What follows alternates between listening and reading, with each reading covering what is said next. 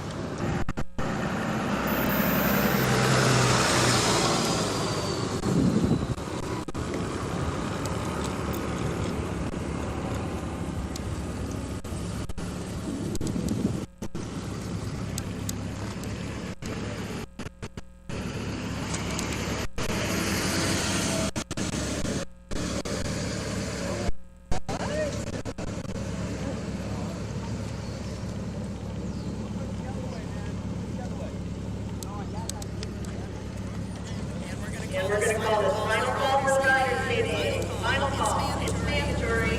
I got to be there. So come on down. Mandatory riders meeting. 1 minute or less. Come on down.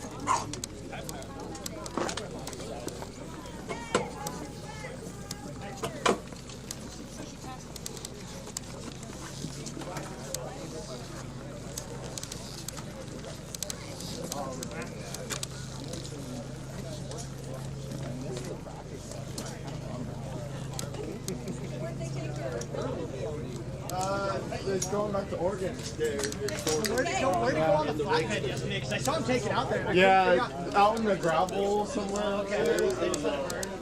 Well, they put it out. Before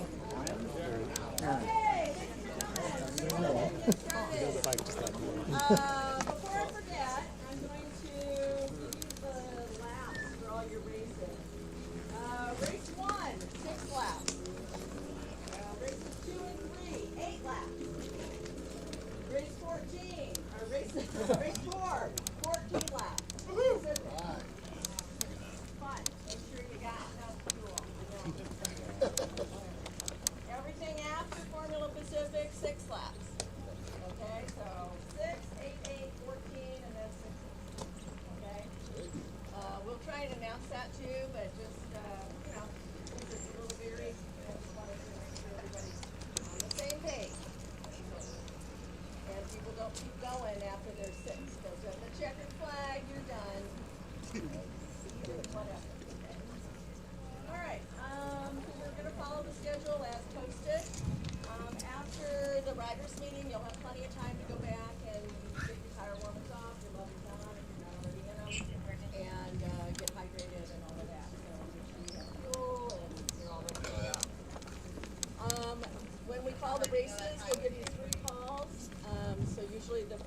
about halfway through the race before.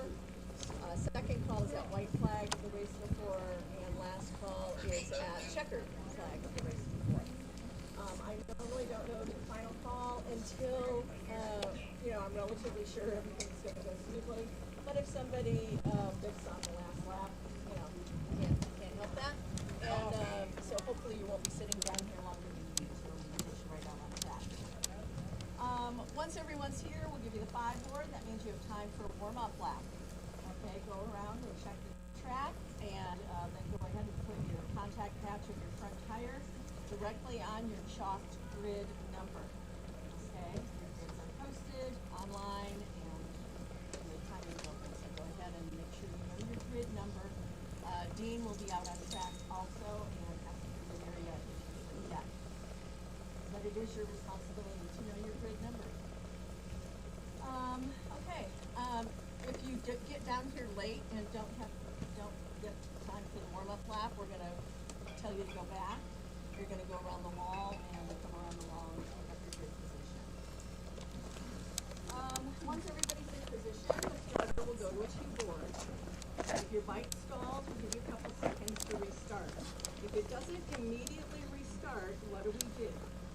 Now, you've got the 2 board. Your bike doesn't. Good question. Okay, if your bike doesn't immediately restart, you're going to pull it off to the infield, in the dirt, and not just off the track surface. Pretend you're going to Chico. Okay? Get the hell away from the track. Okay? Get safe. Go way, way far away. Way far away. We'll find you. I'm not going to forget you're out there. Okay? Get yourself safe. Okay? And that's number 1. Okay?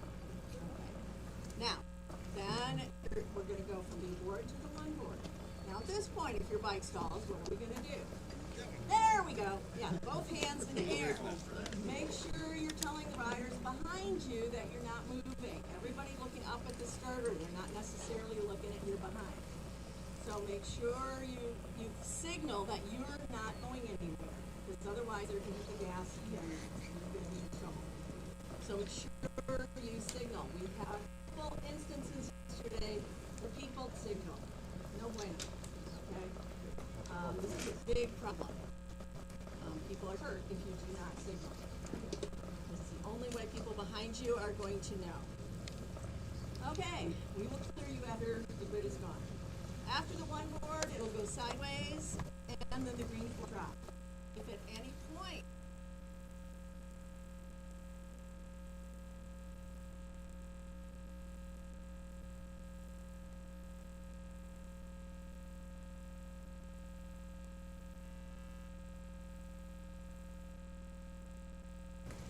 Now each wave gets their own 2-1 sideways and green. When I have Dean standing out there on track with a board saying next wave, or second wave, or whatever it says, it's not your turn to go, okay? So you need to take your hands off the bars and don't put him in danger. He is not wearing protective gear, okay? Anybody who leaves with the wrong wave can expect to see a fine on their credit card bill, okay? Any questions on starters? You don't want to ask in front of everybody. I'm down here all day, so feel free to come in. Okay, after that, flags you're going to see, cross flags are halfway, and white flag is 1 lap to go, checkered flag is the end of the race, and then you get to take a cool down lap, wave to the workers, and come around and hit. Please do not come around again after that. Just come around and hit. Other flags that you're going to see, a yellow flag means there's a problem off the course. You do not need to reduce your speed, but there is no passing.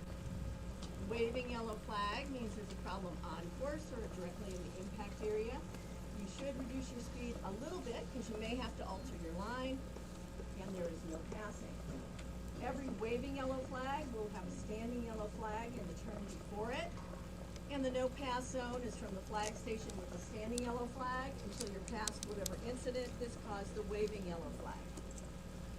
If you don't see the incident, you have to assume that no pass zone is in effect until the next cleared flag station. If you're already into a dedicated pass and you can't back out of it, go ahead and complete the pass, but then you need to slow up and let that other rider by immediately. Not like 4 laps down the road, but like right away. And I don't care if it's a lap rider or a rider from another class. It has to happen right away. Any questions on that? Lovely.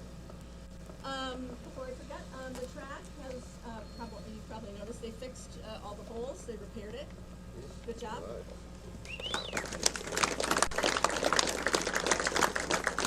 So, we don't have to dodge the craters, so. Debris flag. If there's any debris on track, we'll be showing you the red and yellow striped flag.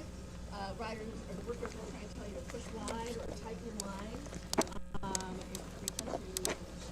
Hopefully have you not hit whatever it is out there. If it's substantial and right on the line, we'll probably stop the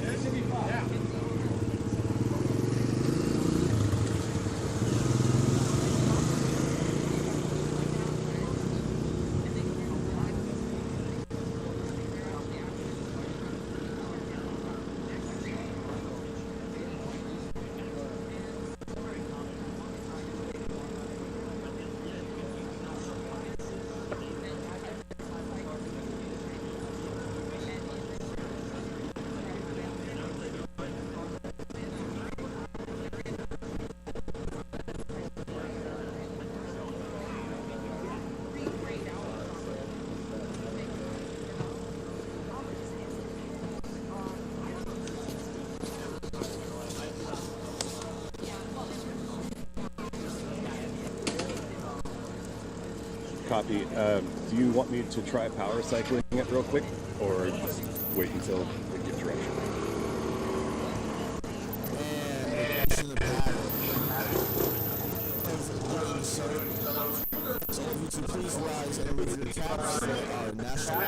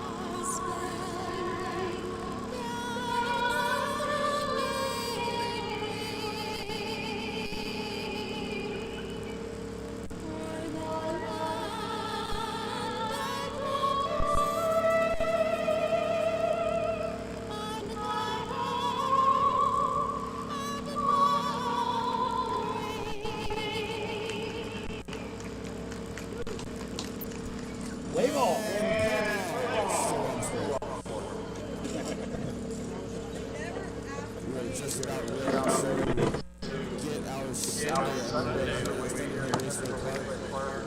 I will apologize ahead of time. My name is Kyle. I'm here alongside one of the himself, Mickey Fingers, and we will be doing the fortunate push on our unfortunate displeasure on your end. Get to listen to us babble all day.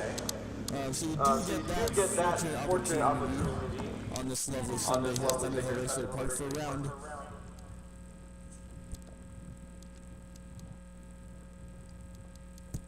As we're here for the current round at Thunder Hill, but we are ready to go racing here on Sunday as we need a first call. We are on first call now for race number 1, Formula 40 heavyweight and Formula 40 middleweight, which is sponsored by Carter's at the Track. This is your first call. First call for race number 1, first call. We'll not be able to make any of this happen this season or here at Thunder Hill Raceway Park without our sponsors for this season, including the California Vintage Superbike,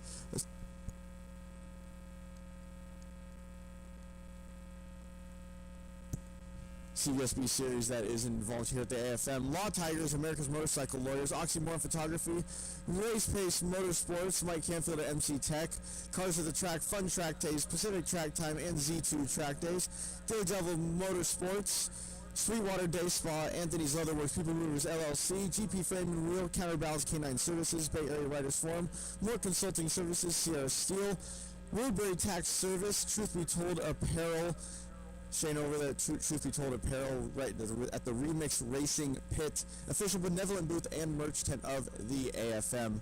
Financial Concierge LLC, Lagunitas Brewing Company, GP Suspension, North State Power Sports, and CT Racing Pirelli. As I do believe Mickey did say a little bit earlier, that Formula 4, correct, Mickey, Formula 4 will be our lunchtime podium today.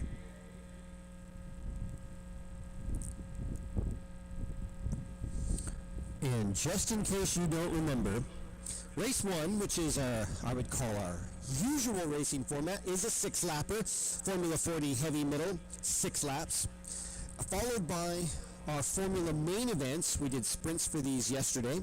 Our main event races are 8 laps.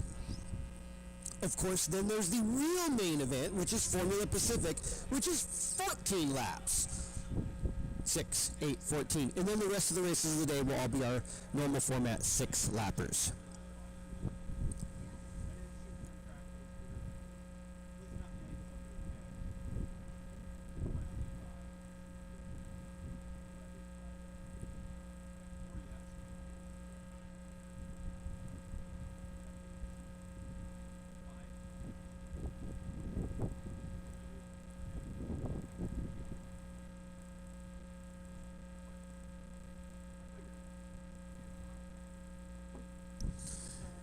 And attention to the paddock, race number 1, Formula 40 heavyweight and Formula 40 middleweight. This is your second call. Second call for race number 1, Formula 40 heavyweight, Formula 40 middleweight. This is your second call for race number 1.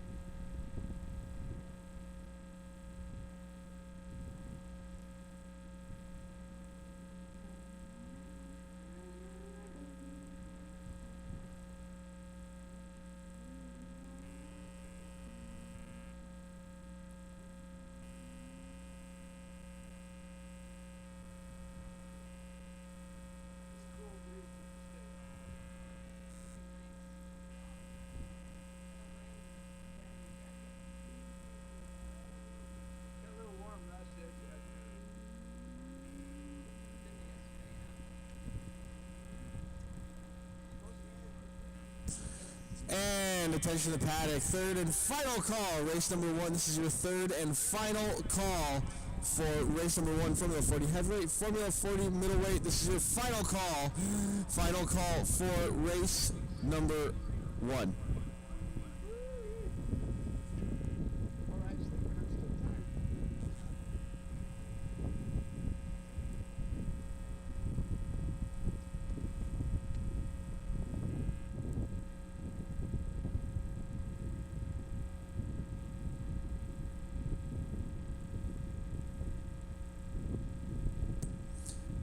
18-rider grid to start it off hot here on a beautiful sunny Sunday,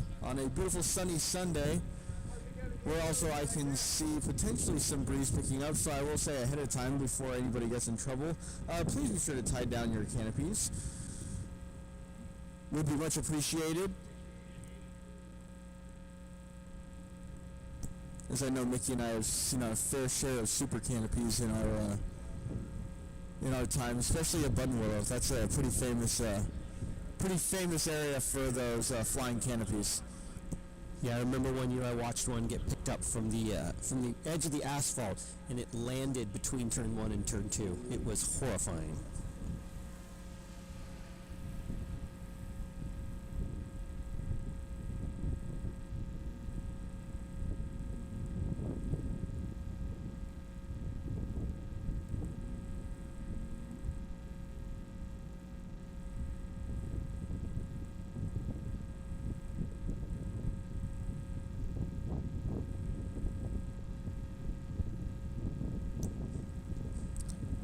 And if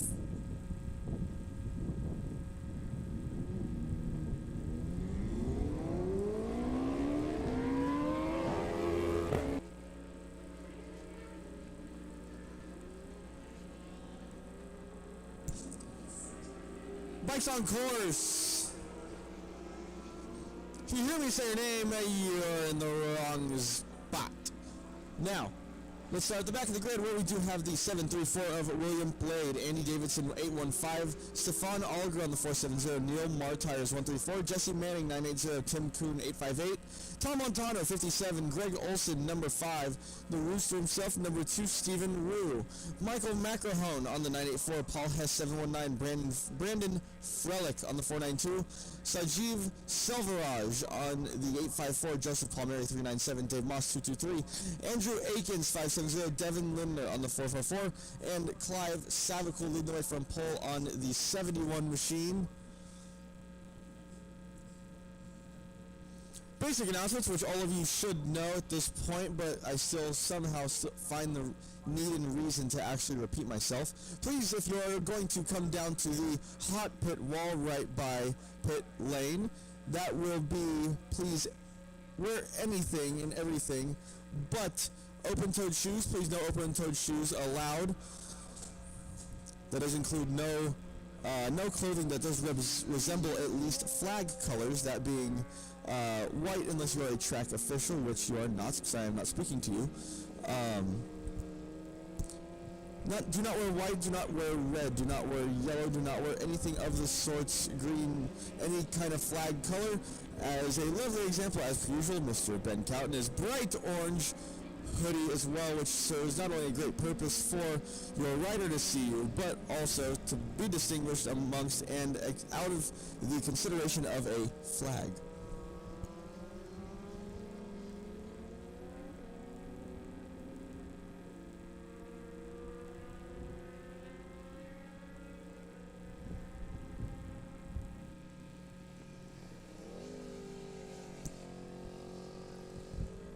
From the 40 middleweight, as Mickey has pointed out to me once again, is sponsored by Carter's at the Track, one of our many track day providers that we are not only trying to get more people to become racers from, but also to get more people too, so they can start the process of potentially getting their racing license and becoming a racer themselves. So if you know anybody who does want to come to some track days and maybe potentially check out being a racer or something like that, we'd appreciate more people, the more bodies, the more competitors we can have in a racing environment.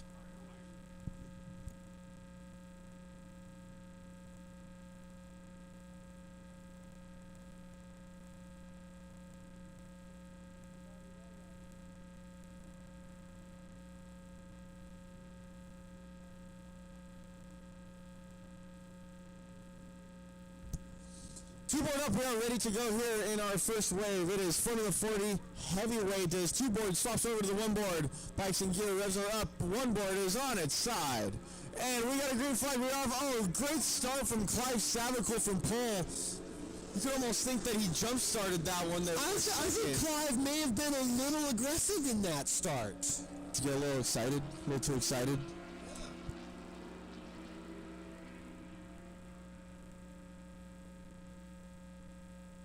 Racers through turn 2, tight, 1, 2, 3. One board on its side, green flag is off, second wave is away. That is Stephen Rue with the whole shot. Tom Montano slots in right behind him, Greg Olson right on the tail of Tom. Meanwhile, Rue is streaking away into turn 1.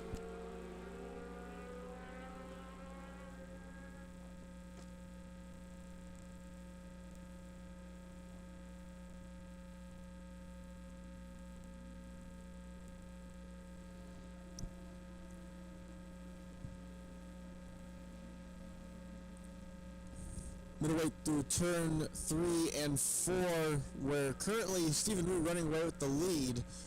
But in the meantime, Tom Montano's got his hands full with Greg Olson behind him in third. Heavyweight crest over the hill from turn 9. Clive Savicle still out in front.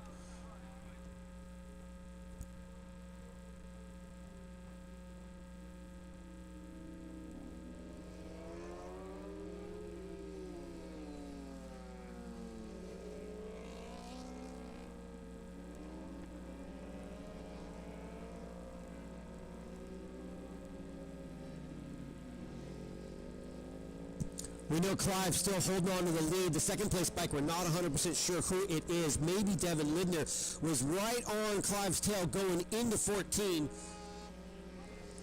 Still the same coming out of 15 onto the front straightaway. Who's out on the yellow bike? On the red bike with the yellow, is that a yellow plate? That sure is a yellow plater. That is Andrew Akins. Novice rider Andrew Akins right up there with the leaders in the expert class. We can confirm that was Devin Lindner in second place, who's also got the fastest lap. Going for a move around the outside of Clive Savicola as they go out of 2 and into 3, pulls it back in line. That gives our novice Andrew Akins an opportunity to try to go around the outside in turn 3, thinks better of it and pulls it back in line. As the next wave comes up the front straightaway, Stephen Rue well out in front, but side by side heading into turn 1 was Tom Montano and Greg Olson. As they go over to 2, it is Montano with the advantage thus far in second spot. Stephen Rue will start making his way through the back markers of the heavyweight class as they head through turn 3 into 4. As Stephen Rue chooses to go on the outside of a heavyweight back marker, which might not prove to be too effective at some cases than others.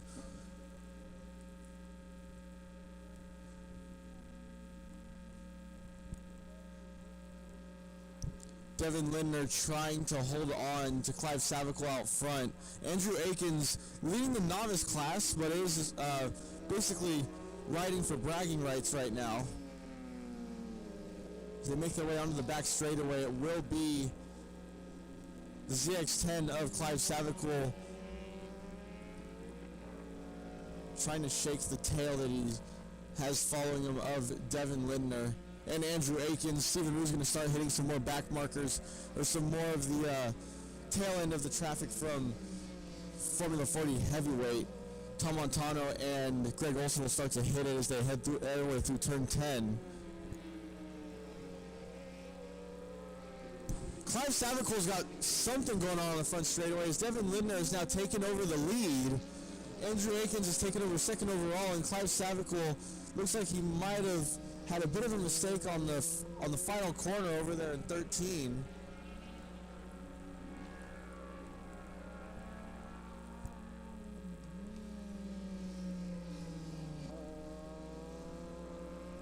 Greg Olson and Tom Montano side by side at the front straightaway as the R6 of Greg Olson will drive on by the CBR 600 of Tom Montano as they make their way through turn 1. They'll start hitting some more of this traffic from Formula 40 heavyweight. As Olson's starting to eke out a couple of tenths on Montano as they're going to hit some traffic heading into turn 3.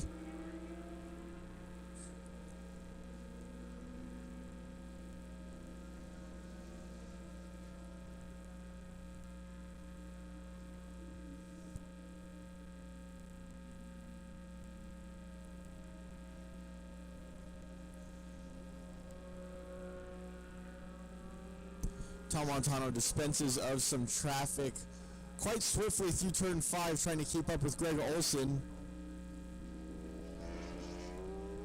As cross flags will be waiting for the next time around for Devin Lindner leading this Formula 40 heavyweight bout. As Andrew Akins gets a good drive out of the S's right onto the tail of Lindner as he has to check up just a bit, but 2 first places fighting for an overall first just for bragging rights. Clive Savicola in second place back there in the expert class, trying to get back up to the tail end of Devin Lindner. Cross flags come out as we will hit the halfway mark here in race number 1 as, attention to the paddock, race number 2, Formula 3, Formula 4, and Formula 5. Formula 3 sponsored by Sweetwater Day Spa, and Formula 4, our lunchtime podium. This is your first call for race number 2. Formula 3, 4, and 5. This is your first call, race number 2.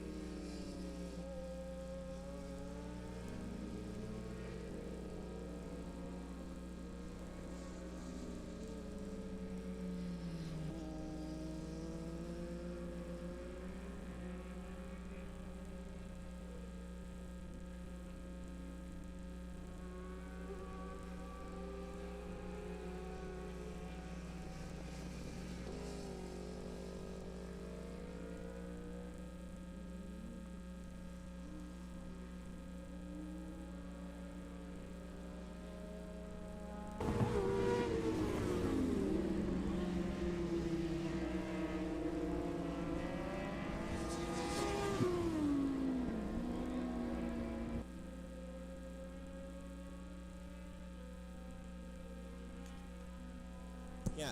Oh my goodness, it looks like Andrew Akins has taken over the overall lead, and that was Devin Linder and Andrew Akins side by side as they went into turn 10.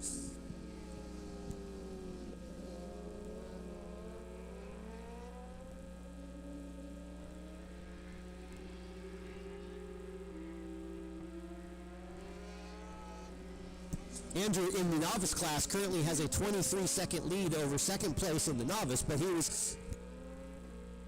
Devin Linder looked like he pulled out to go on the inside into 13 on Andrew Akins. Looks like he blew it just a bit, and he already has lost out.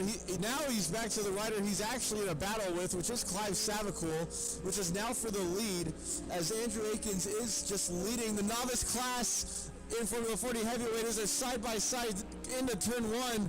Bit of contact there between Clive Savicool and Devin Linder as he loses a bit of ground to Savicool now out front.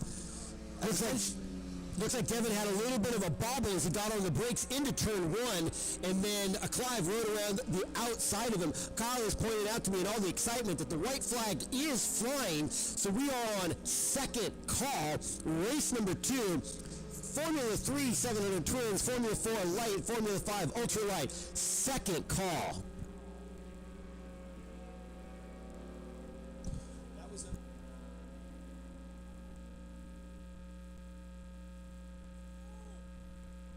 Andrew Akins out in front in the novice class of Formula 40 heavyweight, but Clive Savicool and Devin Linder are now locked in battle right now for the win in Formula 40 heavyweight as they head over to the dark side of the moon up in turn 8. As they were side by side, I think Savicool got under the inside in turn 6 for the lead for a moment. Still has the lead. Linder almost alongside of Savicool as they come down the hill from 9. They're going to head into turn 10 as Devin Linder might look for a move, not able to make it happen.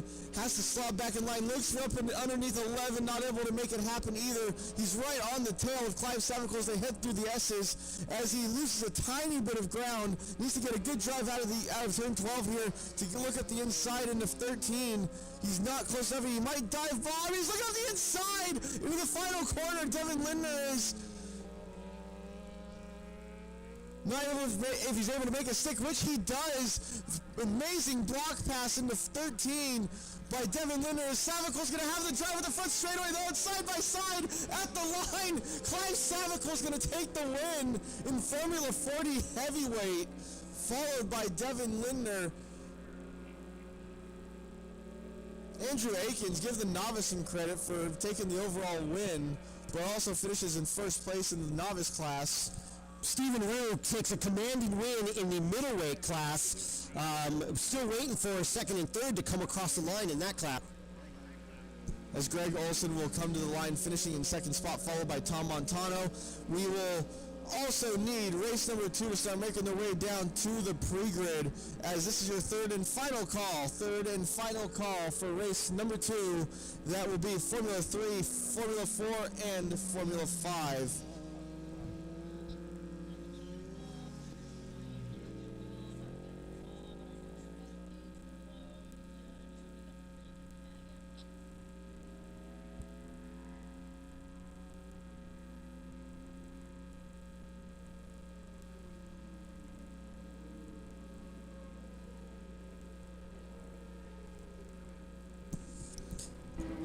Yeah. All right, friends, we're going to hold off on any of the calls. We're standing on call 2. If you guys have a chance to not, looks like everybody's already down there. We had a last-minute mechanical. It's going to be quick, but we are holding on second call, standing on second call for now.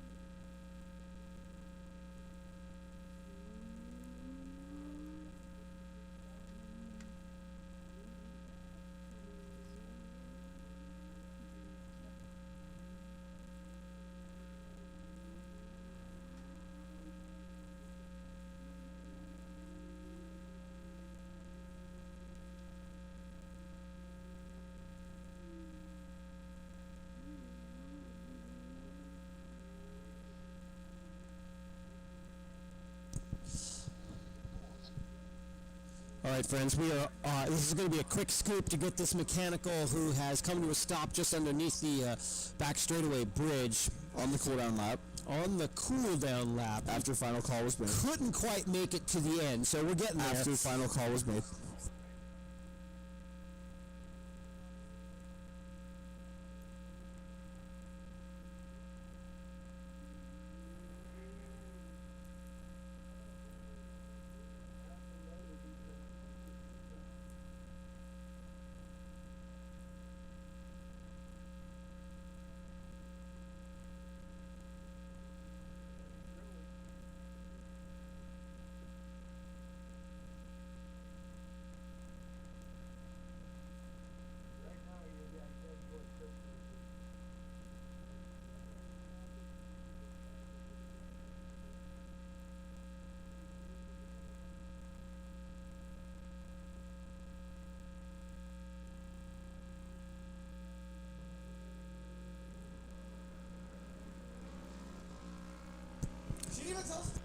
All right, friends, if there's anybody in this race who's not down in pre-grid, come on down. We're sending the bikes out. This is, sorry if that's an ambush on you.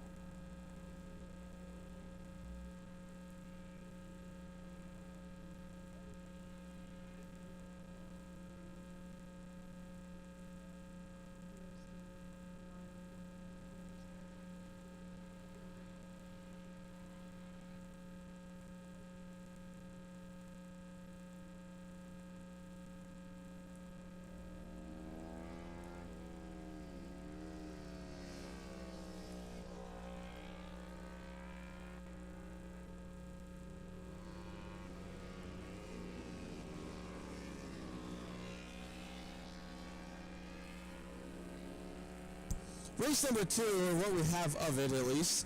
At the back of it, we have the 704 of Atsushi Samiya, 83 is Po Vong. Adam Thiessen is 922. Amanda Perman, 860. Rob Air, 978. Iberk Yarineri, 535. Michael Stapler, 971. 712. Nicholas Renoni, Isaiah Thigpen, 741.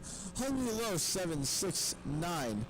247 Nolan Loop, Aaron Cone 818, Joe Keating 968, 975 Philip Burkhart 930, Aaron Pigeon, Ryan Value 973, Brandon Otrand on the 750, Bodie Kaiser 913, Ethan Melberg 933, KU Ren 425, Josh Lerner 755, 23 Mike Souza, Derek Powell 67, Brian Barlow 29, 616R, Sawyer Lafayette, Matthew Fong 721, David Mathis 270, Joseph Bussing 886, 850 Luke Heasterman, Alex Ricci leading the way from pole on the number 4.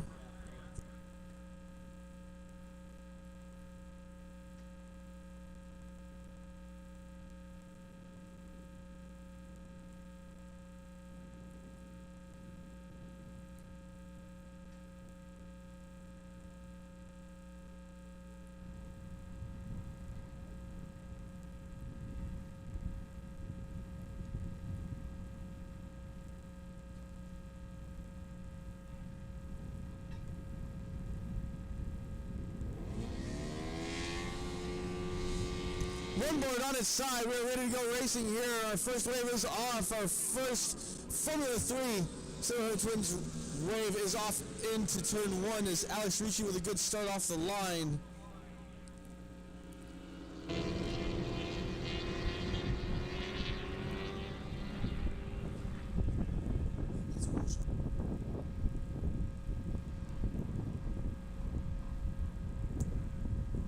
right, up next is our Formula 4 Lunchtime Podium and Hole Shot Awards. So Kyle and I are going to keep our eyes close on this.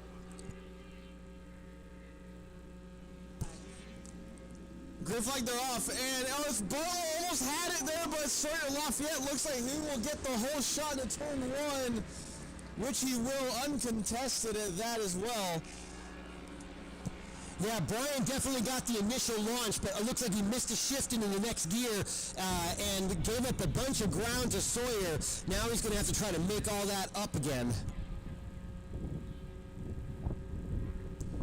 Two board over to the one board for Formula 5 on its side. Bison gear revs it up, and green flag. And we are off. Aaron Cohn with a good start. Rest of the front row pretty much a good start as well. Hung low. Trying to make his way up into around second spot, potentially with the whole shot heading over towards turn two. Which looks like he'll be able to make it happen.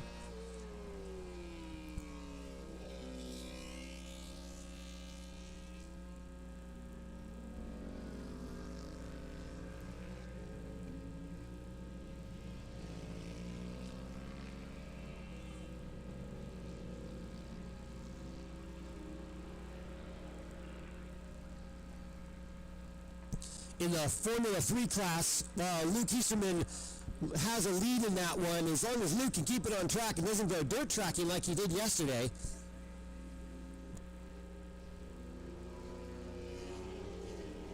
Wrong. Oh, I am wrong about that. There was somebody in front of Luke. He was so far in front of him, I didn't even recognize him. That is Alex Ricci, who's got a strong lead on his ZX4 there. Luke Easterman in second.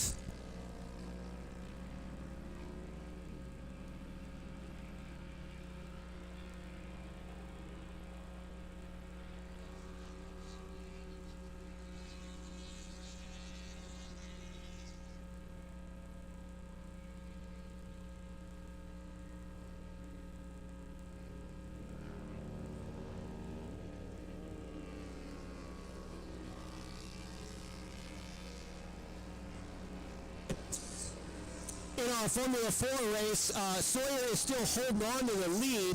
Looks like Derek Powell in second place there, followed by Michael Souza. Brian Barlow has fallen way out of contention. Now, Brian had a little oopsie at the top of 5 yesterday, and I saw him late last night with that bike still in pieces, so he may be trying to work his way through some mechanical gremlins still.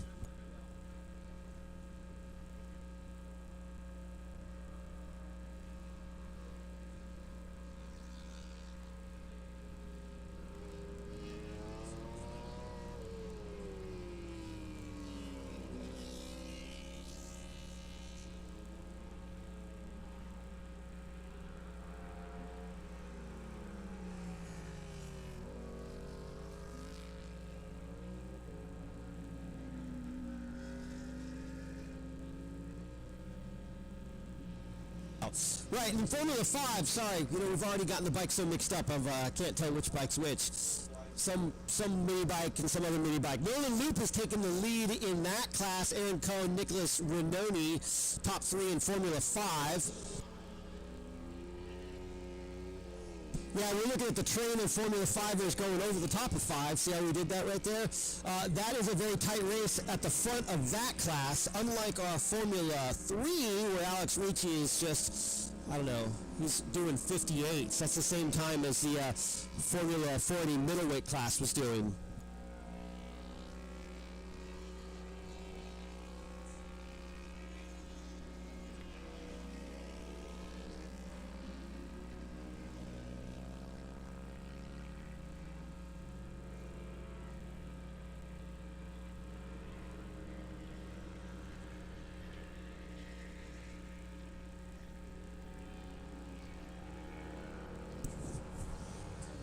Derek Powell and Brian Barlow just about side by side as they came into turn one. Powell still with the advantage over Barlow. Sawyer Lafayette well out in front of this race.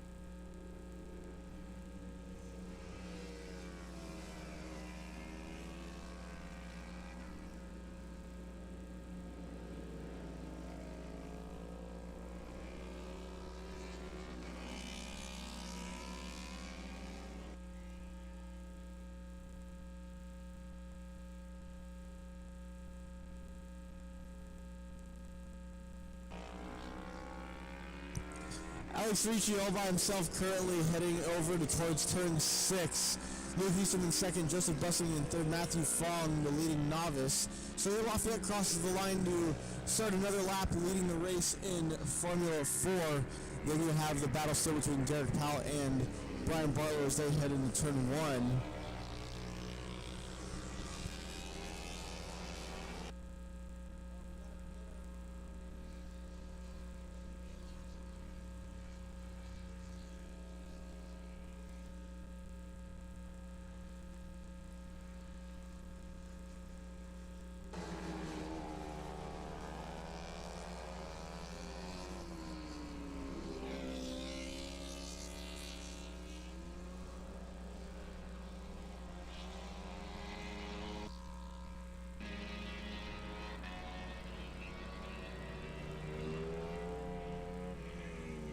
Freight train of mini bikes coming down start finish right now. I think that's a Formula 5 group. Is that the front of our Formula 5 group?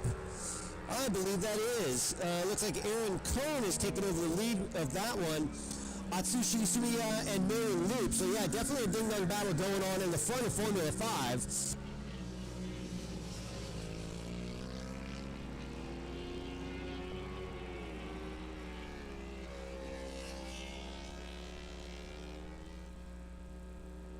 All right, attention in the paddock. Race number 3. This will be your first call. Cross green and whites are out.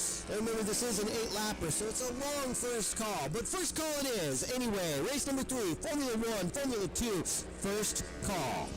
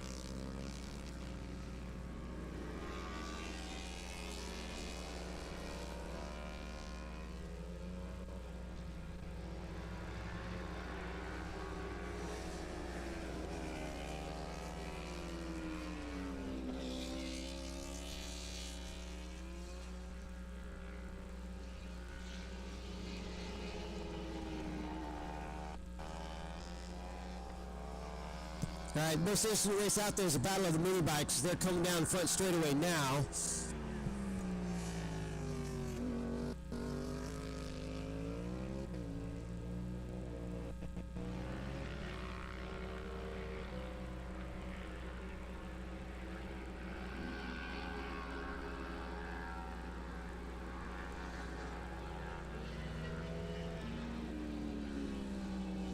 Watching a pair of novices in the mini bike class just elbow to elbow as they come down the front start into turn 1, elbow to elbow all the way through turn 1.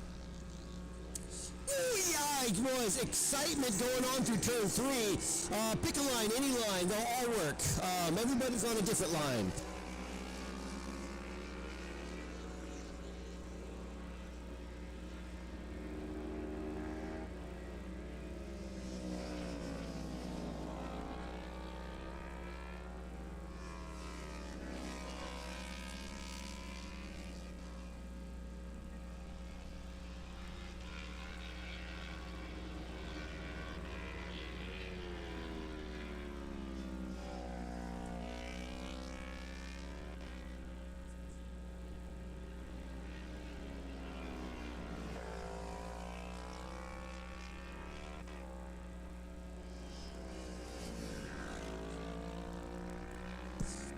Right, still in the Formula 4 class, Sawyer was a very commanding lead.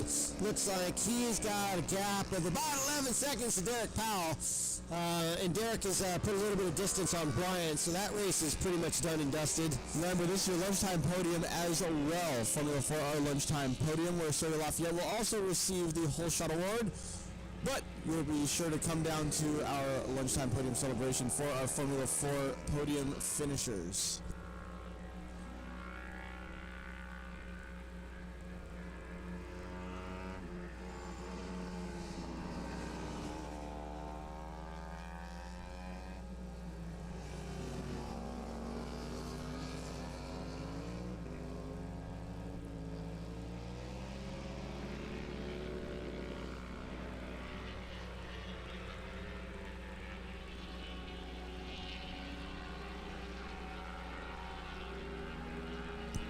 think Alex Ricci was mixed in there somewhere, but he is currently making his way through at least what seems to be the lead pack of our Formula 5 wave.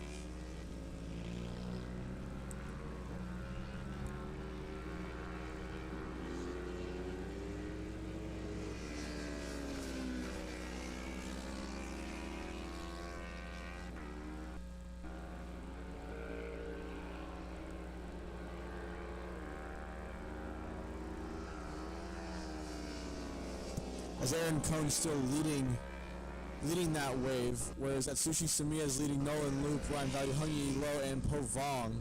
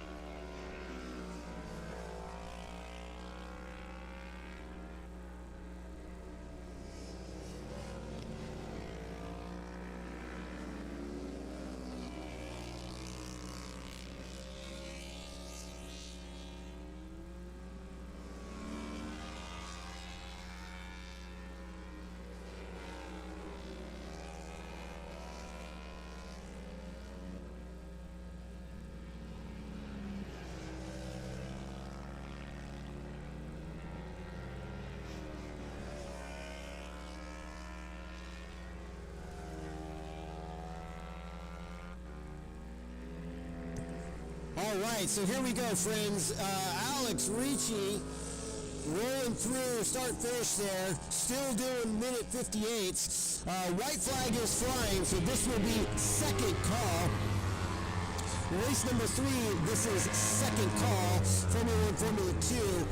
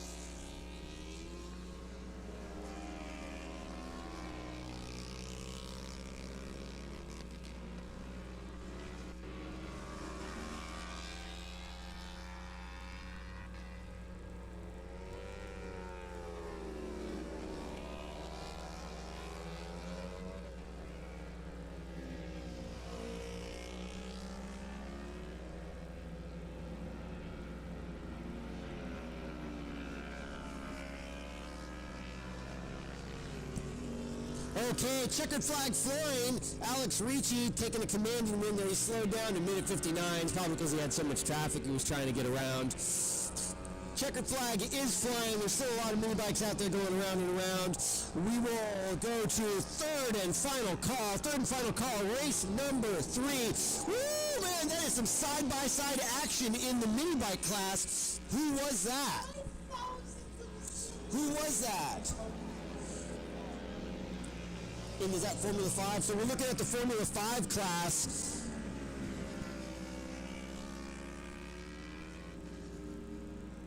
Yeah, we were looking at the battle for fourth place though, but that was a .005. Those guys were elbow to elbow too as they were coming across. So fun stuff. Again, we are on third and final call for race number 3, Formula 1, Formula 2.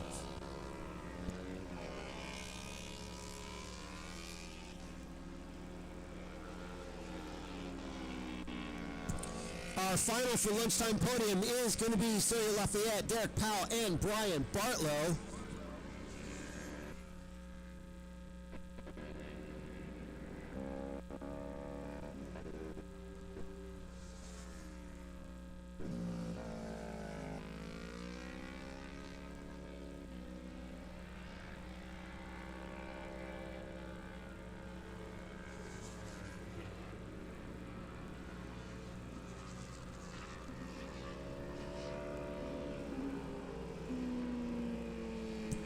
So we are confirming that in Formula 4 it was Sawyer, Derek, Brian.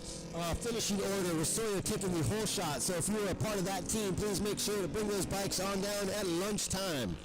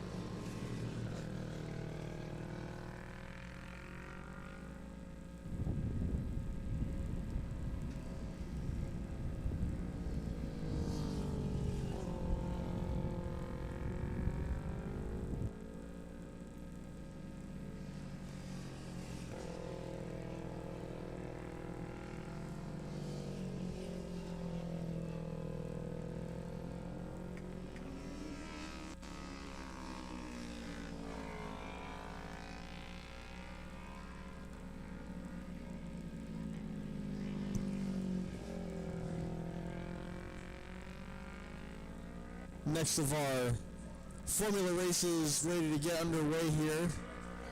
That being of the case of Formula 3, Formula 4, Formula 5. Now we are at Formula 1 and Formula 2, where these races are 8 laps. Remember, our Formula races are 8 laps. The rest of the races are 6. Formula Pacific, a nice and lovely 12, maybe 14 if we're feeling spicy. But nonetheless, nothing has changed, at least from my experience. We do have Formula 1 Open and Formula 2 Middleweight out on course. With starting at the back, we have the 980 of Jesse Manning, Henning Chateau on the 707, Noah Lazarus 429, 715 Dustin Frisk, Evan Edge 989, Tim Kuhn 858, 710 Dominic Wagner, Will Martires 134, 832 Seth Crothinger, Matthew Ryan 923, 845 Wilfredo Calderon, Greg Olson on the number 5, 156 Grant Cohen, Stephen Rue on the number 2, Brandon Kettleson on the number 1. Then we have Margio Dela Cruz on the 506, Jeff Graham 222, 492, Brandon Frelick, Ross Martin 992, Joseph Palmieri 397, Austin Healy 129, Clive Savicle 71, Nick Rayleigh 779, 570, Andrew Aiken, Scott Wilson 47X, Ryan Shue 143, and Jason Nelson. You can't miss him from pole on the bright chrome painted ZX10 on the 333. That is Jason Nelson leading the way from pole position.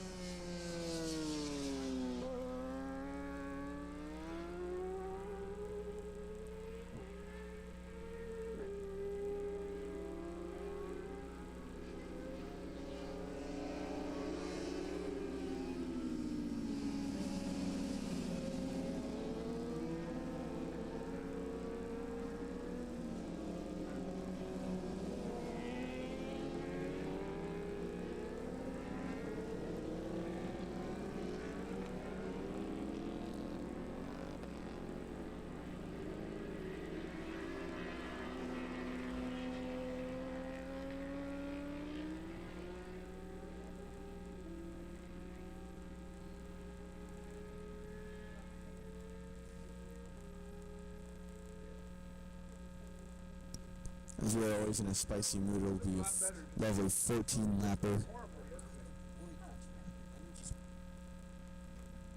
Personal opinion. He looked a lot smoother today, put it that way.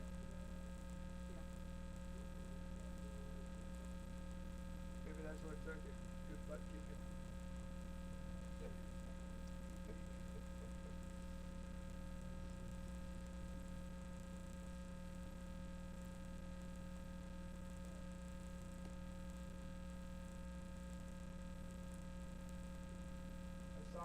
hose down his bike with his leathers. Oh yeah.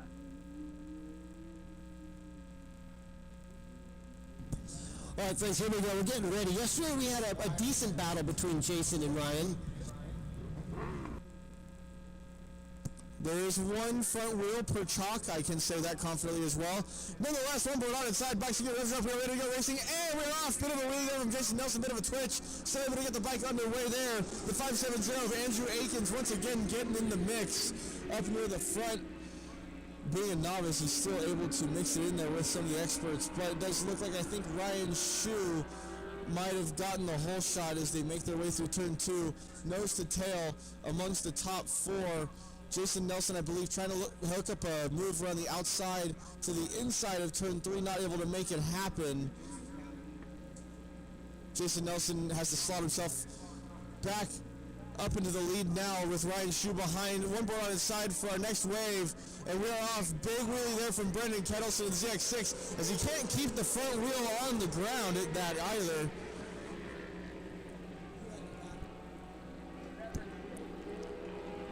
As they make their way into turn 2, Brendan Kettleson doesn't affect him taking the whole shot over Stephen Rue.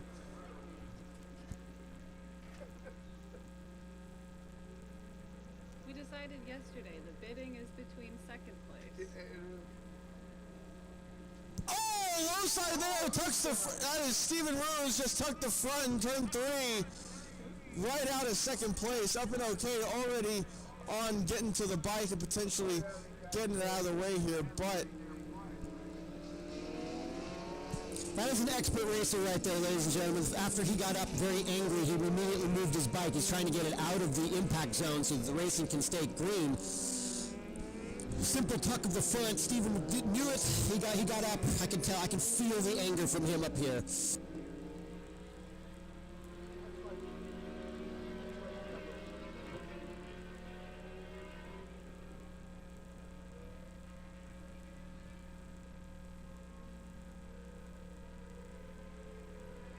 Stephen Rue has done the bad thing and has put the motorcycle back on the racetrack.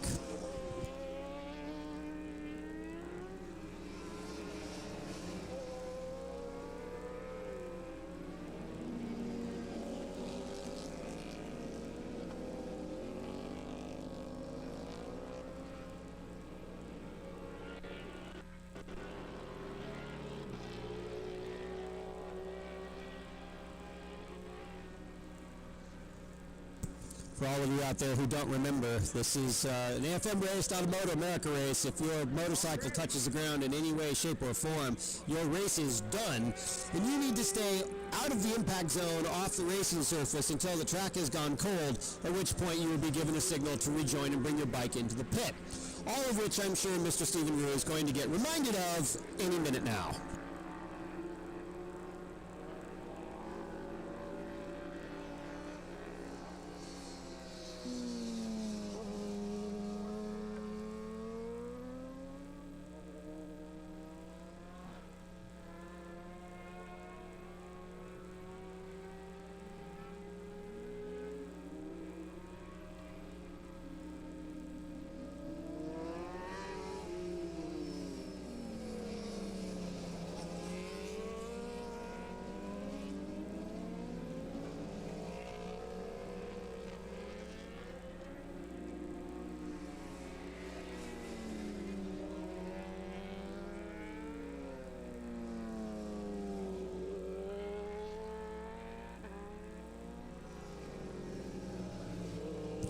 Leaders on the front straightaway for our Formula 1 Open class, as it is currently still Jason Nelson leading the way from Ryan Shu. Then it is Scott Wilson in third. Then we have a bit of a gap back to a bit of a feisty battle for fourth place overall at least. But it is between the likes of Andrew Akins and Mark Gio de la Cruz.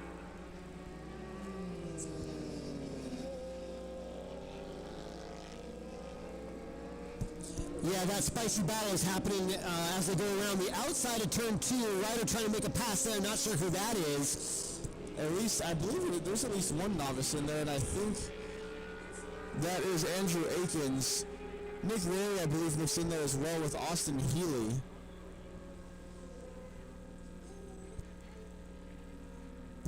tightens up. Andrew Akins is trying to get racing there. I think he got held up somewhere. He's probably a little bit faster, but 3 wide as they go over the top of 5 is not how that's going to get done.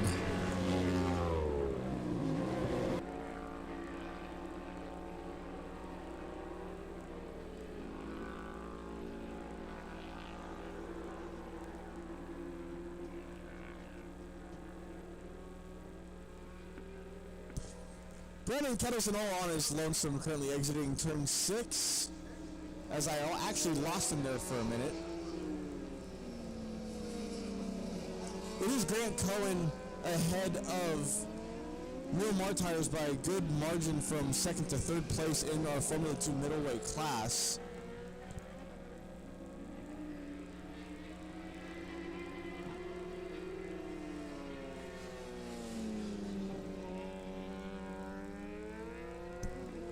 That's where the battles are right now, is our Formula 1 open class making their way onto the front straightaway, with Jason Nelson extending his gap just a bit back to Ryan Shue in 2nd spot.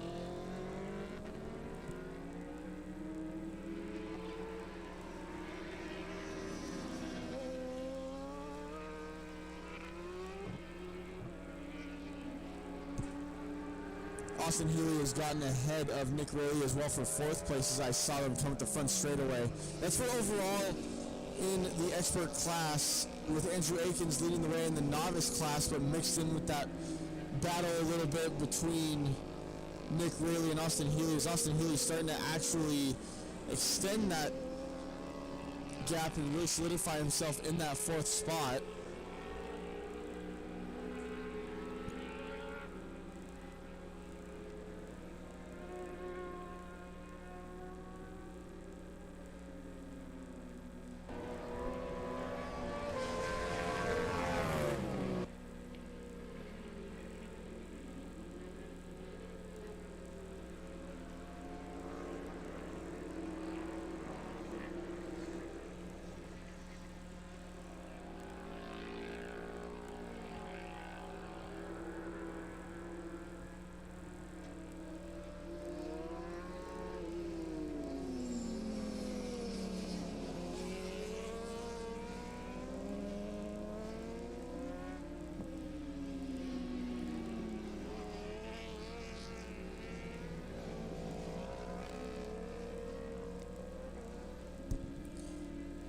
Leaders for the Formula 1 Open class making their way through the final corner.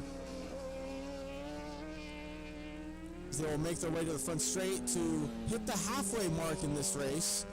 As we're at the halfway point till we hit lunch, where I will say it ahead of time, Formula 4 Lightweight, you are our lunchtime podium, so that would be Sawyer Lafayette, Derek Powell, and Brian Bartlow.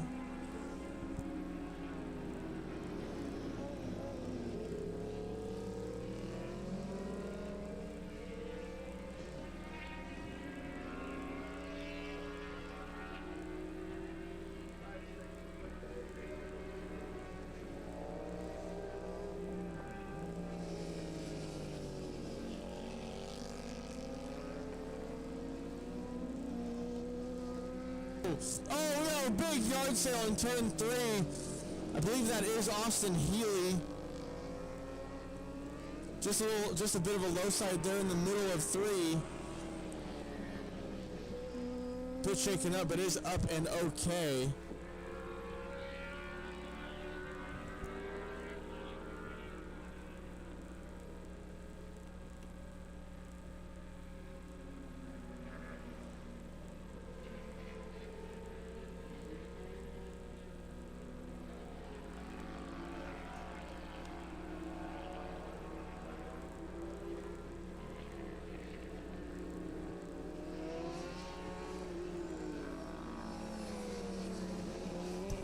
Austin Healy looks like he just got the wind knocked out of him a little bit.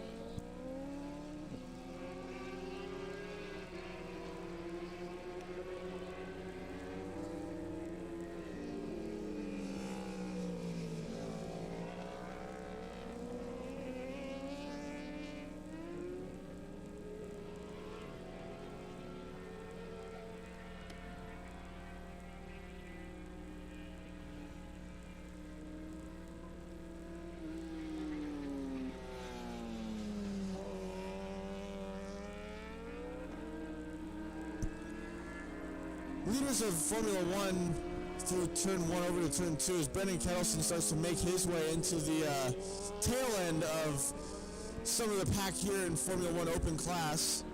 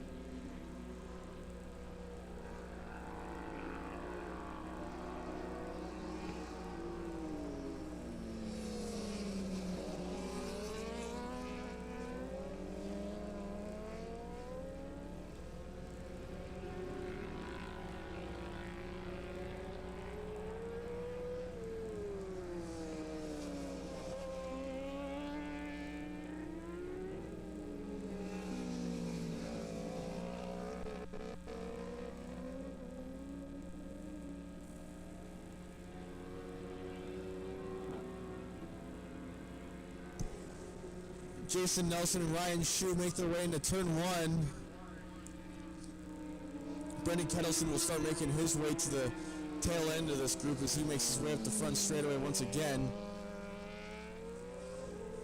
Nothing can happen in turn 3 at least, as we do have a standing yellow with Austin and Healy sitting in turn 3.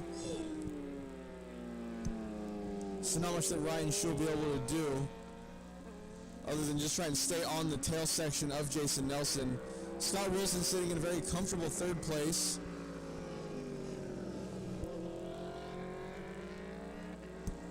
Brendan Kettleson found the need at one point to do a 48.9.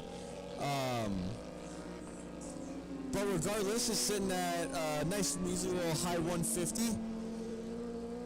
Last time around being a 150.8.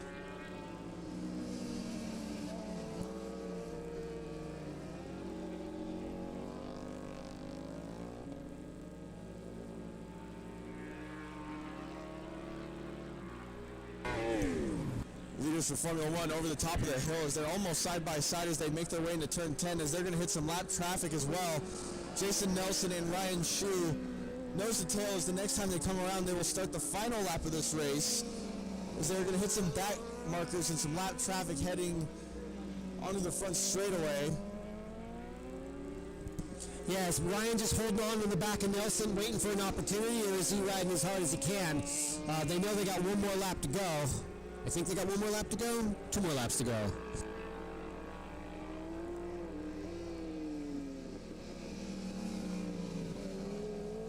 Here comes a white flag, so this is the last lap.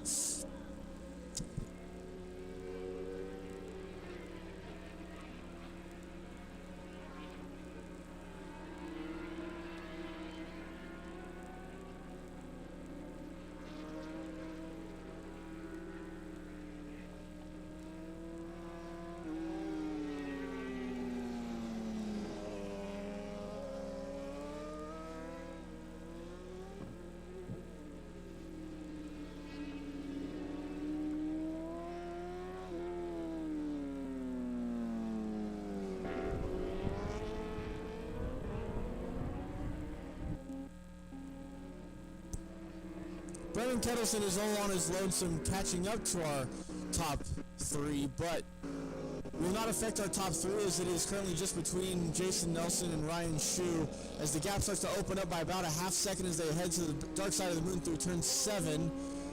So they probably won't hit any more lap traffic by the time they get to the checkered flag. As they come over the top of the hill just about side by side, so they're going to head into 10. Ryan Shue leaves it very late, almost up the inside into turn 10.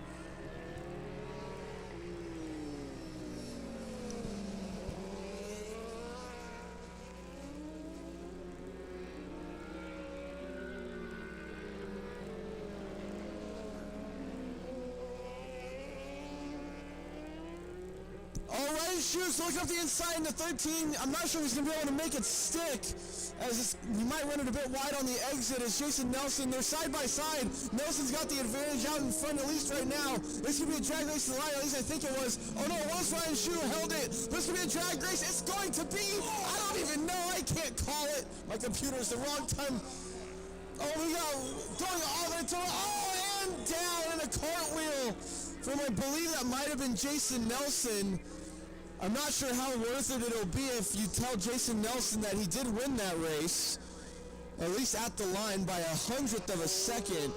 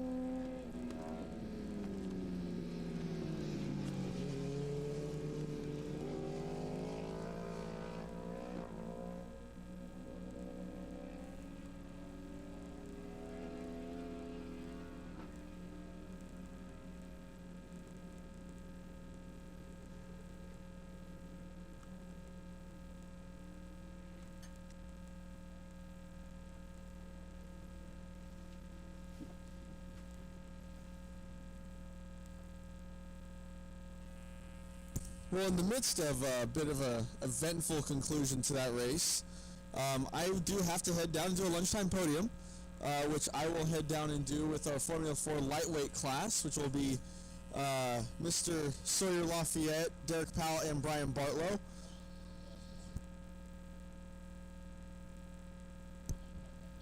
And that's where I will be. Mickey will be up here for any further announcements. But I will be down at the lunchtime podium. And we are currently on lunch as well. Next racing we will have up will be Formula Pacific to start off after lunch.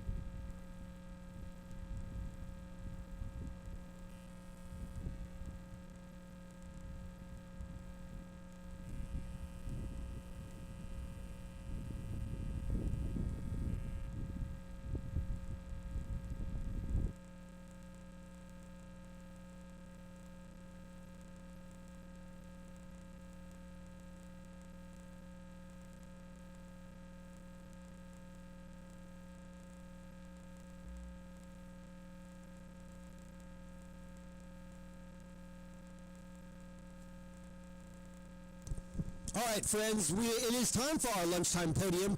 All of our on-track action is getting cleaned up out there. Glenn's grabbing our workers now. So we have our lunchtime podium of Sawyer Lafayette, Brian Barlow, Derek Powell, if you guys aren't already down there. Please do also join us for our lunchtime podium. Celebrate our riders who aren't just in Formula Pacific, and today that is Formula 4. We're also going to get the super cool Whole Shot Award that we saw Sawyer launch himself into there, and we know that our Whole Shot Award is presented by Race Pace Motorsports, so hopefully Oscar Fernandez is going to be down there to hand somebody a fresh Benjamin for the $100 cash money prize of taking that whole shot.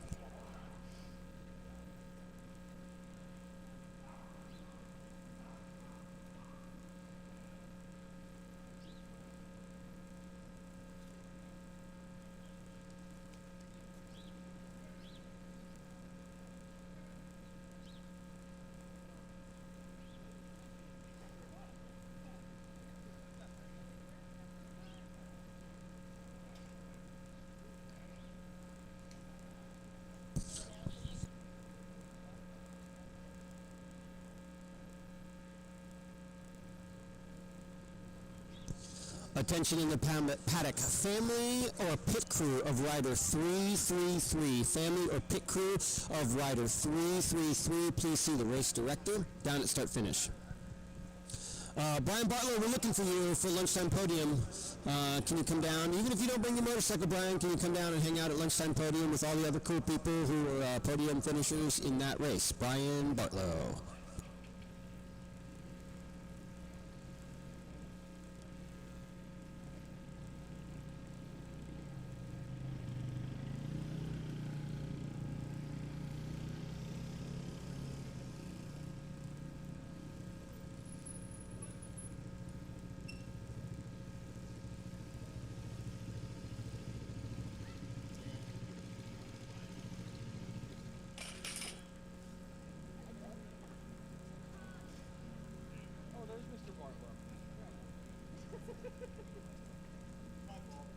Oh, wow. I would put it right down.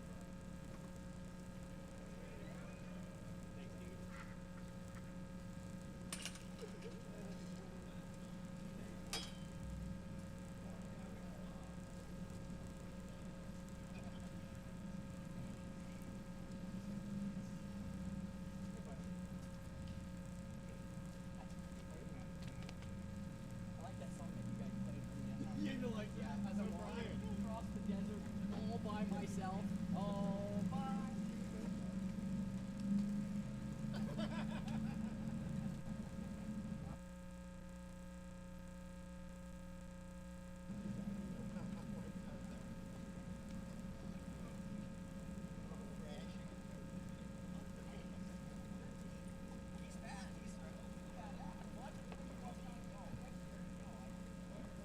All right, I'll have all my podium finishers up here with me. If I can have all my podium finishers joining up here.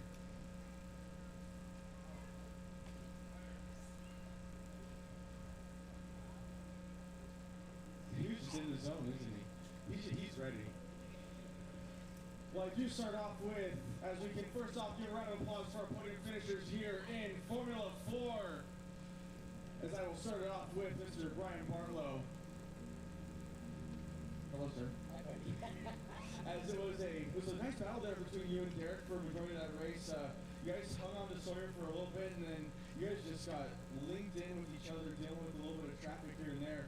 But a ding-dong battle ended up with third place here on the box, and tell me that race was for you, and who'd like to thank for getting third place here in Formula 4? Yeah, the race was awesome. Yesterday I had a really good time, and we got down to some quick times. I think, did you get down to 201s today? Nice, dude, that's good. That's what we thought. We talked about it last night. We're like, we're doing 201s today. Obviously I had a little get off in turn 5, no big deal. The guys got the bike back together, and the bike feels good. I'm a little sore. I found out how sore I was out there this last race. So the neck was just achy and the shoulder. But overall, the guys did an amazing job working on it. So I want to thank Chris Daniels and Robert. Robert's coming down here. I think Robert, where's Robert?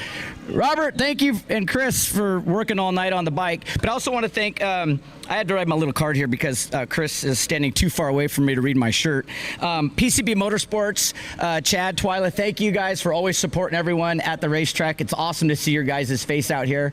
I want to thank Dunlop Tires. Dunlop, thank you guys for supporting not only my road race program, but my dirt bike school, Feel Like a Pro Dirt. All of our bikes are fitted with Dunlop tires. I want to thank Galfer Brakes. I've been with Galfer since I started racing, so 35 years. Cycle Gear, awesome. They supply all the gear for my dirt schools. And Tiger Tails, it's a massage therapy thing that rubs your body and gets you all feeling good. And I'll be rubbing myself later with my Tiger Tails. You know Tiger Tails, huh? Riders Law, motorcycle attorney, they support me. If you saw our pits, it's beautiful, and Riders Law is they master motorcycle law. Hang on, I'll make sure that we got everybody. Carter's at the track. Carter's is an awesome track day provider for riders who want to get some seat time, bring their bikes out onto the track and ride motorcycles. It's awesome. ODI grips, Bell helmets, they keep my head safe. Motion Pro, MC Tech, Mike Canfield, I'm sure most of you guys know Mike. He does an amazing job getting everybody's bike set up and long-lasting tire wear. I want to thank, who else am I thanking? Oh, my honey. Where's my babe at? Babe. Oh, there she is. There's my honey over there. Babe, thank you for supporting me. And she loves to come to the races and enjoy hanging out with all of us. So anyways, and then I want to thank everybody that came out and Kyle and everybody that does AFM with us. So thank you. Once again, give it up for Brian Barlow, third place on the box here in Formula 4. So that will then move over here to Mr. Derek Powell, who, on the other half of that battle with Mr. Brian Barlow for second place, did come out on top in this case. And let me know how that race was for you. Managed to get second place on the box here in Formula 4. And who would you like to thank for getting second place here on the podium? Well, it's not very often I get in front of Brian, so that was great, taking advantage of his sore shoulder. And yeah, it was a fun race. And I'd like to thank AJ Shipley at Dark Arts Racing for taking care of my bike, and Dave Moss, who's been part of every racing memory I have, as well as Woodcraft and Suomi Helmets, Attribes, and yeah, it's my family and my wife who's here. So, and yeah, that's it. Awesome. Well, give it up for Derek Powell, second place on the box here in Formula 4. As I will start off with what seems to be and will be the newest young gun to the AFM Paddock, Mr. Sawyer Lafayette. And I would just like to say congratulations on your first podium win here and your first time to the Lunchtime podium. And let me know how that race was for you and who'd you like to thank for getting first place on the box. And you'll also be receiving a whole shot award from Mr. Oscar Fernandez in a couple of seconds, but I will let you see who you want to thank to get in first place on the box here in Formula 4. I'd like to thank my mom and my dad for putting a roof over my head. I'd like to thank and letting me do this, because without them I could never be out here. I'd like to thank Lafayette Masonry for the best stonework in the Pacific Northwest. I'd like to thank Nate at Two Wheel Dyno Works for good tunes and good bikes. I'd like to thank Too Fast Track Days for amazing track days and great service. I'd like to thank Abraham Balderas Construction for fantastic construction.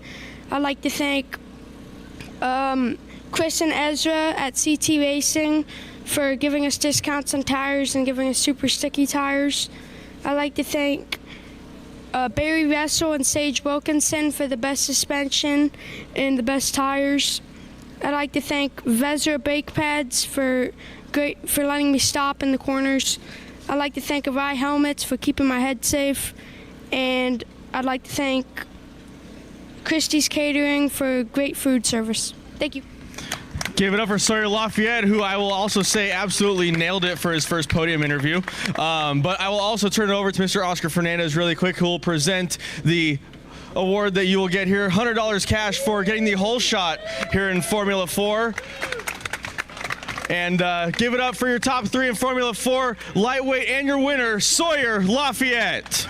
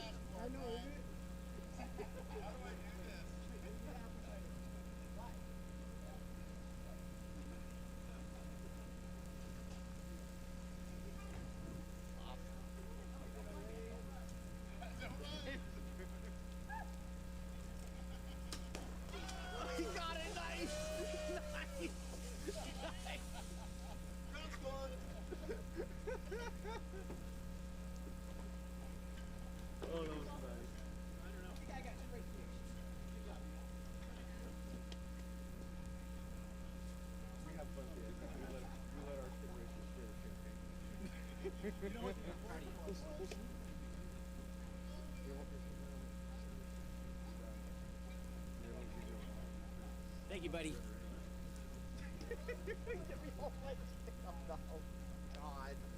I got y'all wet. Oh God, it's gonna get so sticky.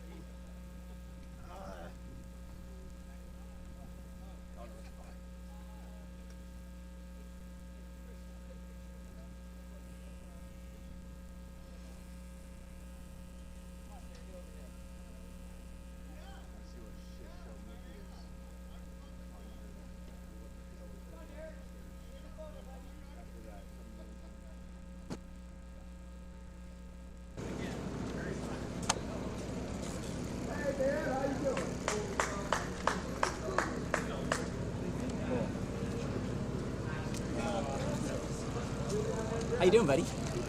Having fun? You're doing a good job.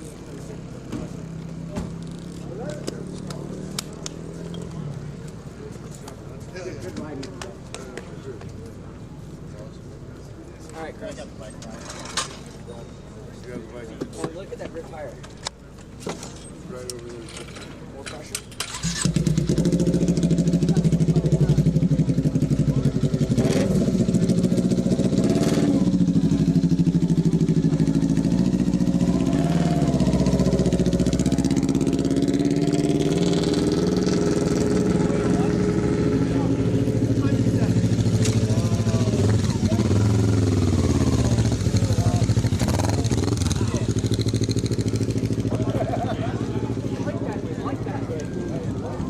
You guys got it? Yeah.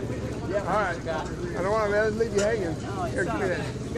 I'll push the bike down there. You can carry your stuff down there. Yeah. You did all the hard work. Take that if you want. Don't hurt yourself. Royal treatment. Yeah, Sawyer.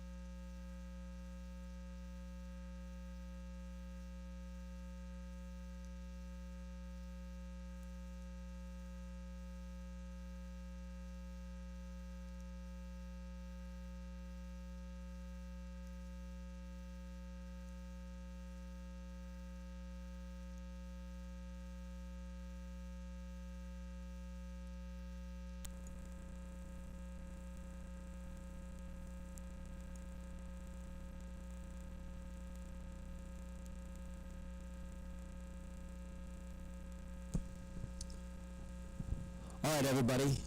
Now, while we have this calm, quiet time, I will invade your brain with one of my favorite things I like to do. It's Lunchtime Interview. Kyle does Lunchtime Podium. I do Lunchtime Interview.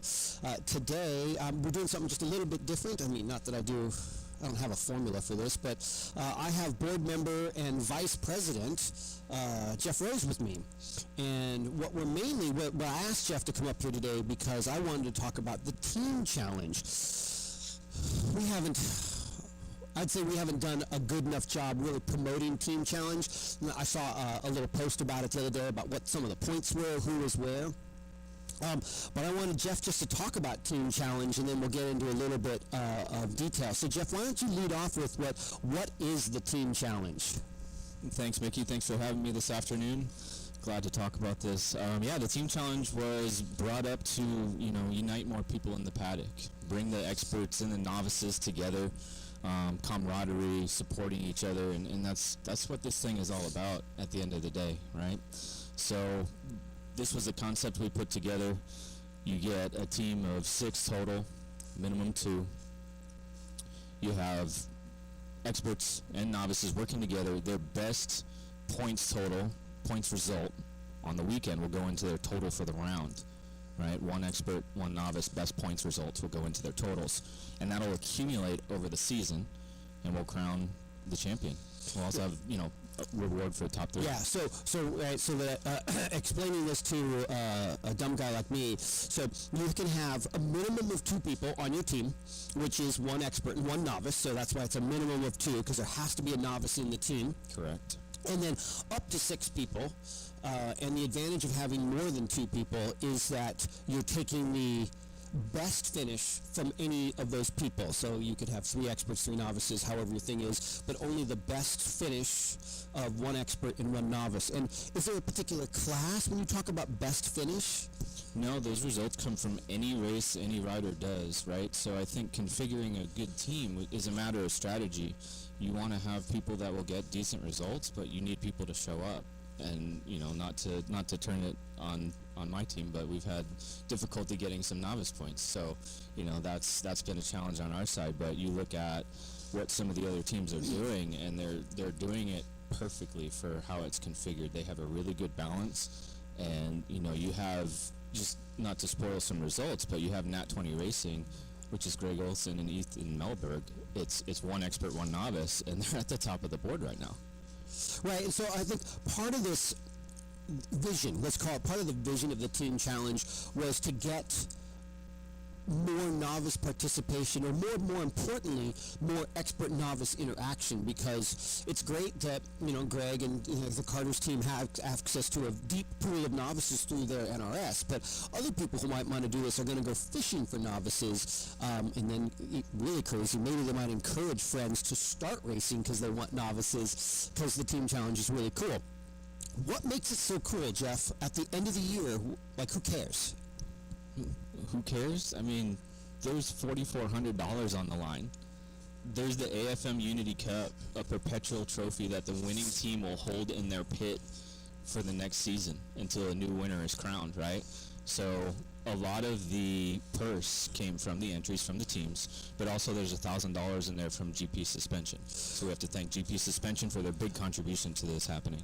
Right, so right, we kind of glossed over that, but we'll get into a little bit of the detail of the team. But so when you sign up for a team at the start of the season, it doesn't matter how many people you have, but you pay a fee to participate in the Team Challenge, and then that fee, a portion of that fee goes to the purse, if you will. Is that correct, or am I getting this right? That's absolutely correct. So we took, I believe, 90% of the entry fee of $500 per team, and the $1,000 from GP, and that's how we came to the $4,400 purse with 9 teams entered. So first place is going to pay out $2,200. When's the last time we've had that happen? I don't know of it, but I haven't been here that long. That's a significant amount of money. That's not like giggle dollars there. That's that's more money than I spent on tires in a season. So that's really cool. Which is one of the reasons I wanted to bring you up here, because we haven't really talked about it a lot.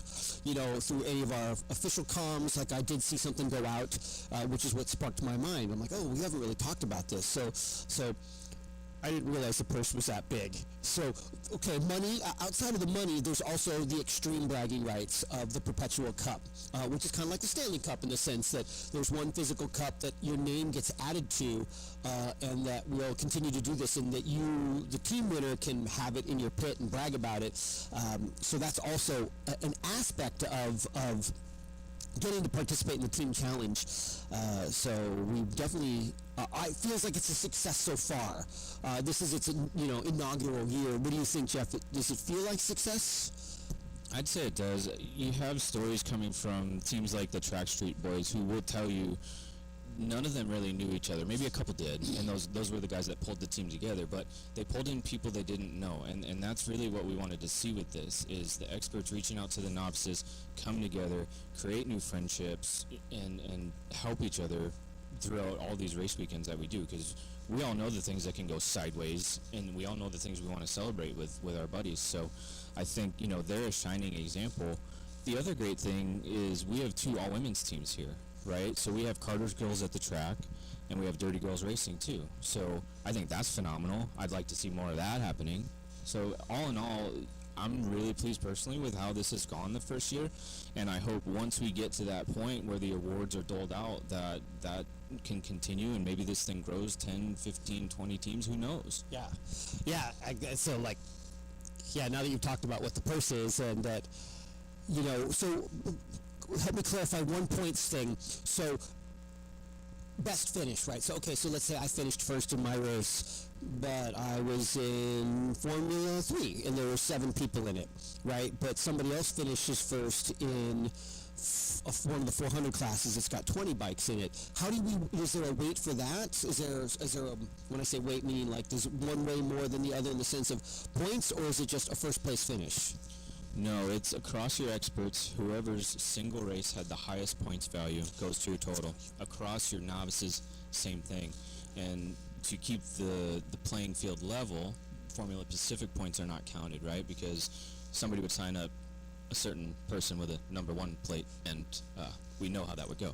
Right. So that's balanced out that way. Right. So it is. So just like it's your AFM points. It's like, so when you talk about the 2 people versus the 6 people in your team, it's the person with the most points, right? And so like if you were to win a class or whatever, finish 4th in a class that had more riders, that's the one that you'd be like, okay, we're going to take his points. And do the teams have to report those, or is it an automatic process? We make it automatic on the back end. So once the round results are posted to SpeedHive, we'll go in and calculate who got what. There's a spreadsheet of each rider, all the classes they enter, and we peruse all the results for all their points totals, and it goes into a table, and we find the highest experts, highest novices, total it for the team, and provide the results. Great.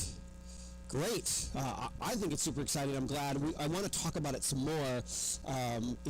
In our next round, there's no way for me to obviously see it live while we're doing it, but I would also just like to, maybe for the last round, I can get a sheet with the teams on them. Like, 'cause that's something that, for me and Kyle as part of the announce team, was like, this is what I say, I don't think we've done, as an organization, a good enough job promoting this. It's like, I don't know who the teams are. I don't know their names, whatnot. And so I think that this is the first year we've done it. We've learned some stuff from it, and that for next year, I can get a list of all those team names, who are on the teams, and then we can talk about it a little bit so that we can continue to promote it here in the paddock and celebrate it, and that way if I know a rider's name and I see that they've done well, I can say, team so and so has a rider finishing in the top 5, and we'll continue to promote it as we try to grow this.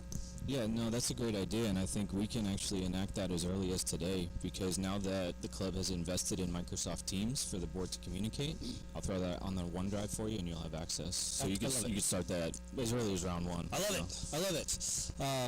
That's great. So for all of you out there, feel free, if you like this, if you think this is really ridiculous, and why are we wasting our time, and why do I have to listen to Mickey and Jeff talk at lunch, shoot the board an email. We like hearing back from you.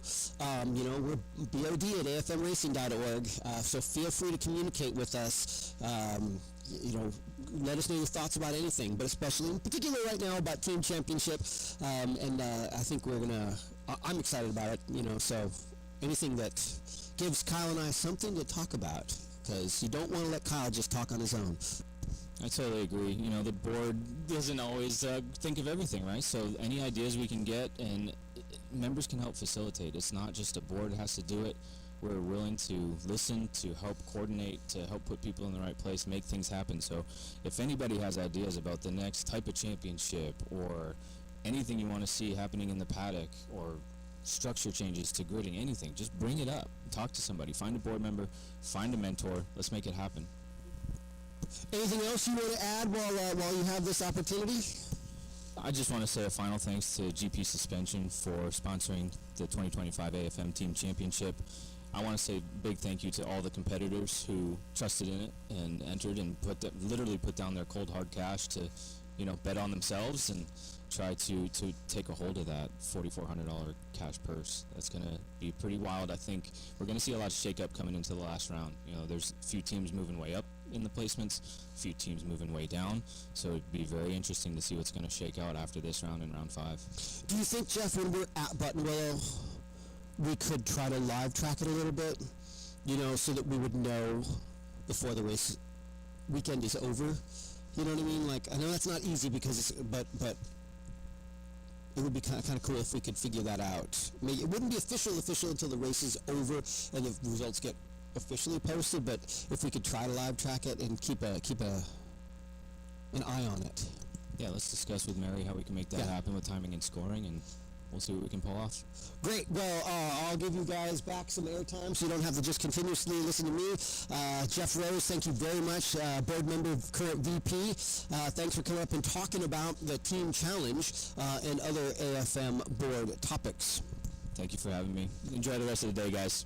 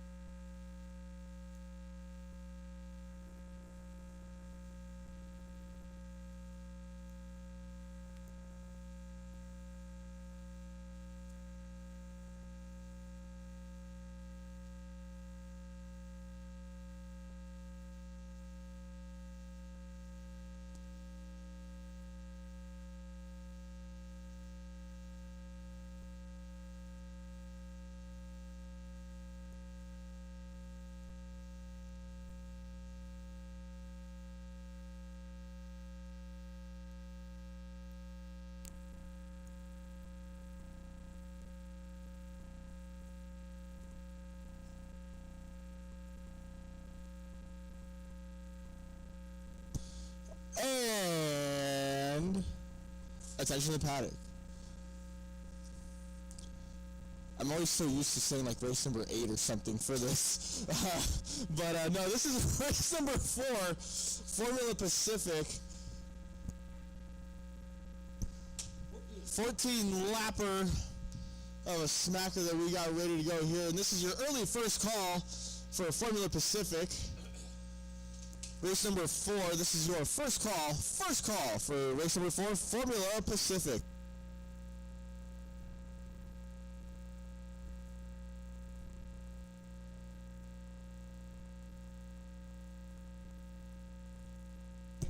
All right, friends, if you have not gone into the registration area and seen the TV and the live stream, I got to tell you, I think it's pretty cool.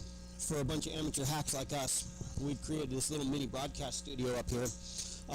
We've been joined today by Brian, and I forget Brian's company's name, Air Max Imaging, who's just donating his time right now as he experiments and explores, working with the AFM and Max here.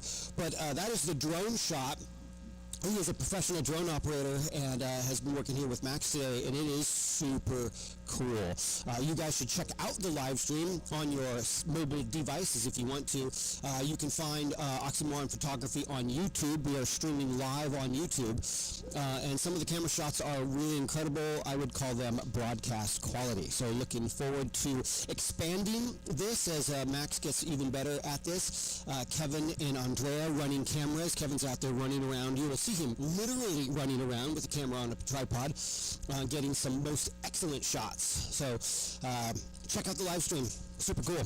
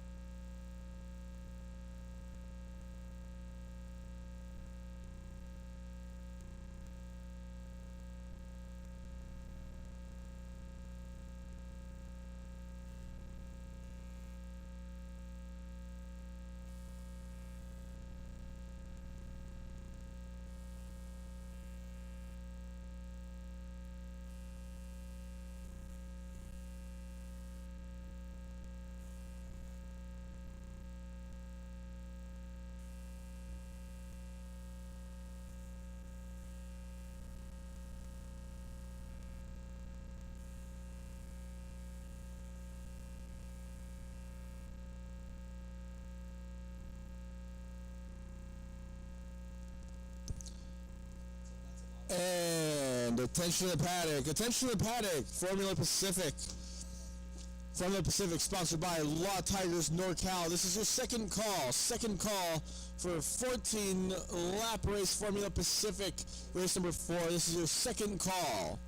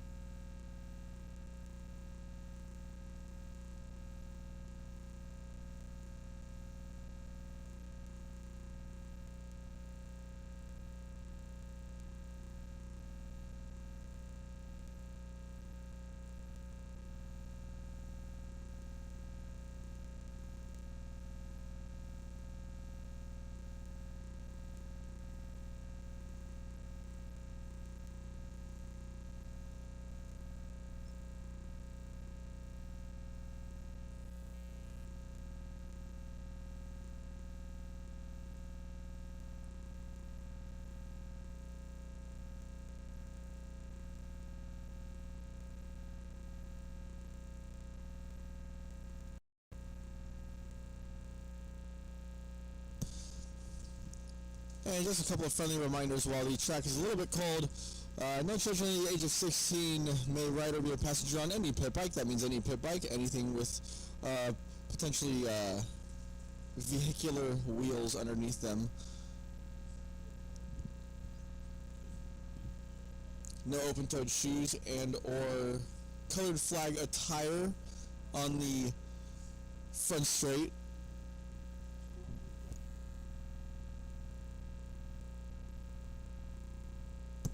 As we bring ourselves closer to the end of the day, if your day does come to an end and you do finish your day before racing is over and you do go to leave, please be sure to clean up after yourselves. That means any fuel cans, tires, just any garbage, any trash of that nature, please be sure to pick up after yourselves. You are responsible for your pit area.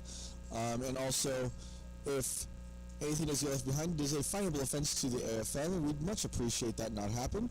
And please be sure to return your rented transponders if you do finish racing. The transponders you've rented from the AFM are not yours to keep, and we know who you are and who will keep them at the end of the weekend, so please be sure to return your rented transponders.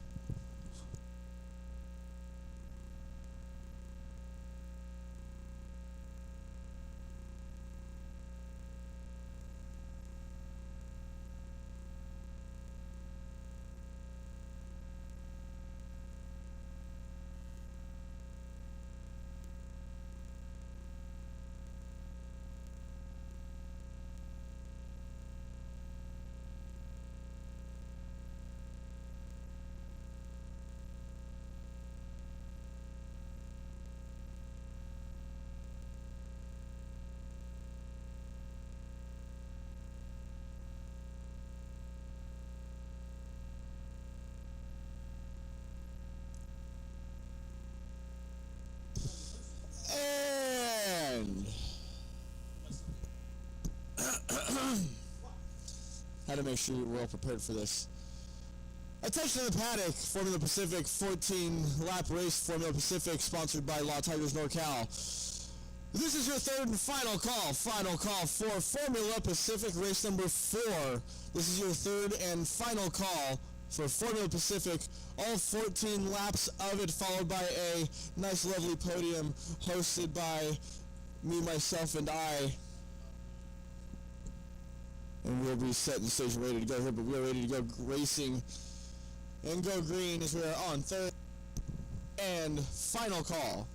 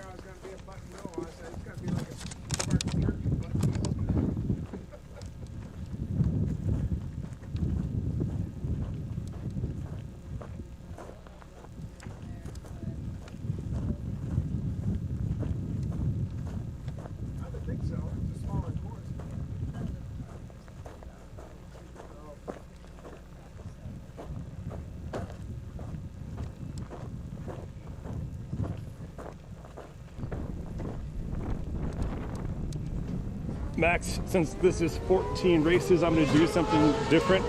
I'm going to free arm the start while leaving the tripod up in the corner booth thing, power booth.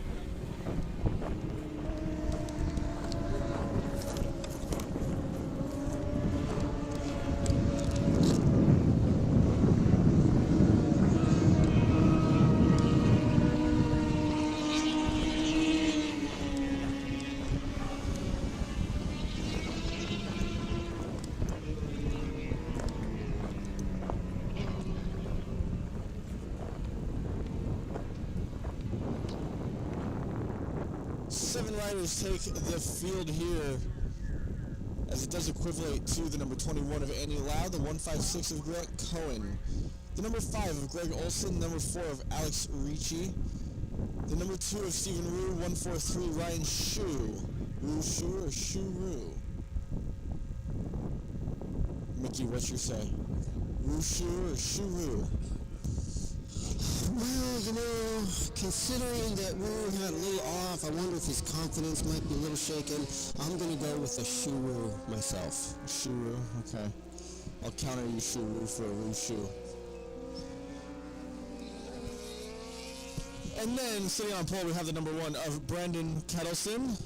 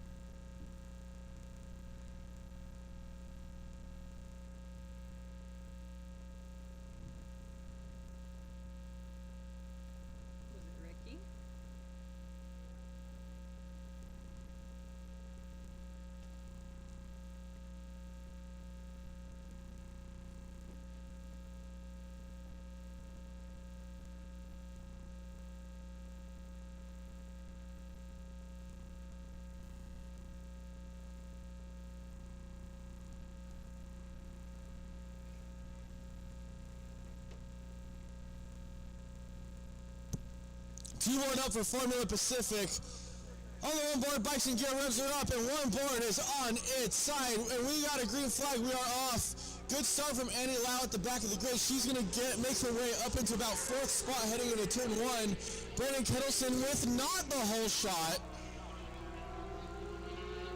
is currently, as of now, Ryan Shu out front, followed by Brandon Kettleson, and then it is Stephen Rue.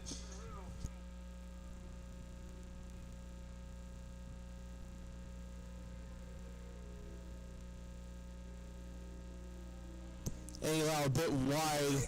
Brandon Kettleson going for the Birdo into turn 4 on Ryan Shu and makes it happen cleanly as they make the way up into turn 5.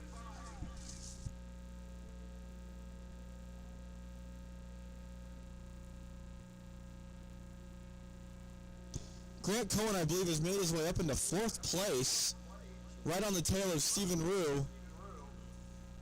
And then Andy Lau and Greg Olson in tow just behind.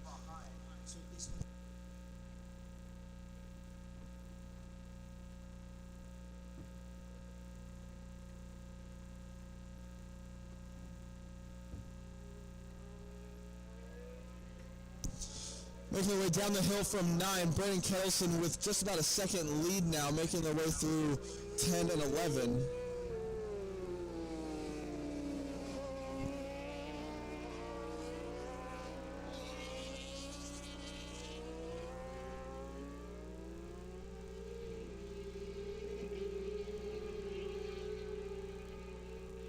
Stephen Rue 3rd, Grant Cohen 4th.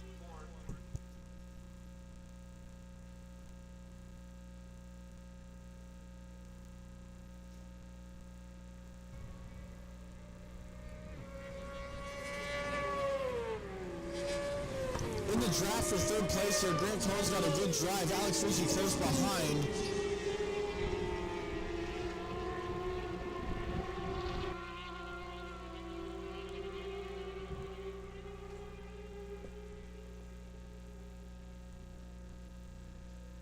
as Alex Ricci is slowly starting to close up on the tail end of this battle for the final spot on the podium, with Ryan Shu just ahead in second with a good just about 7 to 8, 10 second gap back to Stephen Rue.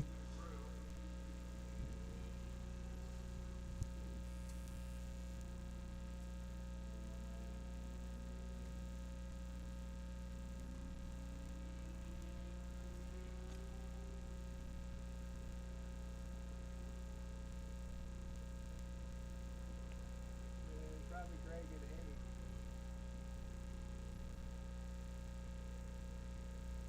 Then it should be Greg and Andy. Yeah.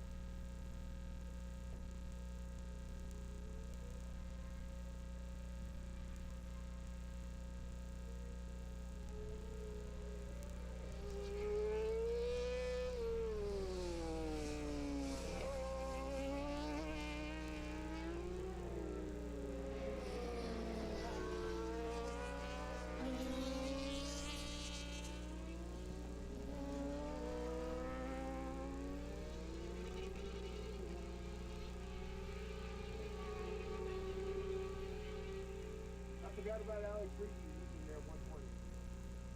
And then it goes Greg and then Andy. Sorry about that.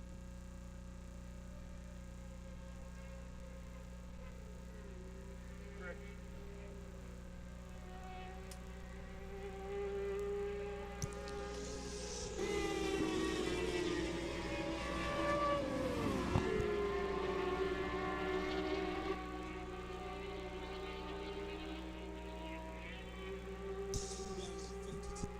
Brennan Kettleson out in front has dropped into the lovely area of a 49 flat. Stephen Rue has dropped a bunch of time, now doing 52s all over the back of Ryan Shu. Woo!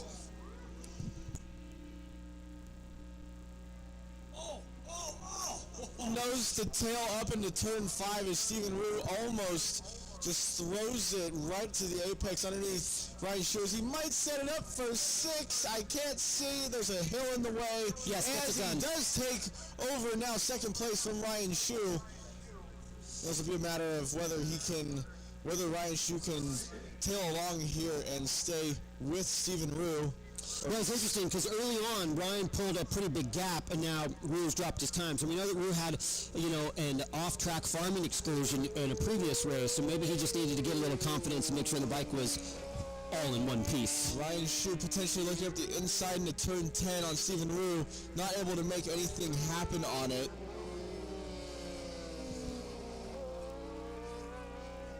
A little bit wide on exit by Ryan Shu through the S's. Affects his drive just a bit.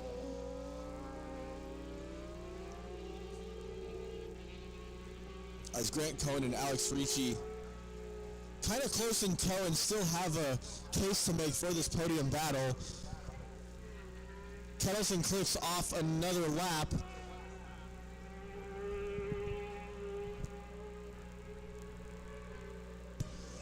As he puts in another fastest lap of the race, sitting at a lovely 48.9 now.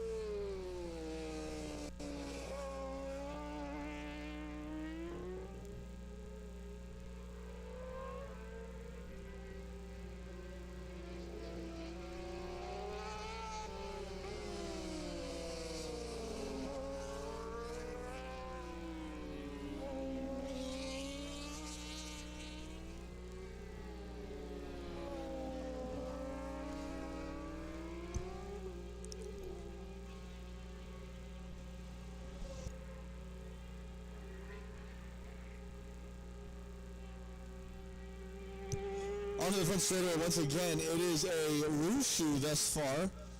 As Ryan Shu, though, will take it a Shuru with the 1,000 blitzing by the R6 of Stephen Rue. Well, we've seen this battle before with Ryan and Steven doing this, where Ryan pulls them on the straightaway, and then Steven tries to all over the back of him. He goes to turn 2. Grant Cohen and Alex Ricci also nose to tail heading through turn 2 now. This is your battle for 4th place just behind, which if anything tends to happen here, it might rope Grant Cohen and Alex Ricci in closer and closer to the battle for the podium.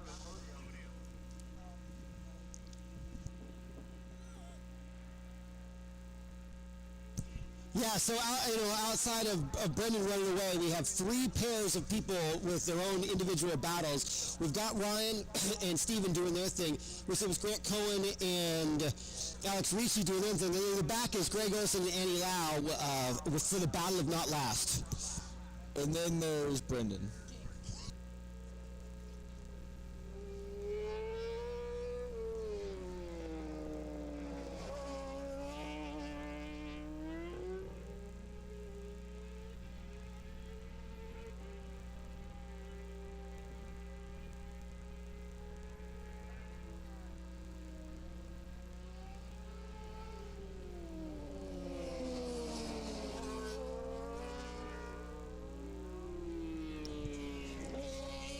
Brendan Kettleson on the front straightaway, while the battle for second onto the back straightaway, as Ryan Shu able to open up quite a bit of gap between himself and Stephen Rue just with the horsepower of the CBR 1000.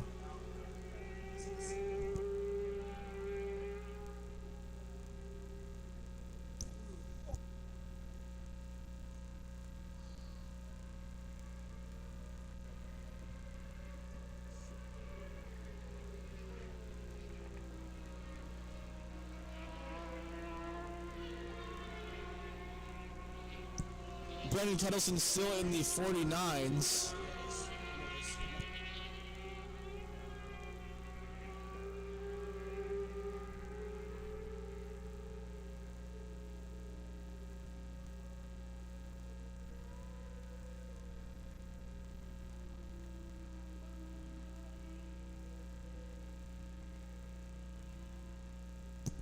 Ryan Shu's opened up a little bit of a gap. Steven has not been able to close that back up. All of our little two-way battles have stretched out a little bit. We're in the middle of this race. People are probably starting to get tired. Their tires are starting to drop off a little bit. We'll see if anything interesting comes about. Alex Ricci has gotten around Grant Cohen up until this point and has put a very healthy gap between himself.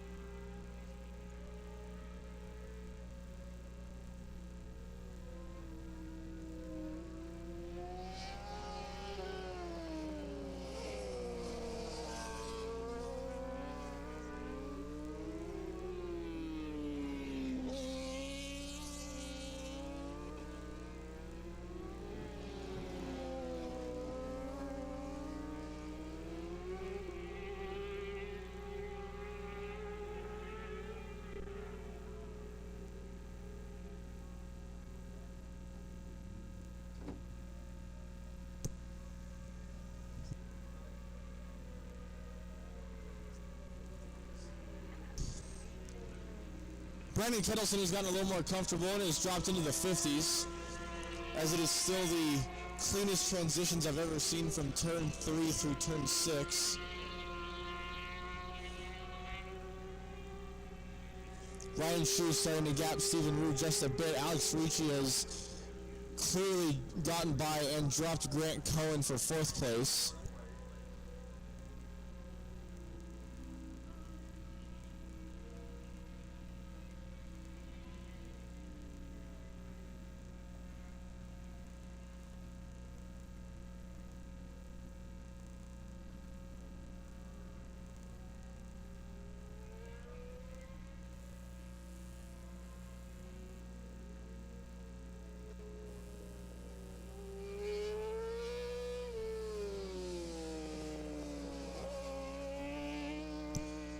Brandon Kettleson apparently can't hide now because we do have stream capabilities, but getting a little spicy up in turn 8 as there was a bit of a little off and on dirt road fun.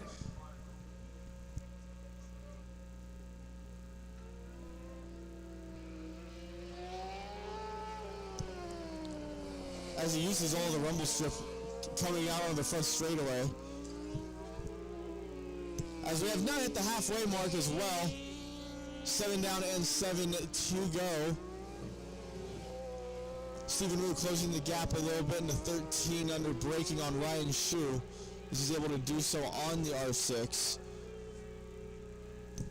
Yeah, we can see Brendan's off-track exclusion reflected in the lap time of a 51.8, having put some dirt on the tires, and he's still lapping in the 51s. Brandon's rear tire is getting a little happy through turn 3 there.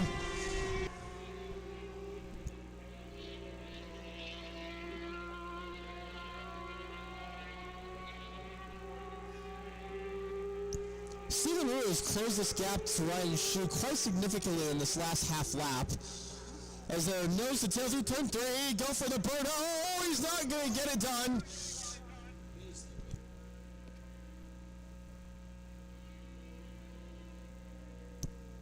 Alex Ricci, I believe, has slowed his pace down quite a bit too, and Grant Cohen is starting to close that gap back up for 4th place again, as Stephen Wu has significantly closed in his margin and has gotten by Ryan Shu through turn 6, as he has done that, I think, for the 2nd or 3rd time.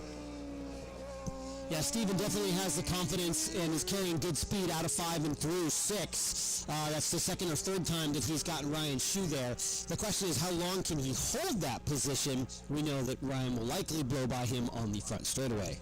Fair. Brandon Kettleson screaming his way through 13 as he will make his way onto the front straightaway to break over the halfway mark of this race.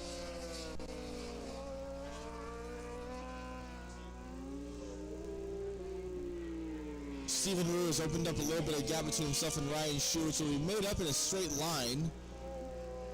Greg Olson, I do think, is starting to close gap as well to Grant Cohen very slowly but surely for 5th place. As Ryan Shu's going to close this gap to Stephen Wu onto the front straightaway right now, as here comes the 1000 on the R6, as that gap will get closed right up. He's not going to go for the move into turn 1. Be a little too tight there on Stephen Wu, at least with the time that Ryan Shu does have left.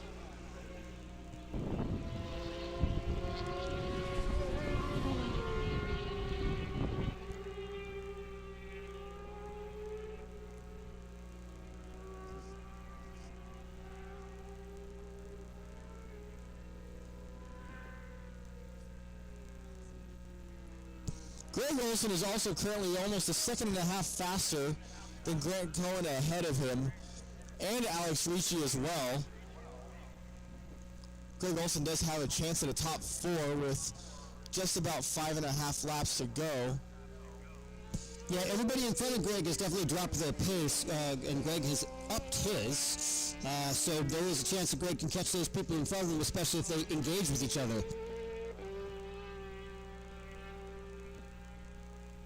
Brandon Kettleson into the final corner.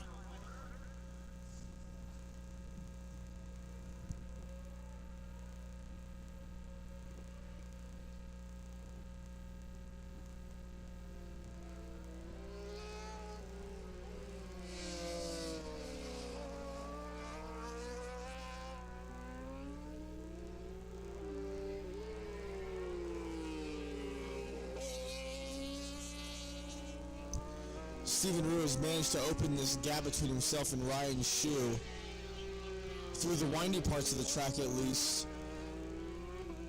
without a straight line. And it's managed to help him be able to have a decent gap on the front straightaway by the time they get to the checkered stripe. Ryan Shu's going to back off just a bit this time around, looking into turn 1.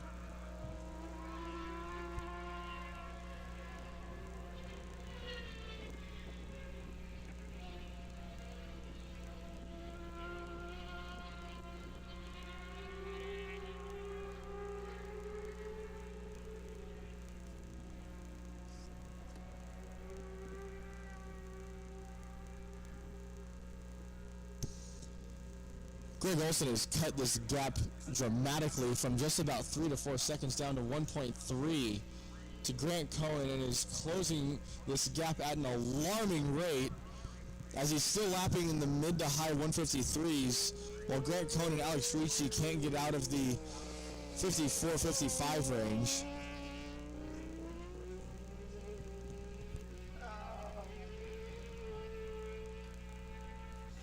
Kettleson on the back straightaway. He'll come around to click off another lap. Did you see him check up and look at us? The battle between Ryan Shu and Stephen Rue is still well in effect as they come down the hill from 9. Ryan Shu potentially looking up the inside into turn 10.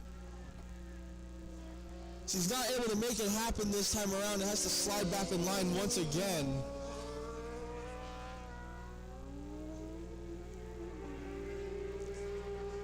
Kettleson is gooning around and dropping into the 151s now as he's gotten quite comfortable.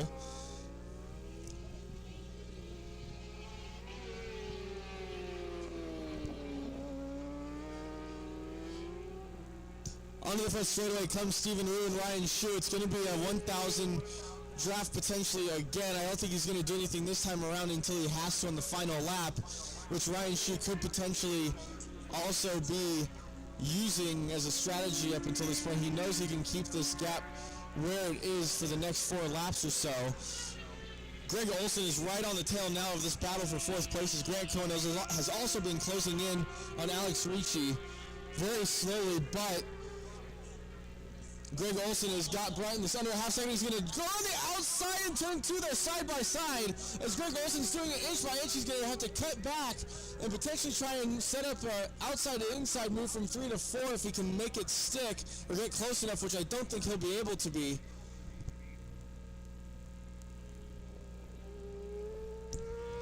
Brendan Kettleson on the backside of the track making his way through 11 onto the back straight.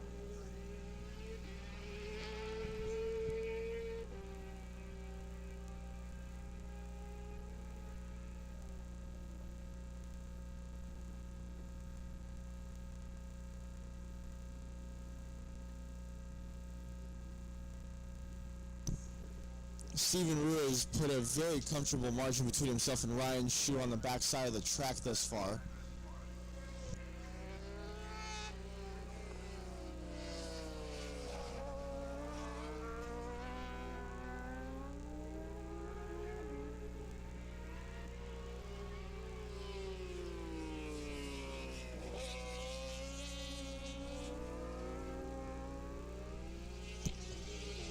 Greg Olson is closing this gap to Grant Cohen. He's got to do something quicker if he wants to potentially get up to Alex Ricci.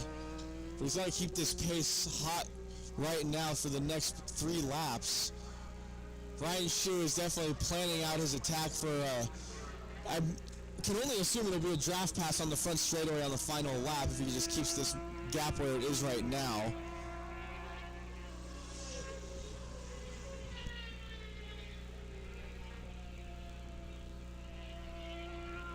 We anticipate Greg Olson going for an outside pass as he goes into 2. He's definitely got the speed, but does he have the track position? No, he is not going to go for it on this round, but he is definitely faster. He had to back off that time.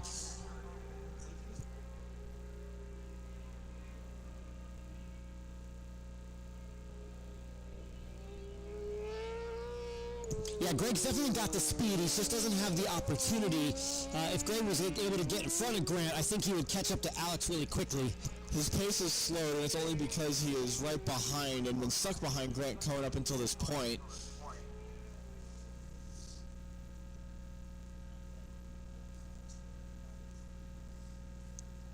Kettleson making his way out of the final corner on the front straightaway, where the next time around will be the final lap of this race, or the start of the final lap, I should say.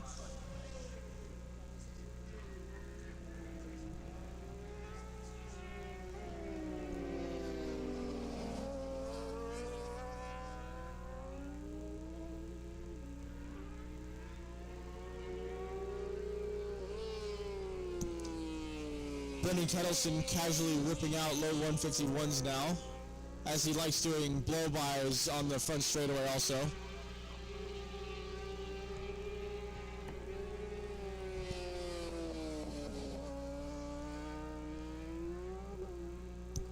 Ryan Shu is 100% waiting. He is not doing anything. He does not have to do anything until the final lap, where he will just use the motor of that CBR 1000 to take second place at the line. Greg Olson has lost his pace just a bit here with a couple of laps left.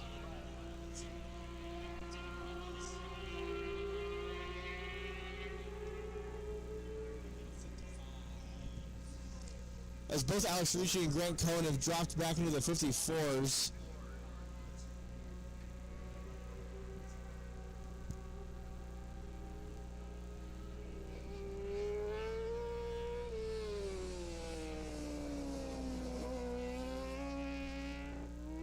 All right, the battle for 4, 5, 6 has tightened up. Greg, we think maybe we've made a mistake somewhere, but he is now back up on the back of Grant. Grant is on the back of Alex Ricci, so they're halfway through this lap. When they do their final lap, there will probably be nose to tail for the whole track. Look for some fireworks from those guys. Brendan Kettleson is going to start the final lap of this race as he exits the final corner.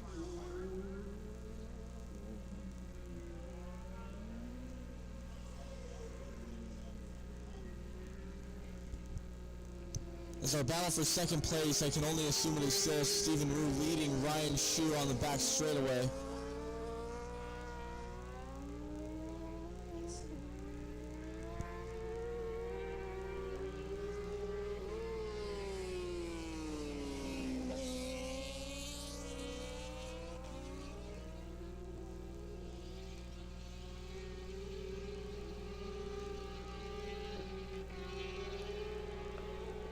Grant Cohen looking up the inside, I believe, of Alex Ricci into 13 for fourth place, heading into the final corner.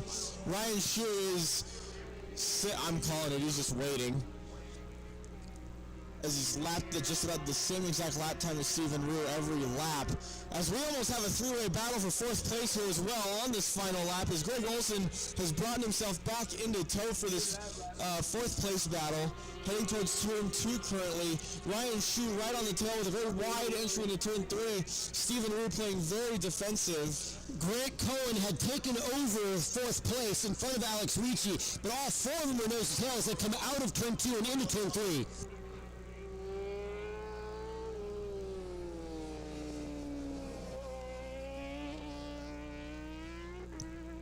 Brendan Kettleson onto the back straightaway. Ryan Shu waiting for his moment right on the tail of Stephen Rue through turn 7. Coming out of turn 6 is our battle for fourth place as Greg Olson's doing his best to get up to Alex Ricci and Grant Cohen. With a stand-up wheelie out of the final corner will be Brendan Kettleson to take the win here in Formula Pacific. 14 laps of domination from the Kawasaki rider as he does take first place once again. Three-way battle over the top of the hill at turn 9. It is currently Ryan Shu and Stephen Rue out of turn 12 as they will head on the back straightaway into 13. As Ryan Shu, I think Stephen Rue had a bit of a bobble out of the S as Ryan Shu goes up the inside and darts into 13 for second place. Battle for fourth onto the back straightaway. Stephen Rue back up the inside. It's going to be side by side though, and Ryan Shu will definitely be able to take this one with the power of the 1000 as he will take second place over Stephen Rue. Then here goes our battle for fourth. Greg Olson, I don't think has made a move. I think he tried to, but I think it might be, I believe it's Grant Cohen that will get fourth place here over Alex Ricci, followed by Greg Olson in sixth. Annie Lau will make her way around the final corner of the front straightaway to finish in seventh place. But come join us at the podium where we'll celebrate our top three, where it will be Brendan Kettleson, Ryan Shu, and Stephen Rue.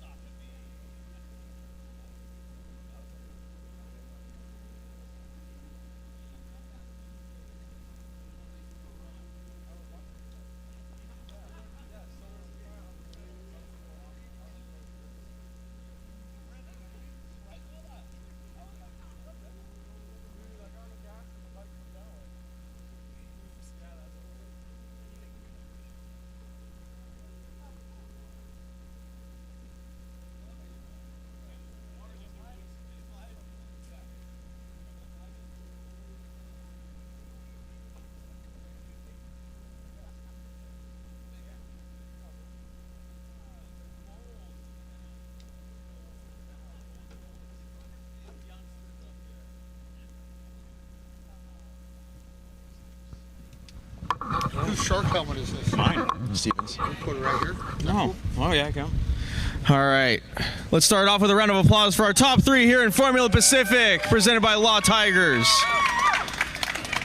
Well, I will start off with Mr. Stephen Rue, as once again, Mr. Ryan Shu and Mickey like to call it it's either a shoe-roo or a roo-shoe, one of the two. In this case, ended up being a shoe-roo. But it was a well-planned race for you. I know you just heard that CBR hounding you right on your tail. Let me know how that race was for you. Who'd you like to thank for getting 3rd place on the box here in Formula Pacific? Well, first of all, I got to thank Eric and Daniela and Mike for helping me put the bike back together after the F2 incident. We had a little bit of work to do and damaged a hose. Got all that put back together, and except for the peg, we didn't replace the peg, and that ended up being a little bit of an issue. But other than that, definitely Chad PCP, AFM, and it's always fun racing with Ryan because you never know. A little better in the corners. He's definitely better in the straights, and by a lot. So I tried to make it up, and I tried to get a gap, but I knew he was right there because Daniela's like, "You ain't got it."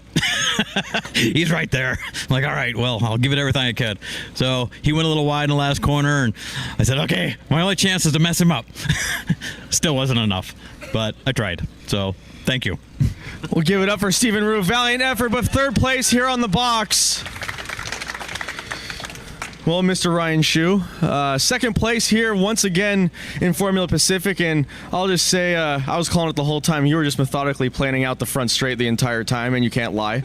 But managed to get 2nd place here on the box in Formula Pacific, presented by Law Tigers. How was that race for you, and who'd you like to thank for getting 2nd place?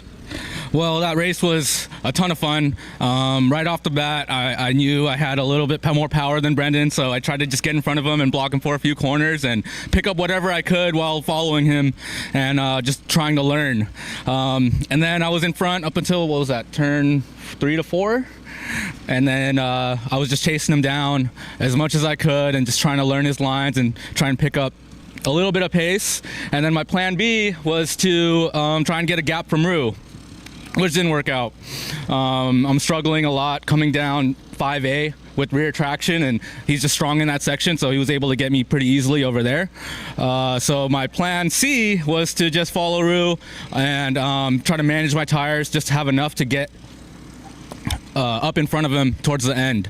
And it was funny because you mentioned I was planning out the front straight. I actually planned turn 10, and I screwed up turn 10, got him down the back straight, went a little bit wide into 14, and just tried to correct my line out of 14 or 15 the best I could. So that was a great race. Shout out to Stephen Rue and Brendan for being amazing competitors. And I'd like to thank Doug at Law Tigers, Jeff at the S Shop, KYT Helmet for the amazing helmet, Redwood Pipe and Drain, Bay Mobile Truck Wash, Chad at PCP, Chris at CT Racing, the Flying Asian Racing Crew, my buddies Alex and Rob for coming out, and Phil for coming out, signaling, helping with the bike. And yeah, thank you guys a lot. Give it up for Ryan Shu, 2nd place here on the box. Well, Mr. Brendan Kettleson, once again, like I said, like Ryan said, he got out in front of you. You had to chase the tail there for a little bit, and you managed to get around him, managed to put your head down, and had a solid race, other than a couple of off-road excursions that people don't get to see. But tell me how that race was for you. 1st place here on the box, and just tell me how that race was for you. Who'd you like to thank? Yeah, I didn't get the best of starts, so I had to follow Ryan for a couple turns and got him on the inside of 3 going into 4, the outside of 3 going into 4. And then after that, I just tried to put down a good lap. I think I got a 48. I hope I did. I got 148. Okay, good. You're welcome, John. He bet I couldn't, so I did it. After that, I rode my own race, tried to stay consistent, had a little couple mistakes. You probably saw all of them. Yeah, after that, I had some fun. I saw some fans on the side of going on the outside of 10, waved at them a couple times. Try to, no, come on. Had some fun sliding into 14. I hope I got some pictures. Max. I didn't get a wheelie going over 9, so he's probably gonna be mad. Other than that, I'd just like to thank my sponsors, Chad Sutton at PCP Motorsports, Mike Canfield at MC Tech, Chris McGuire with CT Racing, Pirelli and Tires, Arai Helmets, Garrett Kai, Derek Keys, Flex Racing, Graves Motorsports, RTM, and you, Kyle, for helping me and being an awesome friend, and everyone else, Daredevil Motorsports, and Macy and her whole family coming to watch me race. It's so cool. There's so many people here to watch me. Brian and his brother Xavier and everyone else. Thank you. And Joey, thank you, and Tyler. Oh, God. Give it up for Brendan Kettleson. First place on the box here in Formula Pacific, presented by Law Tigers. And give a round of applause for your top three. Oh, no. First call, race number 5. First call, race number 5.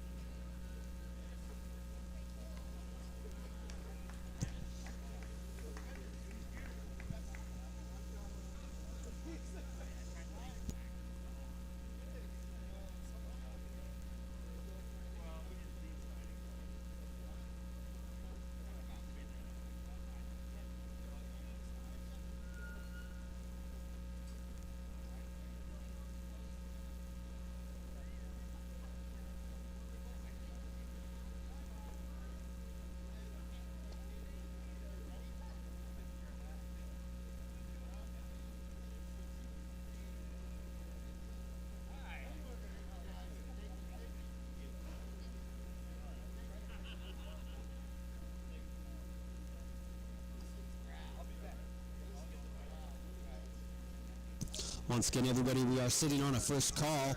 Congratulations again to our Formula Pacific podium finishers. I can tell you it sure looked good on the live stream.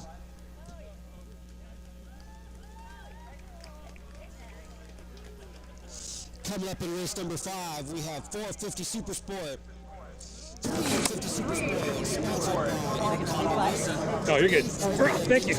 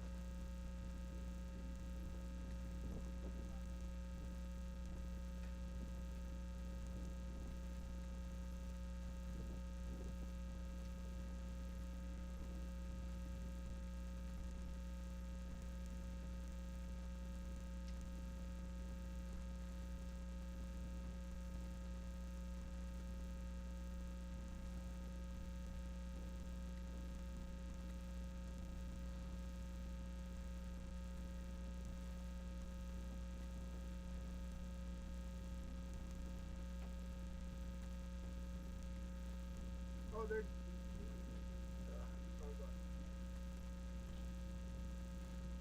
They're done.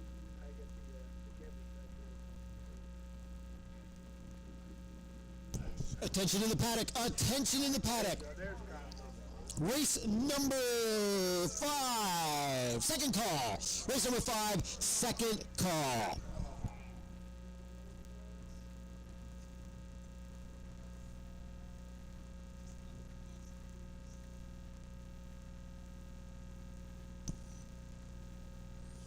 As we're ready to go racing here, oh my god, I'm so famous, I'm Brendan Kettleson, oh my god.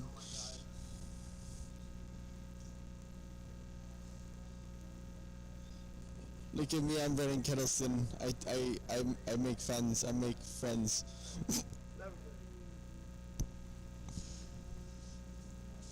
Just now ready to go racing once again. We'll be starting off with 450 and 350 Super Sport. 350 Super Sport sponsored by Eric Kondo Racing and Vintage.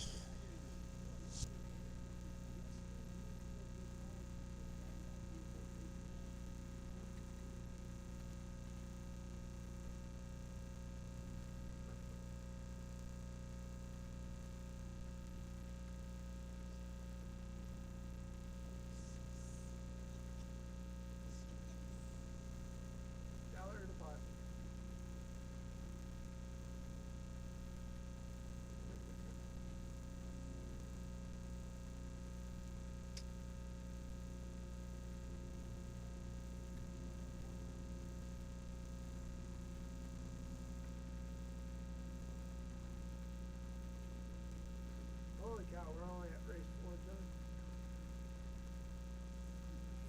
I shouldn't have looked at the schedule.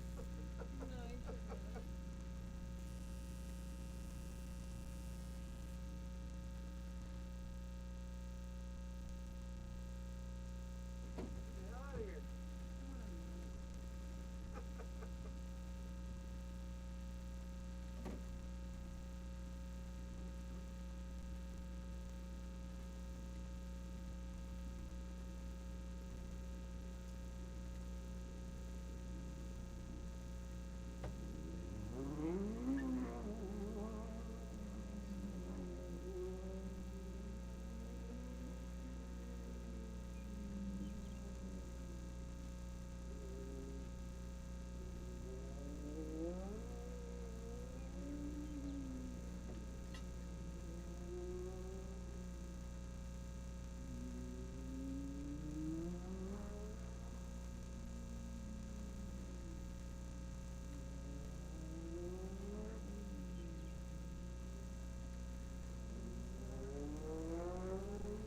Yeah, no, but he's on that course. Oh, wait. Oh, yeah, no, he's on that course. So that one's a, And attention to the paddock, race number 5. We got 450 and 350 Super Sport and Vintage. This is your third and final call. Final call for race number 5. This is your third and final call.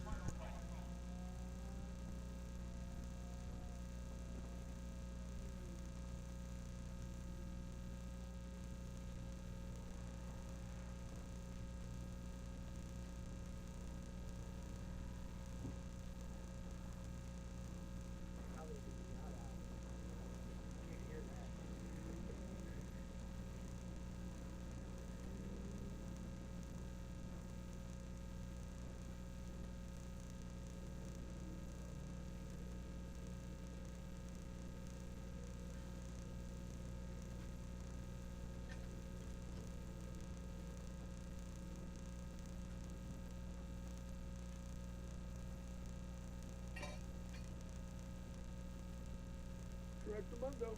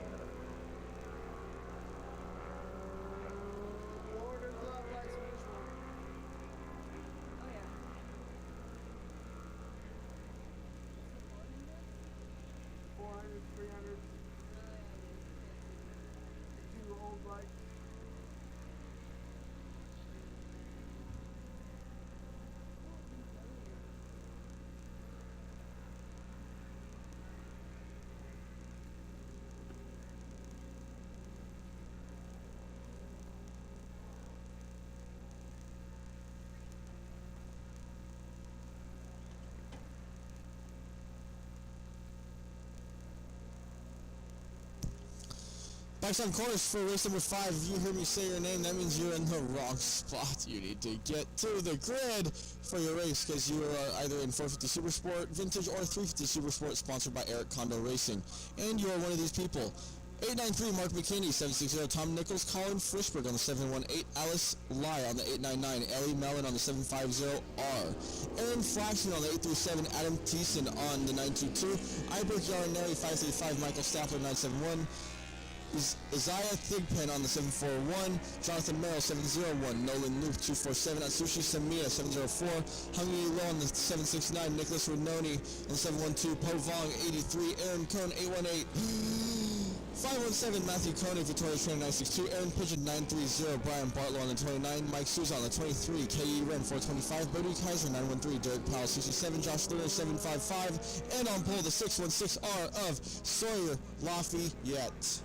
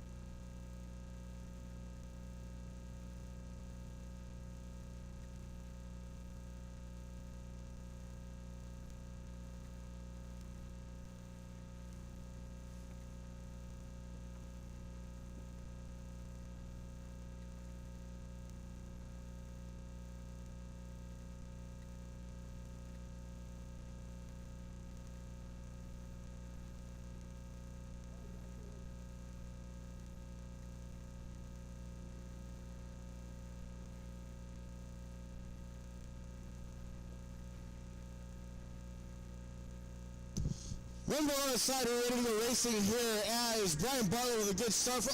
Almost gets a bit of a collection there with another rider off the start.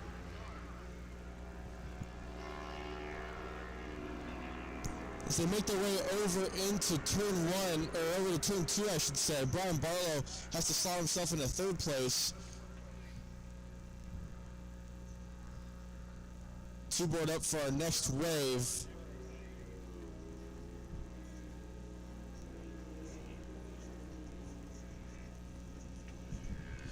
As we got a green flag off here for our Formula, I should say our 350 Supersport class, and then we have our Formula Vintage in the form of Tom Nichols and Mark McKinney ready to go. Whole shot looks to go to potentially, I want to say Aaron Cohn was mixed in there for the whole shot as they head over to 2.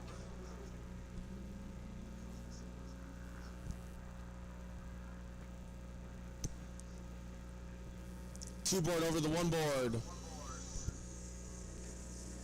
On the side for Vintage and green flag with Tom Nichols getting a good start off the line.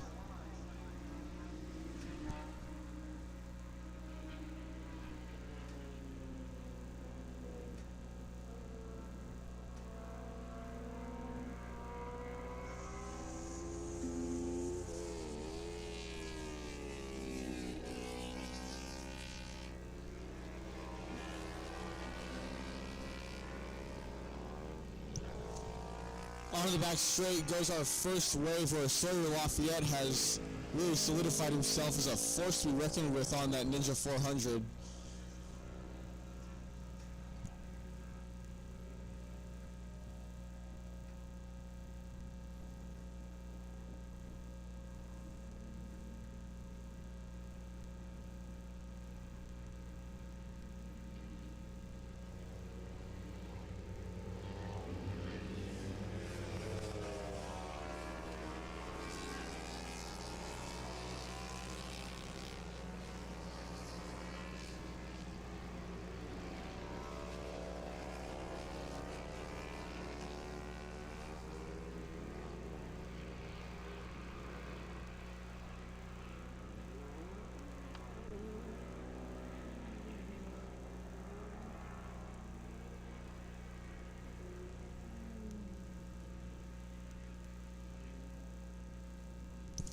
Josh Lerner close behind in third place.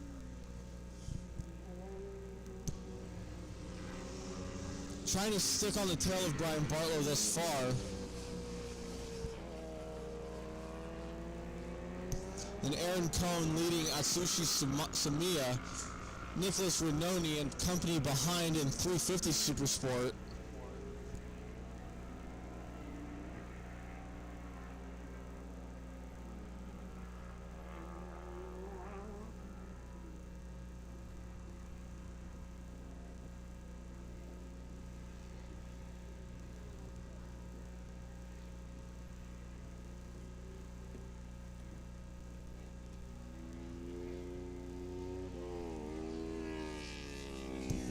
Tom Nichols and Mark McKinney head over into turn one, nose to tail, as it was Nichols who got the whole shot initially the first time around.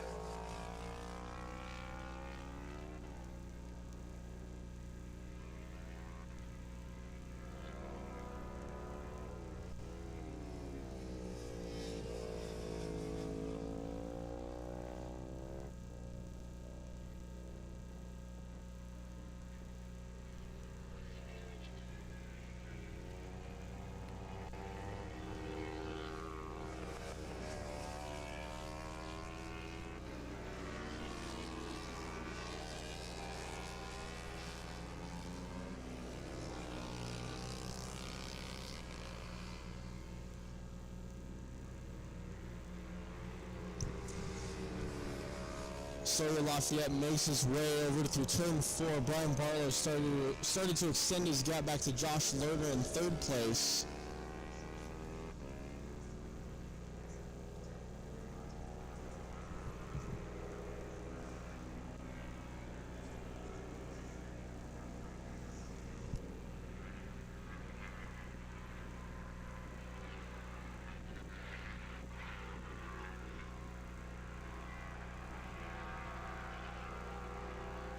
Aaron Cohn now has a 3-second gap over at Sushi Samiya, which then another second back to Po Vong, which then is a good dogfight for third place between Po Vong, Nicholas Renoni, Hung Yi Lo, and Nolan Loop, all in one massive group right now as they make their way through turn three.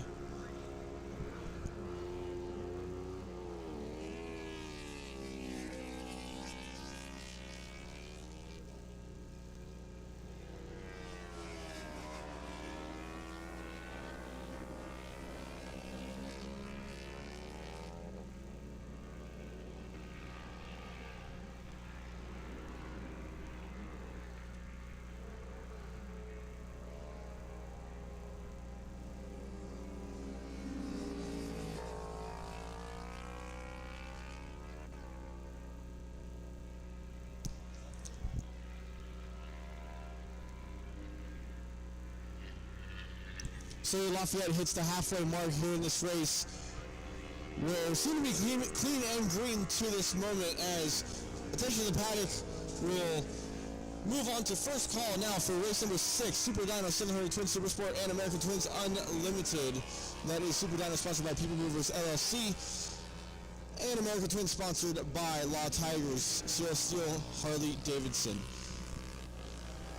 Race number 6, this is your first call for race number 6. This is your first call. Race number 6, this is your first call.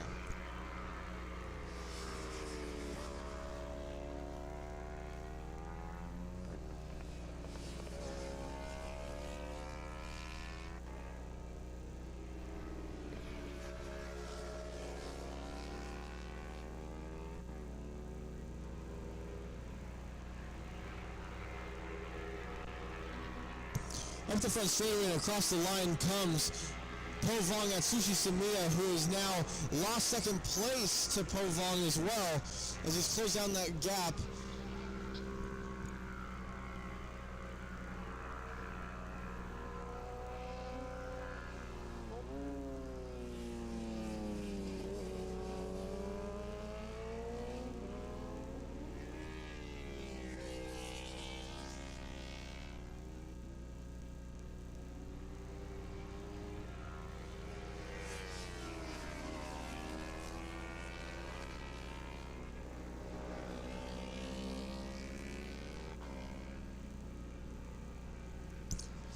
I believe I do see a rider down now as well over on the exit of turn 2. Not quite sure exactly who that could be.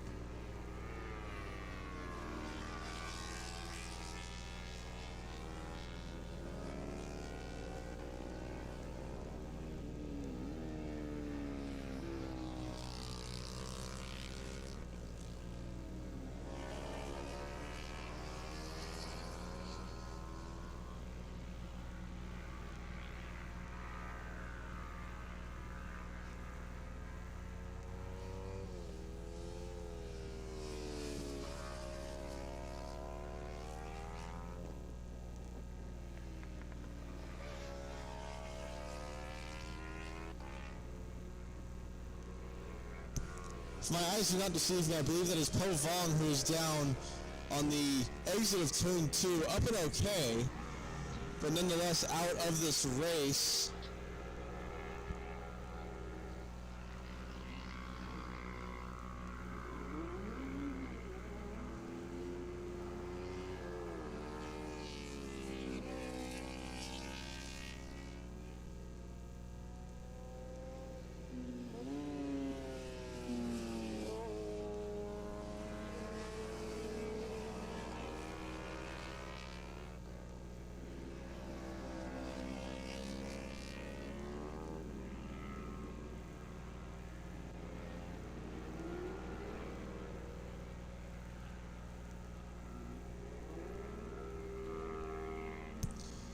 Sawyer Lafayette will be the first to start the final lap of this race as he makes his way across the start-finish line.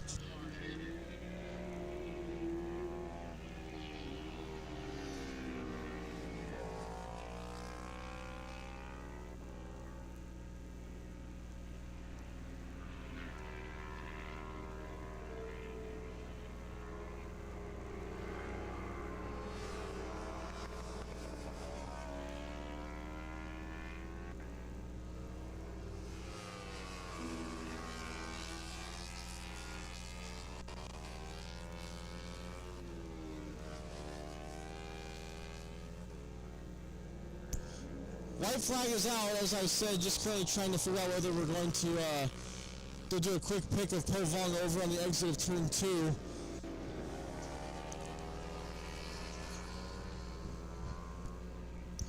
Brian Barlow has gotten closed up on by Josh Lerner as they make their way into turn 6. Aaron Cohn comes across the line to start his final lap of the race.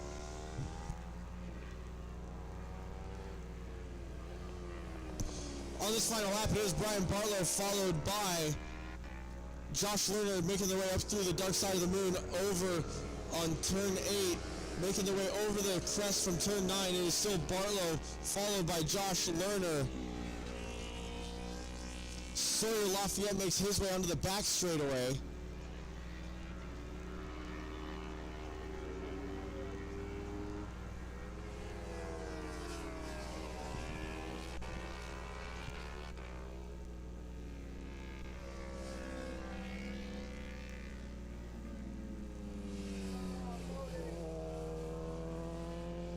Sounds like also we have a rider down over in turn 6.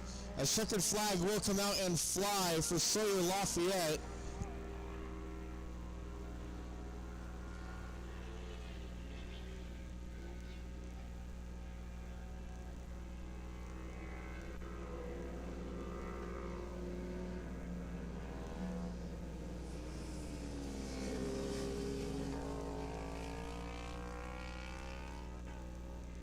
And at the line, Josh Lerner does get on that final lap. Brian Barlow by 0.4 of a second as well.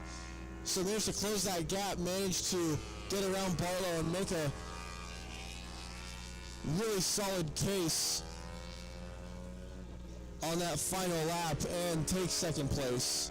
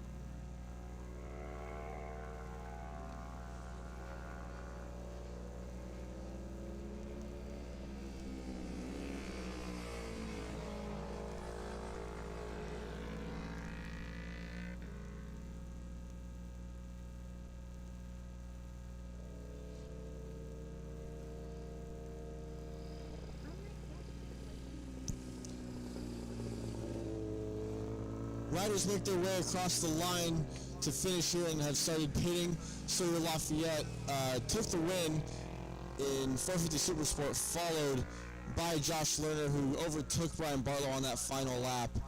Aaron Cohn to take the win, followed by Atsushi Samiya, followed by Nolan Loop to round up the top three in 350 Supersport. And then it was Mark McKinney over Tom Nichols in Vintage. We are holding calls currently. We're saying the crash truck out.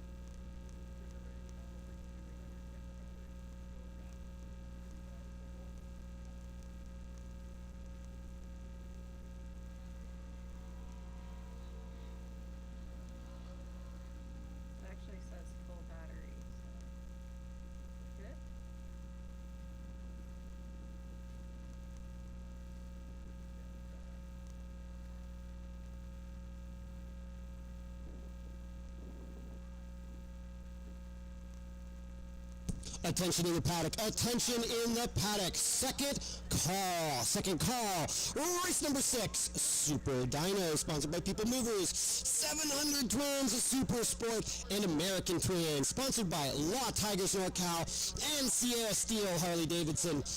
I am looking forward to seeing Jeremy Friedman take the whole shot on his massive bagger. That's one of my favorite moments of the weekend every time. We are sitting on second call, race number 6.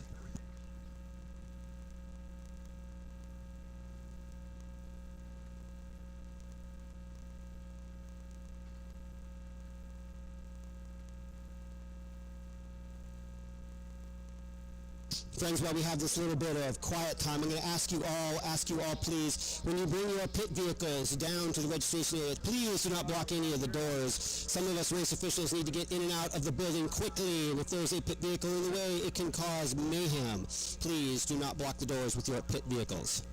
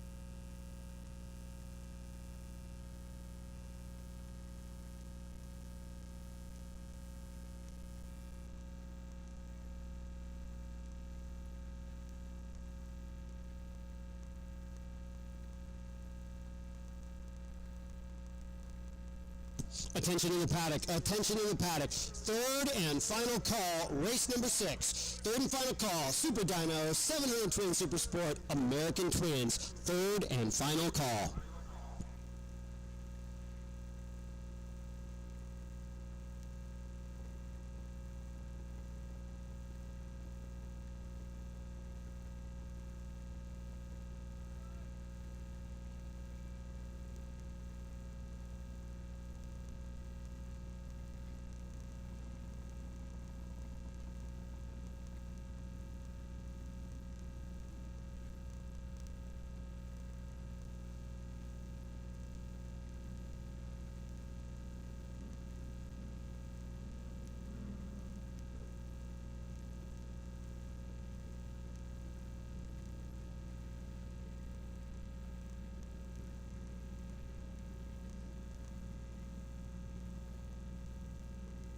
Once again, friends, we are on third and final call. We're going to get this track green any moment now.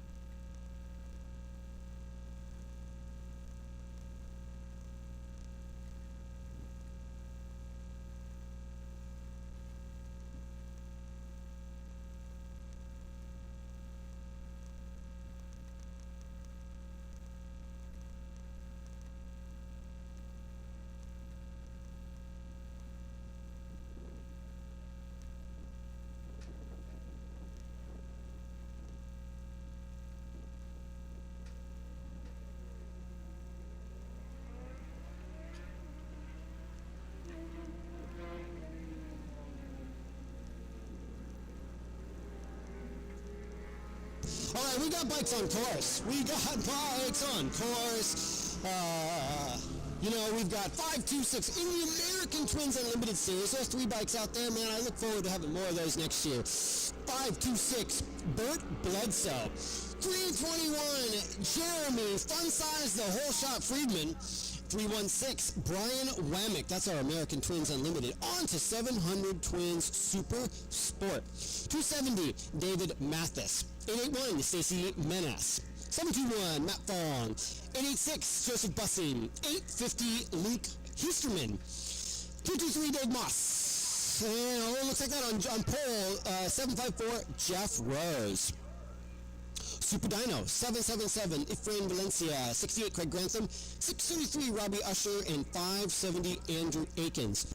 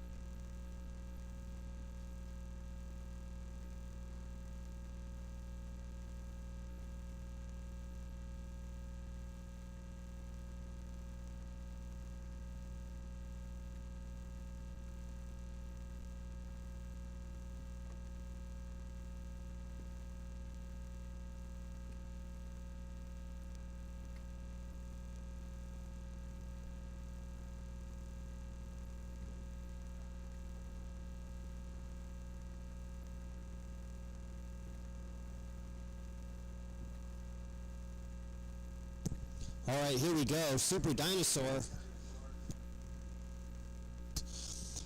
2 board over to 1 board. Bikes and gear, revs are up. We're ready to go racing here in race number 6, and we are off with an amazing start from Andrew Akins, who has been a storm to reckon with on in the heavyweight class thus far in any. And on a Super Dino bike the whole time?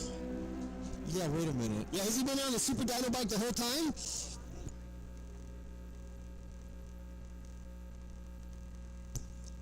One board up on our next wave on its side. And green flag, we are off.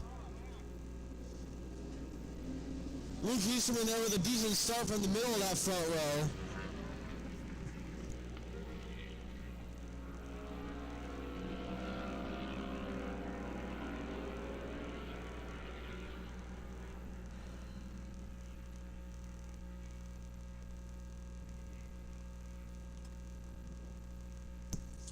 One board for American Twins Unlimited on its side. And green flag.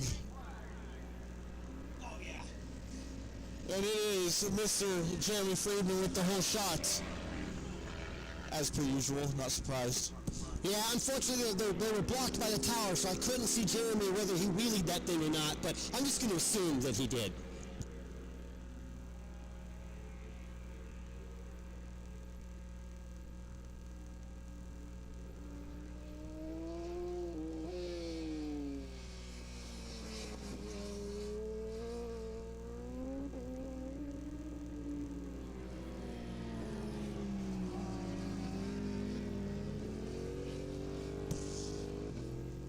I'm no meteorologist, but if you can simply look outside The wind has picked up quite a bit, so please be sure that your canopies and everything that can take flight is tied down. We'd much appreciate not having broken windshields and or potential guests on the racing surface that we've had before. That'd be much appreciated. Thank you. As Andrew Akins comes across the line to click off the first lap and start the first flying lap. Yeah, he's technically leading the novice race, Andrew Akins, in Super Dyno Novice, but he's also leading overall. So I'm not sure what bike he's riding, but he's still not riding with slow.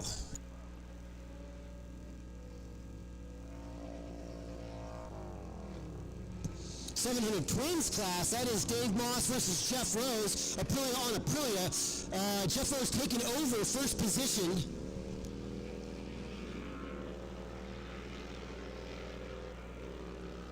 Dave Moss catching right back up to him as they go through turn 2.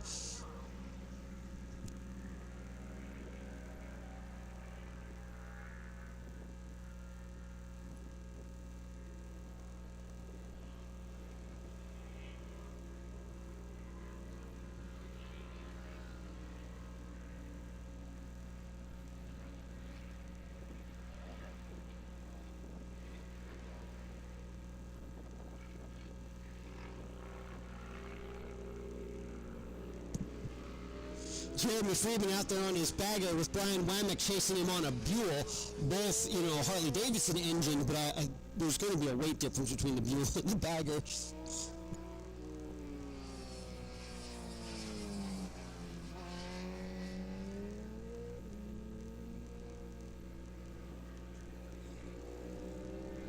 Jeremy Friedman dragging bag as he leans it through turn 3.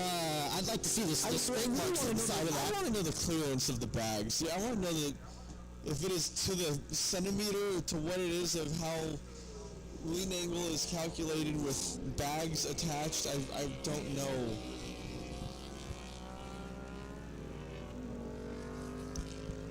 Seriously, somebody text me. Someone shoot me a text. That way we don't have to do a big relay of message here. Just send me a text. The answer.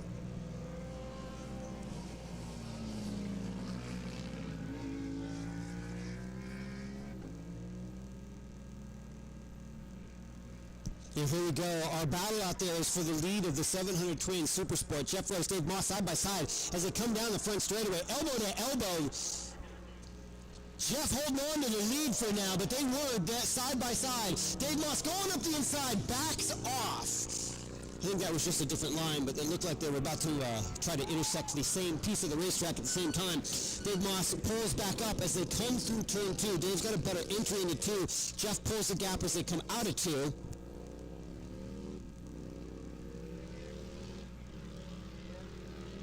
And sounds like Brian Wamick's gone a little dirt tracking on his Buell off and on, so he is still a fully functioning racer, just not as close to Jeremy Friedman as he used to be.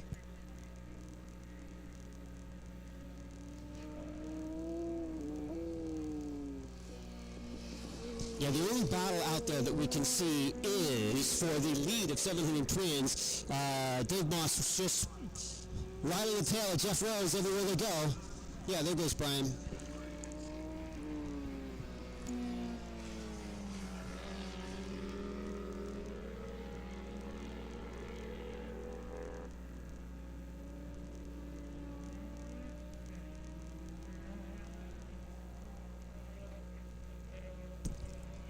Dave and Jeff over the top of turn 9. Again, looks like Dave's trying to go, looking for a move up the inside of 9. No, I think he's just following closely. I don't think that's his place to pass. I'm watching the live stream here with Max where I can get a really good view of them coming through 10, 11, 12, 13.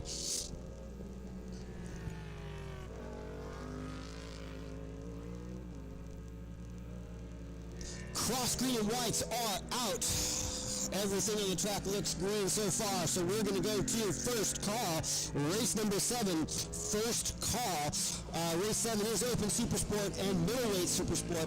Middleweight Supersport has a cash purse sponsored by Jeremy Funsize Friedman, who's out there on his giant Harley Davidson right now. There is a cash purse for Middleweight Supersport Novice. Although I did not ask Jeremy how we were handing that push out. Anyway, we'll have to ask him when he's done out there racing his Harley Davidson.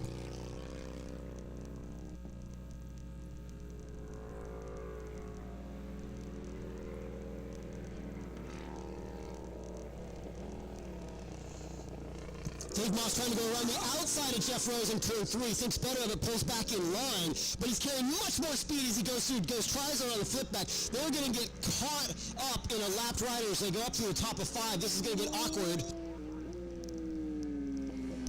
They can get up right on the tail of this.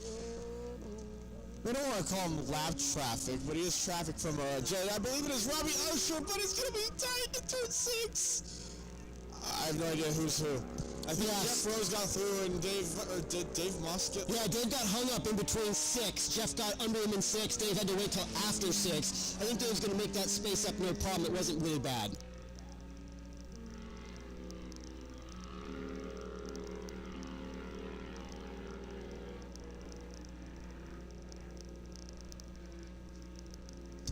Dave Moss has closed that gap right back up to Jeff Rose, the gap that was created momentarily by some traffic.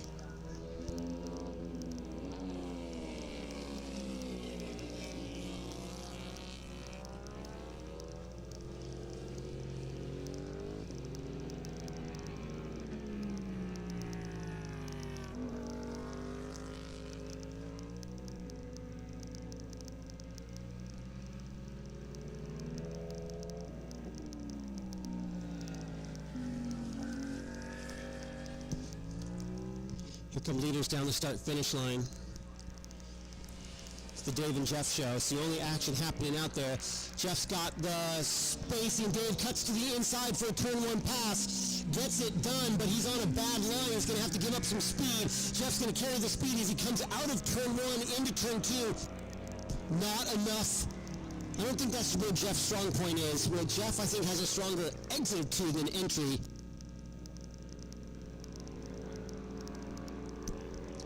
Jeff cuts right to the inside of turn 3, able to hold it nice and tight. Dave Moss able to close the door.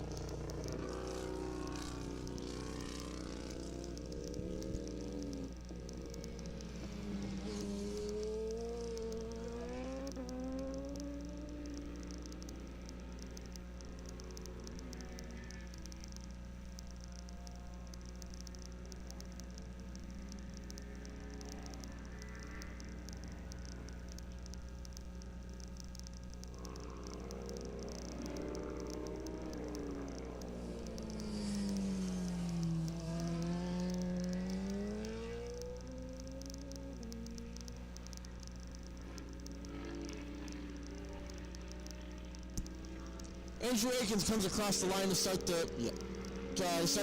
final lap of this race.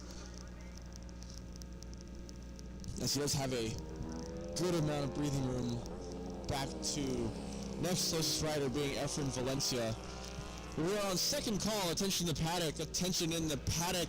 Race number 7, Open Supersport and Middleweight Supersport. This is your second call. Second call for race number 7. This is your second call. And Andrew Akins doing an Ironman. He's going back-to-back in both races 6 and 7.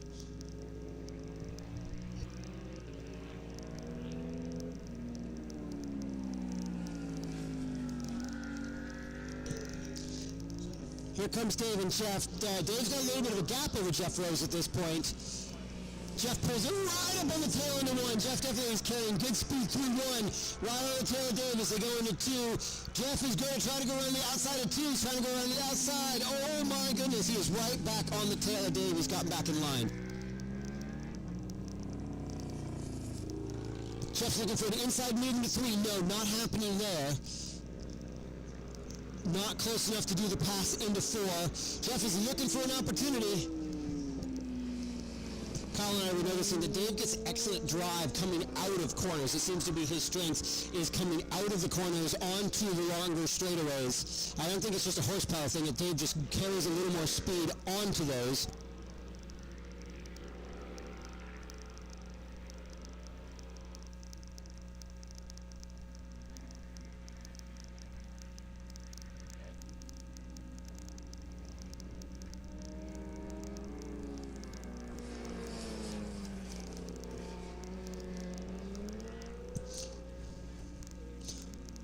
There we go. I was waiting. Left side of my racers coming up with hill, turn 9. Still Dave Moss. Jeff Rose right on the tail. Or do I have that backwards? I do have that backwards. Jeff got around him somewhere. I probably into 9 where I couldn't see them. Jeff is holding on to the lead as they go through turn 13.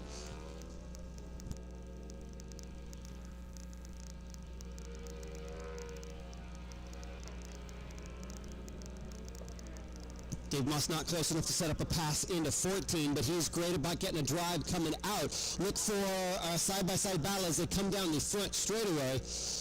Checker flag is flying.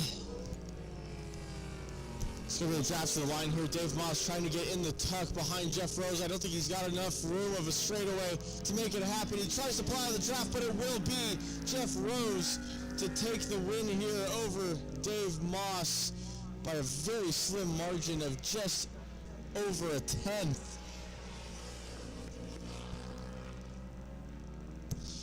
As attention to the paddock, attention in the paddock race number 7, Open Supersport and Middleweight Supersport. This is your third and final call for race number 7. That is Open and Middleweight Supersport, third and final call.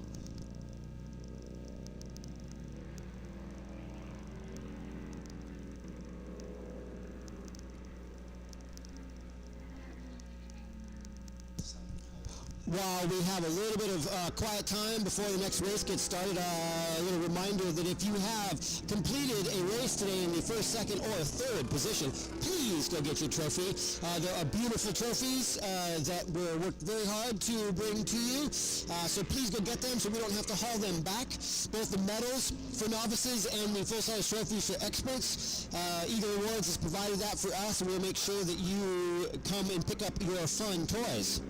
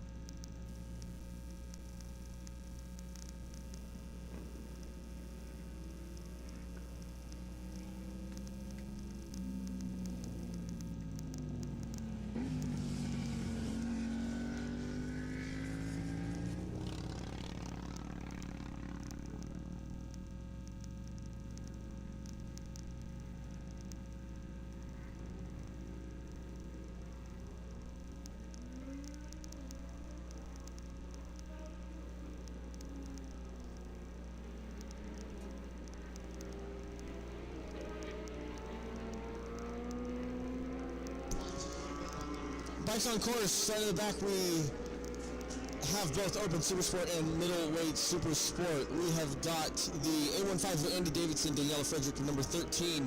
Dustin Frisk, 715. Noah Lazarus, 429. Neil Martires, 134. Jesse Manning, 980. Johnson Mora, 773. Tim Kuhn, 858. Dominic Wagner on the 710. Matthew Ryan, 923. Seth Crawford, 832. Wilfredo Calderon, 845. Henning Toe, 707. Andy Lau, 21. Tom Montano, 57. Ross Martin, 992. Jeff Graham on the 222. Mickey Fitzpatrick, 211. Michael Macrohone on the 984.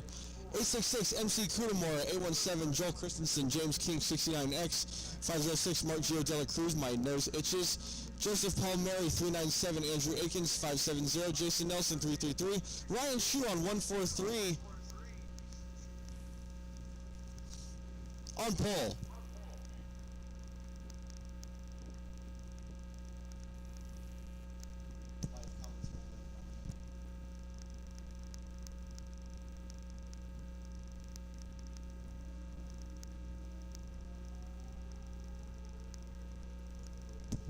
All right, so we will keep an eye on our middleweight supersport novice race. I know we don't always pay attention to the novices very well, but because this race has its sponsorship by Counterbalance Canine, we want to make sure that we keep an eye on that one. Jeremy Friedman, if you can hear my voice, I'm not sure how we're handing out the amazing prize that you have selected. So come on up to the announce tower and maybe you can participate in this. I know you just finished your race, so if you have any breath, come on up and hang out with us.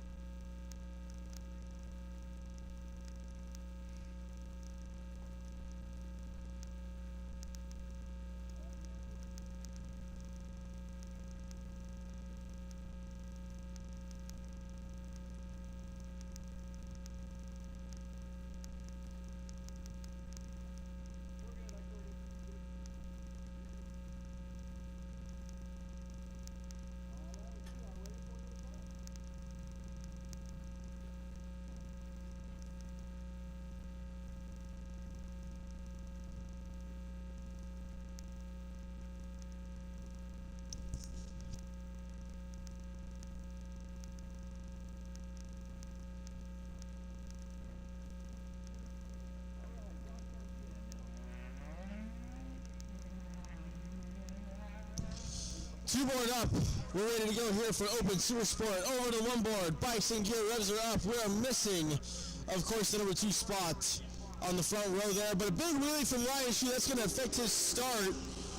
And it looks like he's going to lose out. So I believe that was once again Andrew Akins. It's all Andrew all the time this weekend.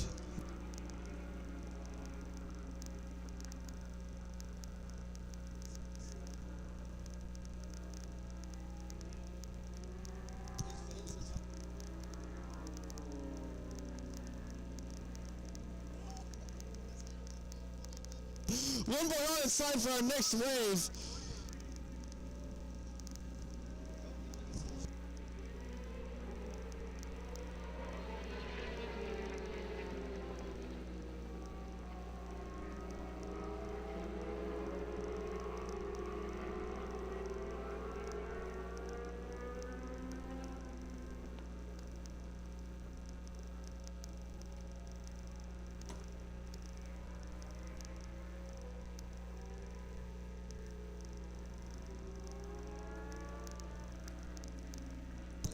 Andy Lau out in front to start here in middleweight supersport, followed by Tom Montano.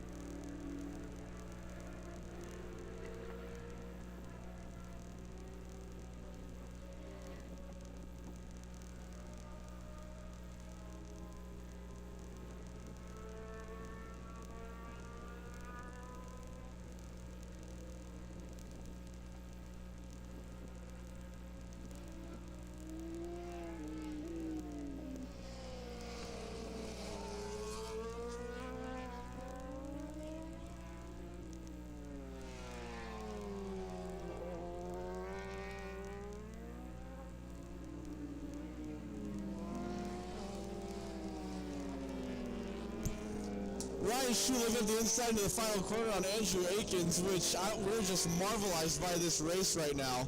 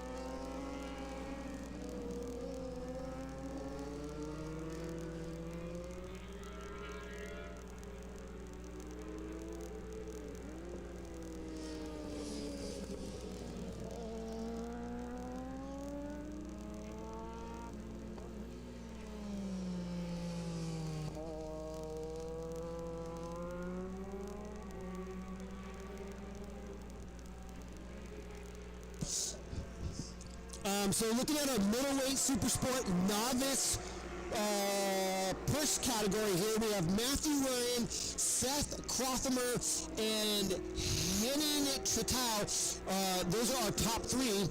Henning having just completed the fastest lap of the race in that novice category.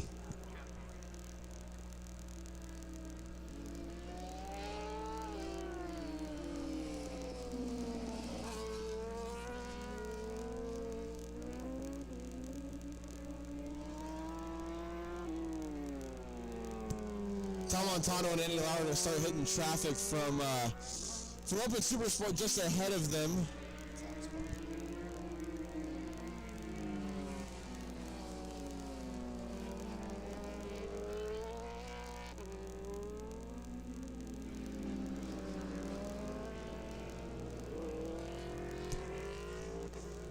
Ryan Schuh and Andrew Akins come across the line to hit the halfway point in this race, where cross flags come out as attention to the paddock, race number 8, 450 and 350 Superbike. This is your first call for 450 Superbike and 350 Superbike, sponsored by Counterbalance K9 Services. This is your first call for race number 8. Tom Montano at the inside of the final corner as well in 13. Not sure if he's going to be able to make it stick. Oh, they're side by side onto the front straightaway, as Montano has the advantage. Andy Lau in the draft.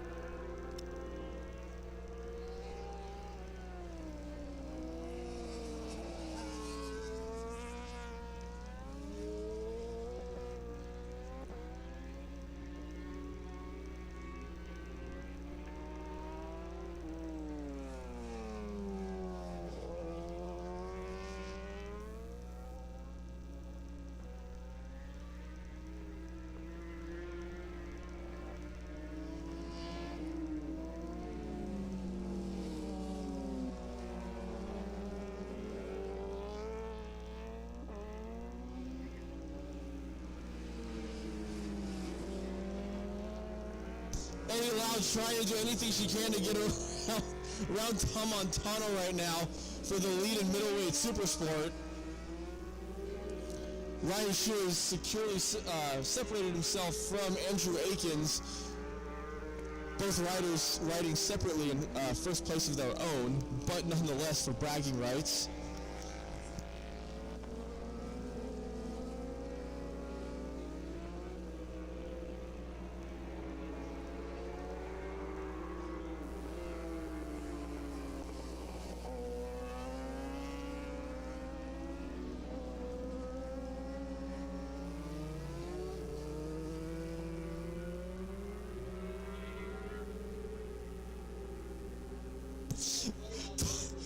Montano, I will say, is having the absolute time of his life right now, as he is riding in a way that I don't only see him ride with so many people. As they're going to hit traffic now, he turned 3. Tom Montano is going to, Tom Montano almost into the back of lap traffic. Parks lap traffic between himself and Annie Lau, as she's able to get around the traffic up into 5.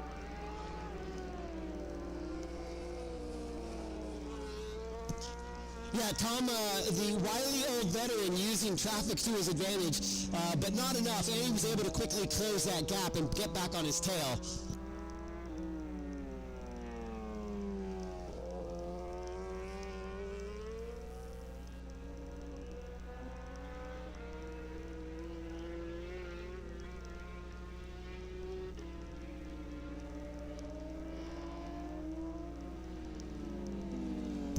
Ryan Shu comes across the line to start the final lap of this race, followed by Andrew Akins next in line.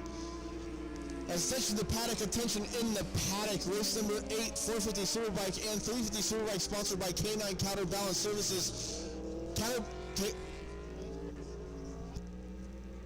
Counterbalance K9 Services, one of those two. It's one of those ways around. We're playing jigsaw puzzle at words. But it is your second call. Second call for race number 8. This is your second call.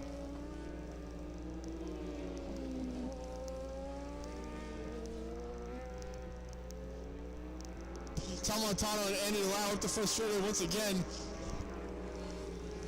As Annie Lau goes the inside, makes a pass on Tom Montano, who might be able to square it up the inside. Going towards 2. He's not going to make it happen.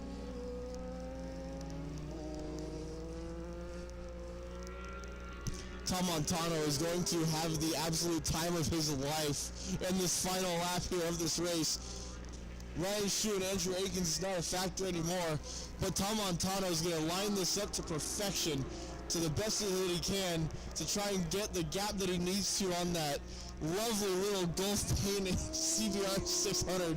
Yes, I did say CBR 600. That is a Honda.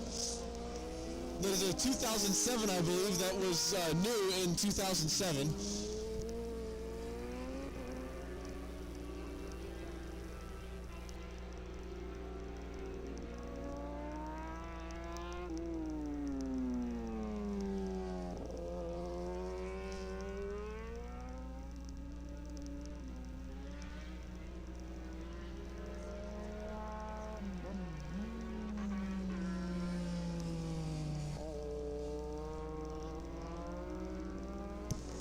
Up the front straightaway, taking the checkered flag as we're watching Tom Montano hound Annie Lau through turns 10 and 11.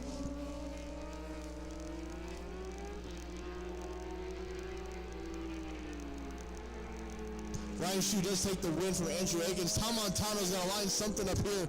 They got traffic in the final corner. Attention to Paddock before they hit the front straightaway. Race number 8, this is your third and final call. That is 450 and 350 Superbike. This is your third and final call. Race number 8, this is your final call. Onto the front straightaway, Tom Montano actually got the drive of his life on that Honda. And he's ringing the absolute guns out of that thing. Actually closed in a bit of gap on the front straightaway, which he loses out to Annie Lau in the final lap. As she actually put in her fastest lap of the race on the final lap at a 54.1.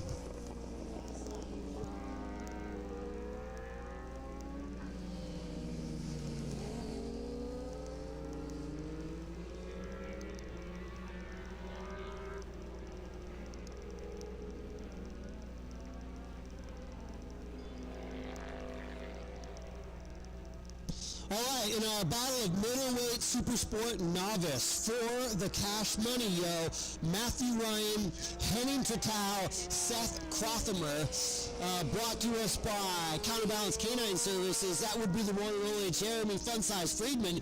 Not sure how that payout's happening, but that's 300, 200, 100. Thank you very much, Jeremy.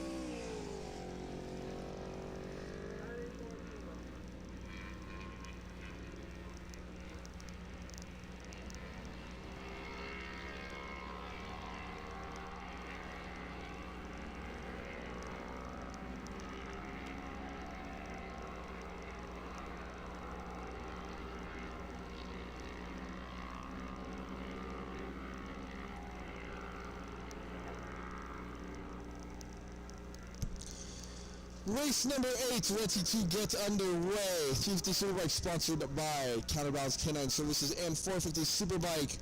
At the back we have the 718 of Colin Frischberg, Ellie Mellon on the 750R, Aaron Flaxman 837, Adam Thiessen 922, Ibert Yarneri 535, Michael Stapler 971, Isaiah Thigpen on the 741, Jonathan Merrill 701, Nolan Luke 247, Atsushi Samiya 704, Hungry Low 769.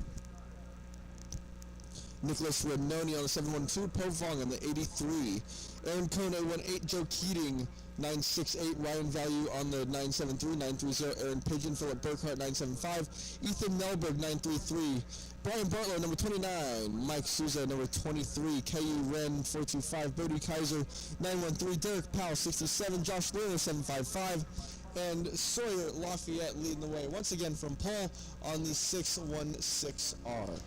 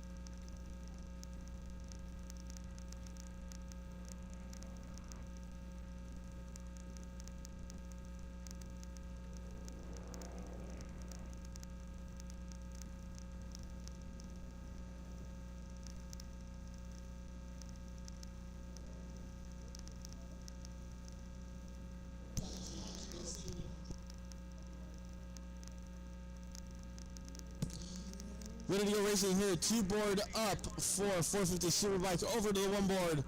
Bikes in gear, revs are up, and we are off. Brian Butler with a good start from the second row, popping that front wheelie in the air as well, past Bodie Kaiser.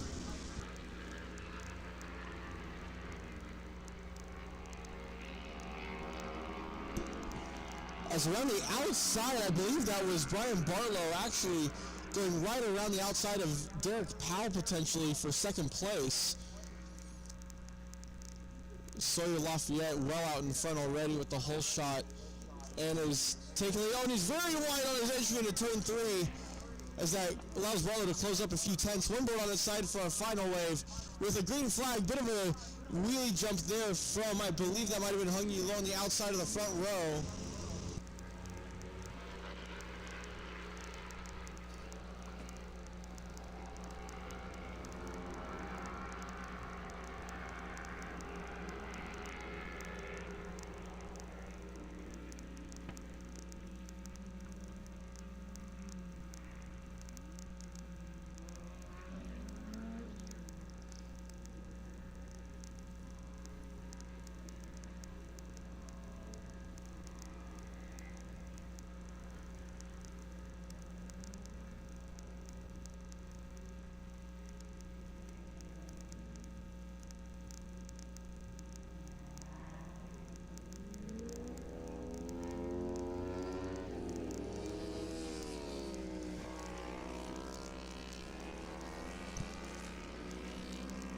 Leaders onto the back straightaway for the first time here in race number 8. Sawyer Lafayette with a good, probably second gap back to Brian Bartlow, and Derek Powell trying to close in and hold on for the battle for second place.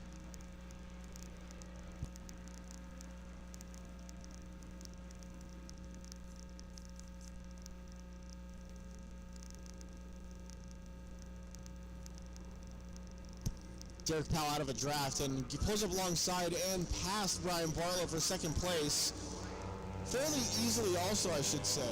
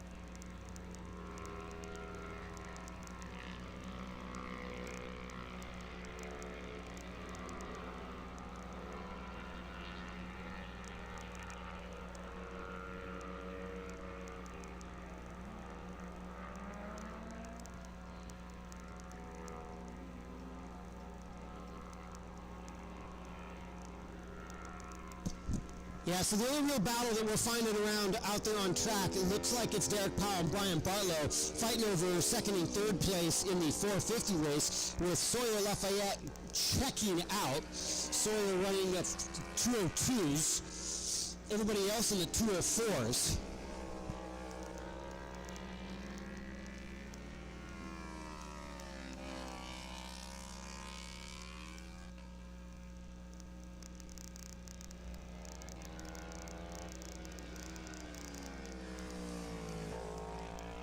The other battle that's happening out there is, where'd they go? Where'd my Nolan? Nolan and Asushi, that's a battle for third in the 350 class.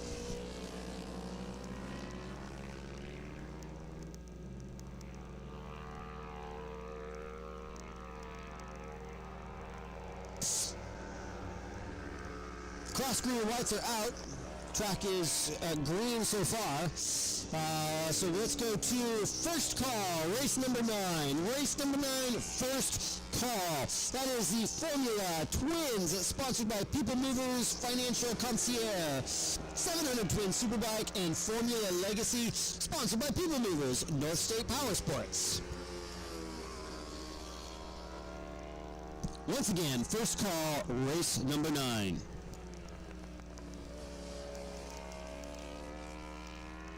Brian Bartlett still on the tail of Derek Powell. Pulls up right on the back of him as they go into turn 6.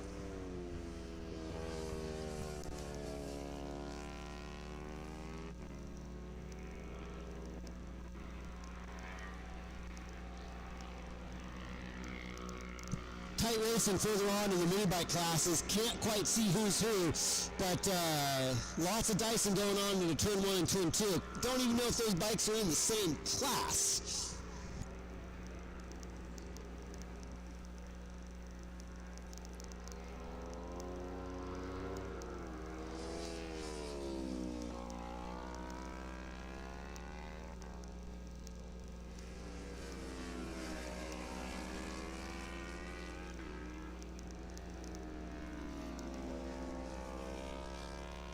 Yeah, so that the battle I was watching is the battle for third.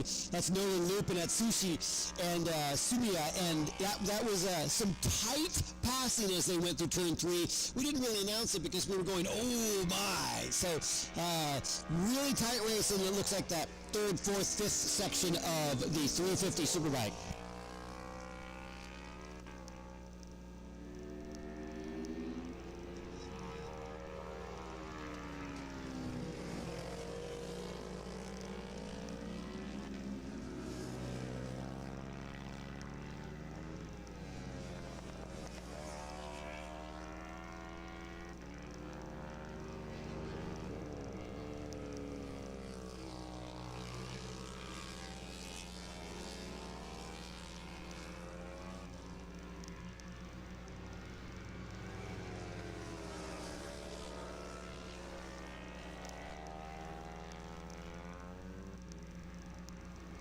The Derek and Brian show is the same as it was before. We'll watch Brian go over the top of 5. Right on the tail of Derek Powell as they go into 6. Looks like he's there to make a move, but I don't think Brian's got the speed for it.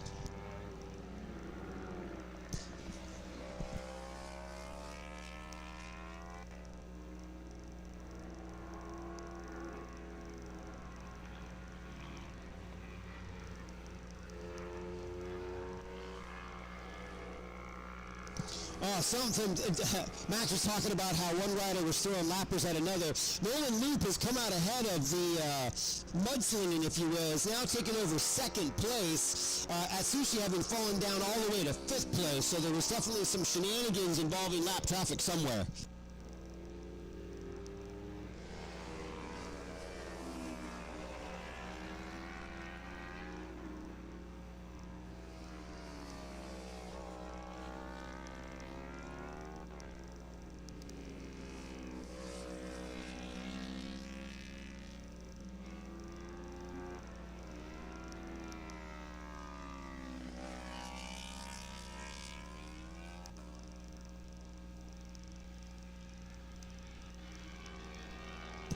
Sawyer Lafayette down the front straightaway, still pulling 202s. There's Derek Powell and Brian Bartlett. White flag is flying. We'll go to second call. Attention in the paddock. Race number 9, second call. Second call, race number 9.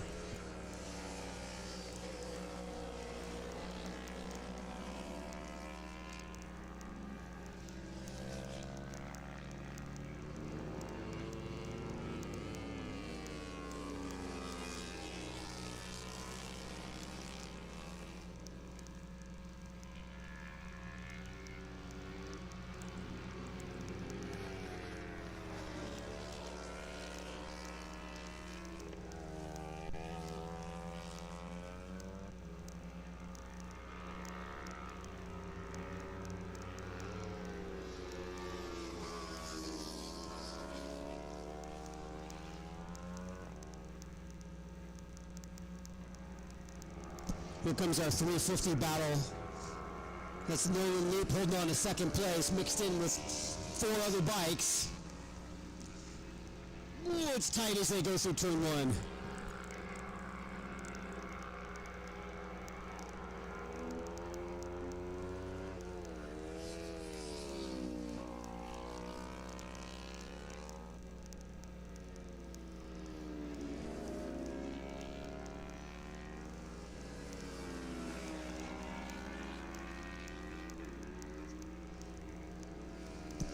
Yeah, woo, baby! I tell you, this battle in 350's gotten interesting. It's a chain of bikes. Nolan's got a little bit of a gap, so he's fairly safe. But like a Moto 3 race, these little bikes can take whatever line they want to, and sometimes they all take different lines. So it's interesting. Oh, goodness gracious, here's Derek Powell and Brian Barlow trying to get around lap traffic. Derek Powell definitely did a better job of that. Brian Barlow getting hung out to dry as they come out through the start-finish. Checkered flag is flying. Track is clean and green.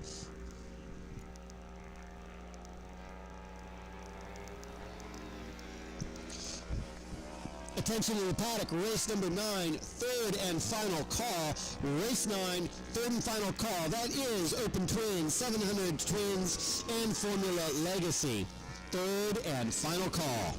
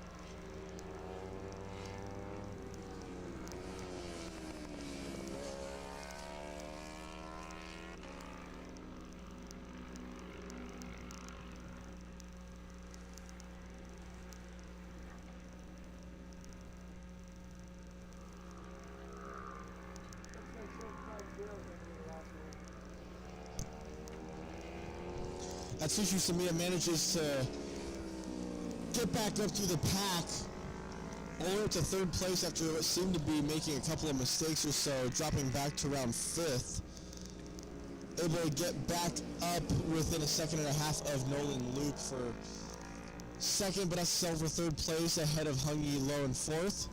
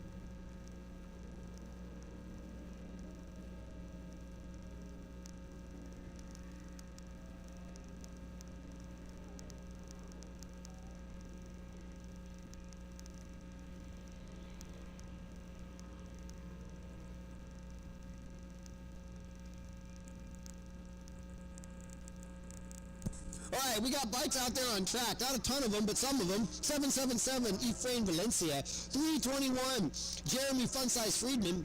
470, Stefan Auger. 773, Johnson Mora. 69X of James King. 69X being a former racer who's come back to reclaim his number. 845, Wilfredo Calderon. 570. Andrew, the new Ironman Aikens. How many races has Andrew done today? Is he all on the same set of tires? 700 Twins. Moving on. 270 Dave Mathis. 886 Joseph Bussing. 764 Brandon Wilcott. 850 Luke Husterman. 223 Dave Moss. 754 Jeff Rose. Well, we're going to expect a battle between Dave and Jeff again. We have an open Twins rider, Robbie Usher. Not sure if this Robbie's actually out there or not. Not very many people from Open Twins this weekend.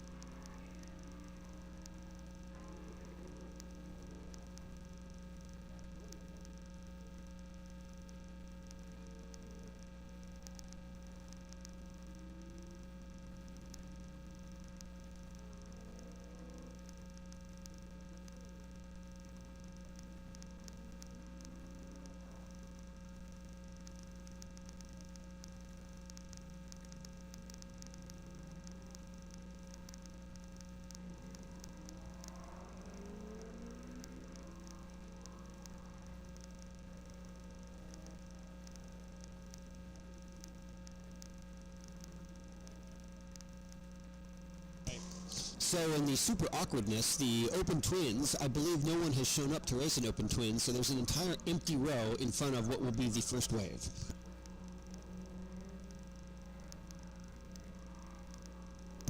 Two more over the one board for 700 Twins Superbike. Regardless, it'll be. We have Jeff Rose and Dave Moss. Moss with a great start from the second spot on the grid.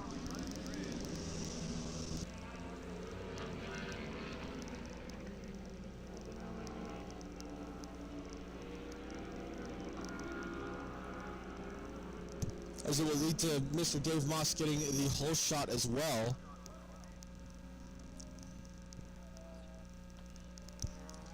One board for our final wave, which is Legacy.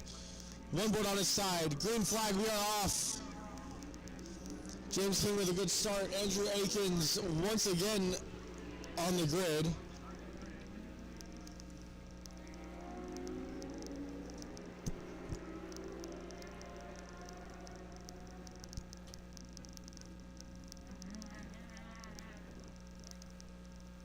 Dave Moss has got the lead over Jeff Rose right now. Jeff getting back in front of Luke Easterman, maybe somewhere in turn two. We missed that. But we've seen this dance before, and those two are going to continue to do it. Meanwhile, in Legacy, I'm not sure who has taken that lead.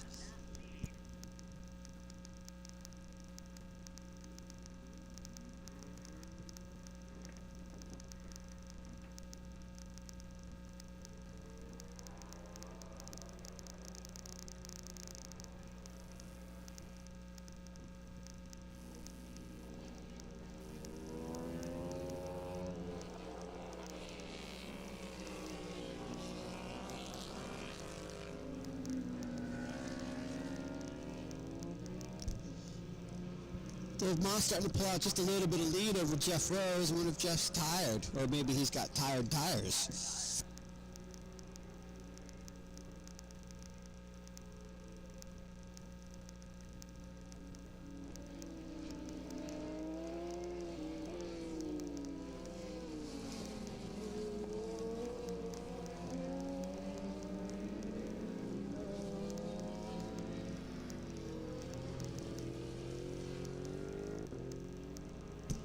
Luke Easterman has found a little bit of speed for this one. He's right on Jeff's tail.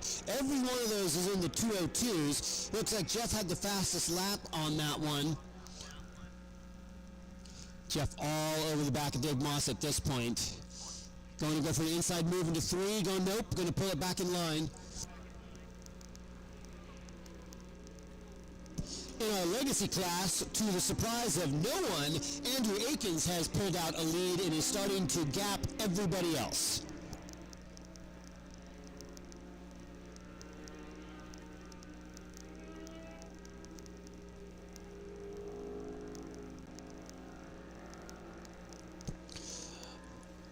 Within our leaders coming out of 6, once again, Dave Moss holding on to that. Jeff Rose pulling a gap, pulling it, tightening it up as they come out of 7.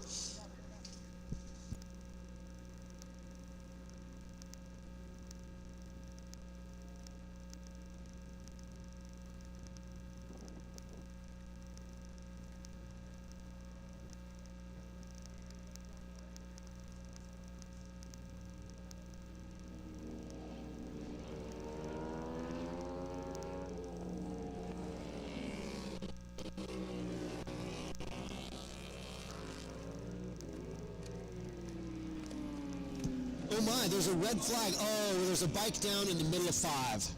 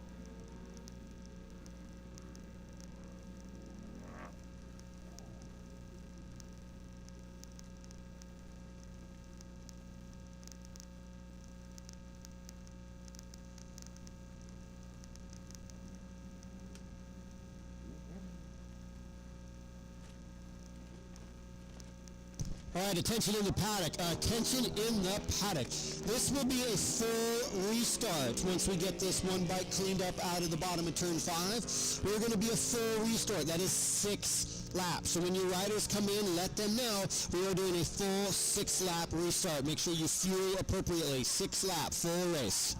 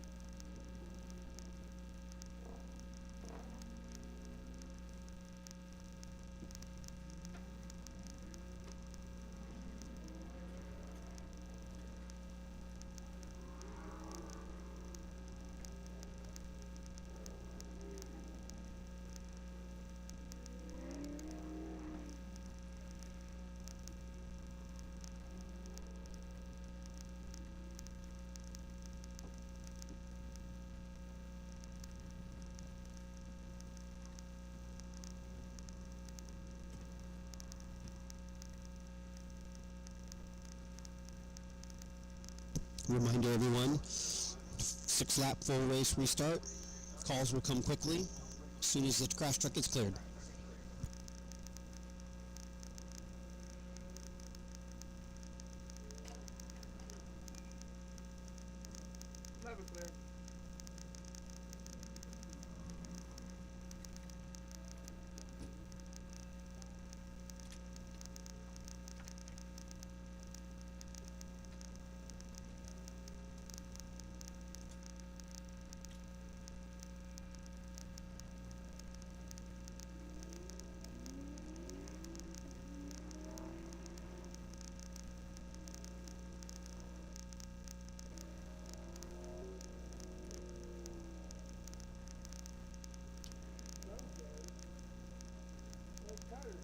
Attention in the paddock, attention in the paddock. Third and final call. Race number 9, here we go again. Full restart, third and final call. Let's get back at it.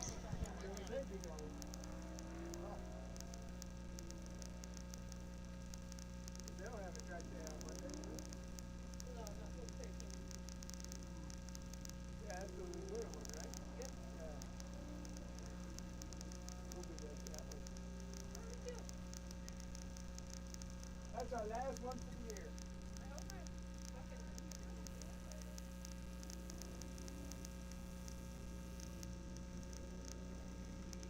This big year.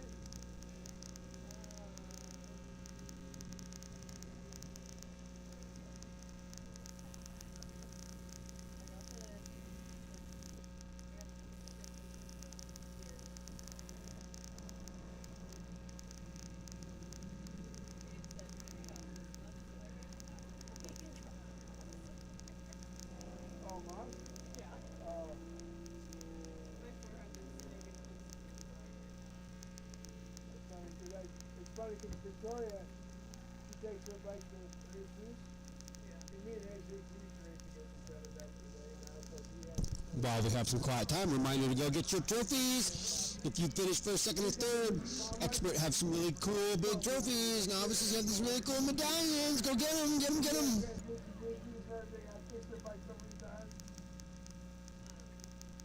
Yeah, you already called me with the little bike.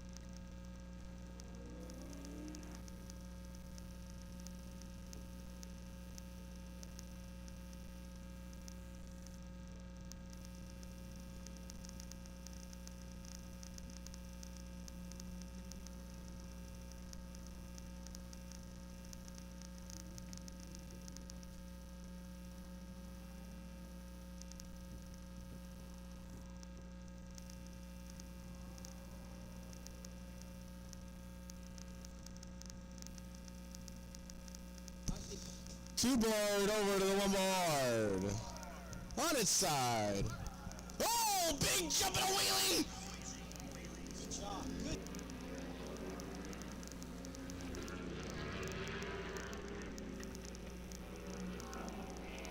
I think that was Joseph Bussing with a massive wheelie jump off the start. Oh, we got another Stola. Trying to push off to the back of the grid, to the side of the grid.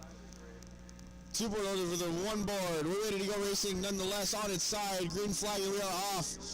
Ironman Andrew Akins with a bit of a slow start there off the line.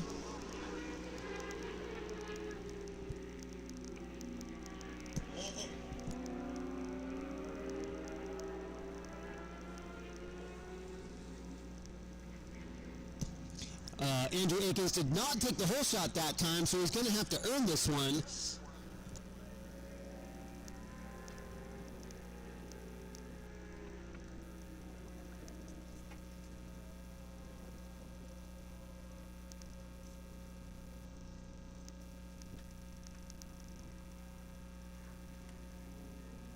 We think that's Wilfredo Calderon in the lead. We believe Wilfredo also had the lead last time, so Andrew Akins has definitely got speed, looking for a pass into 6 already.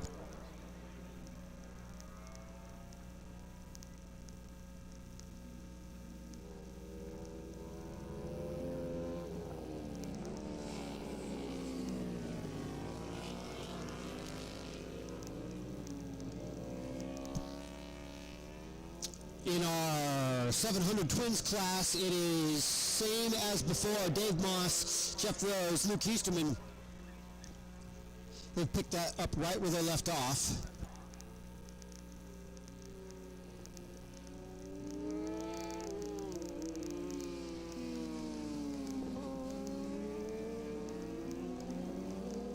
Down the straightaway. Yeah, those bikes all seem to be pretty evenly matched down the straightaway. Jeff Rose right on the tail of Dave Moss as they tip it into turn 1. Ooh, Jeff's looking for an outside pass now. Gets back in line. Jeff is generally better on the exit of 2 than the entrance. Looking at our legacy class, Andrew Akins has gotten around Wilfredo somewhere.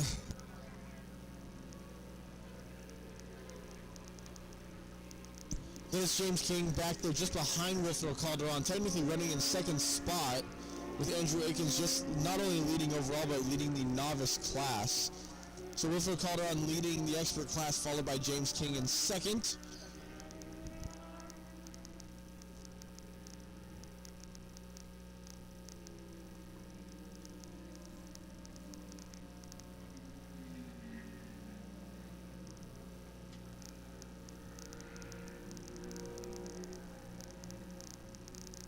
I think it was Joseph Bussing that had the issue at the start. Joseph did a great job when his bike stalled. I don't know, did a little bit of a wheelie. It immediately pushed it off track, keeping the track ready to go for the next wave. So thank you, Joseph, for being a veteran racer.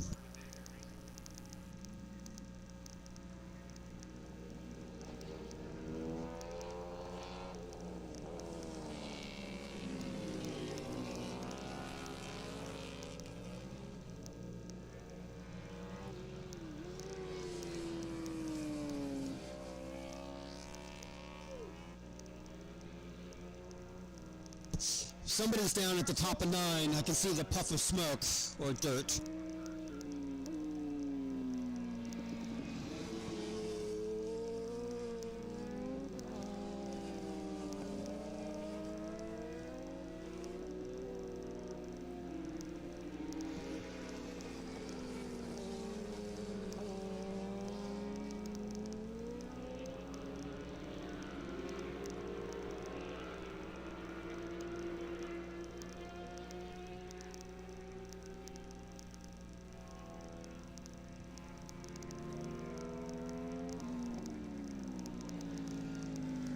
Looks like Wilfredo has gone down to the top of turn 9. He is up and okay.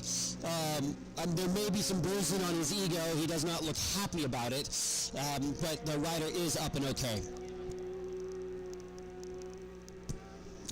Our 700 race is same as it was. It looks like Jeff is a little tighter on Dave. Luke may be falling back just a little bit. Ooh, is Jeff going for a pass on the inside of 6? We just can't see it as they tip in. No, he is not.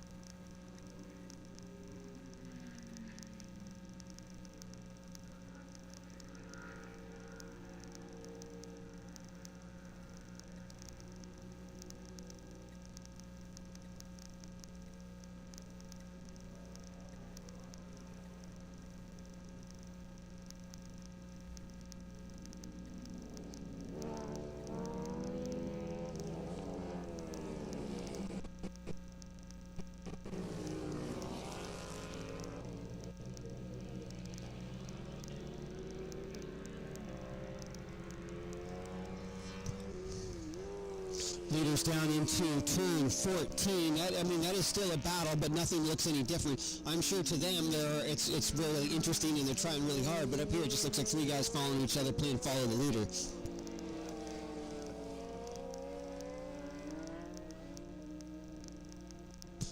Oh, Jeff's going for it. Jeff looks like you got a drive coming out of the last corner. And gets it done. Jeff Rose takes over the lead from Dave Moss. Luke Easterman's also hot on their tail. Cross, green, and whites are out. We are probably going to have to fetch the bike at the top of turn 9, so stand by.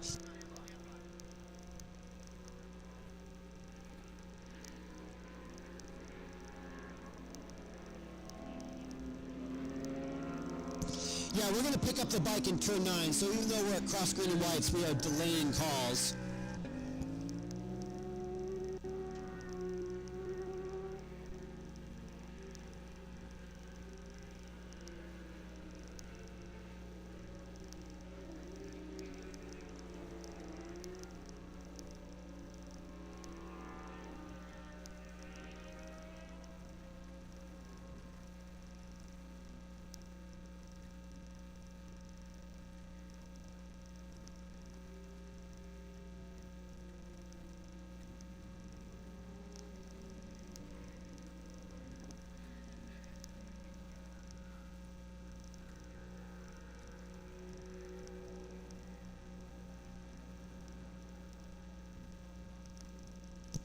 Watching the live stream, I can see Dave Moss pulls right up on the tail. Oh, Dave Moss going for the inside of 11. That's an unusual place to pass. Dave Moss getting the pass done into 11.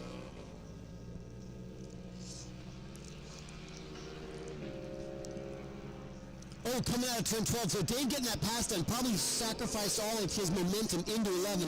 Looks like Jeff was pulling up alongside of him as they went into 14.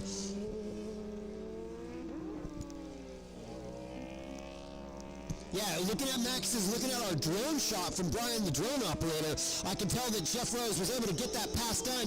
Now as they come down the front straightaway, Dave Moss right in the draft. Whoa, Dave Moss decides better of it and pulls back in behind Jeff. Luke Easterman's got a front row seat to all the action in front of him. Wishes he could get up there and do a little bit about it, but he's just a couple bike lengths back. I was about to say, Mickey, Luke's got the best seat in the house right now as Jeff Rose runs it out very wide to the edge of the grass. Just before tucking it into turn 3, Dave Moss trying to find any way, at least to the point where he can make it stick for at least 2 or 3 more corners after the initial pass is made.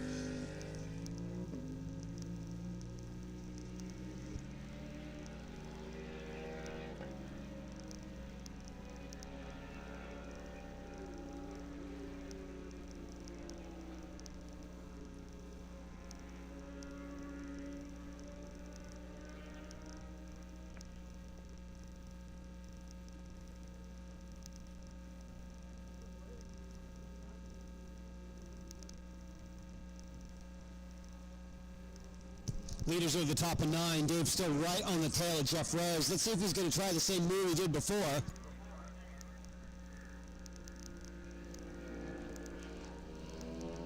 No, Dave does not do that. Jeff goes super inside, defending the inside line into 11. Is Jeff going to sacrifice his drive out of 11 now?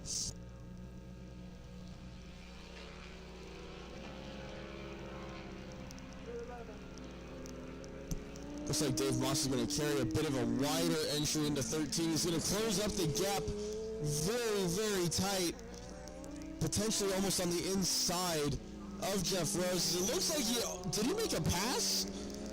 I think Dave Moss made a pass work in the 13, but it's going to get trumped immediately on the front straightaway by Jeff Rose, who retakes the lead at that. Yeah, so Dave must have sacrificed something in the middle of that turn to get that pass done. Jeff Rose takes over the lead into turn 1, holds onto it through 2. Dave was right on his tail. White flag is flying. Attention in the paddock. Race number 10. This will be your first call. We do have to send the crash truck out to pick up the bike at the top of 9. That should be a quick pickup, but this is your first call, race number 10.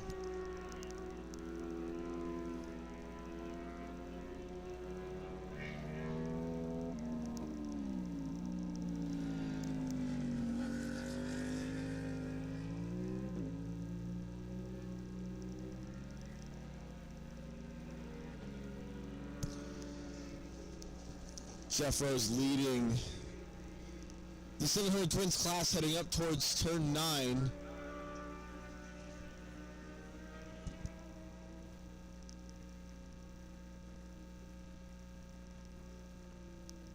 Side by side coming down the hill.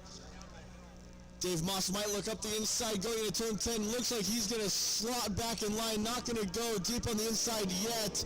Might set up his turn 11 inside pass. Not going to be able to make it happen. I think he's going to look in the 13 this time around, or try and get a draft pass down the front straightaway. He is close enough to go up the inside. If anything, he's not able to dive up the inside just yet. He might be able to set up a pass into 14.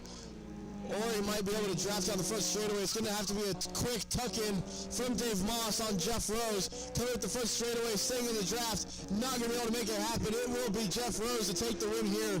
Luke Easterman will have to settle for 3rd place.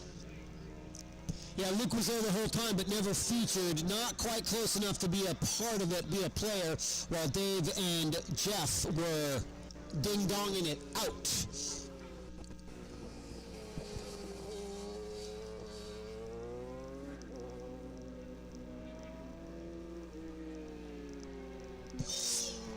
Andrew Akins holding on to the overall in the Legacy class.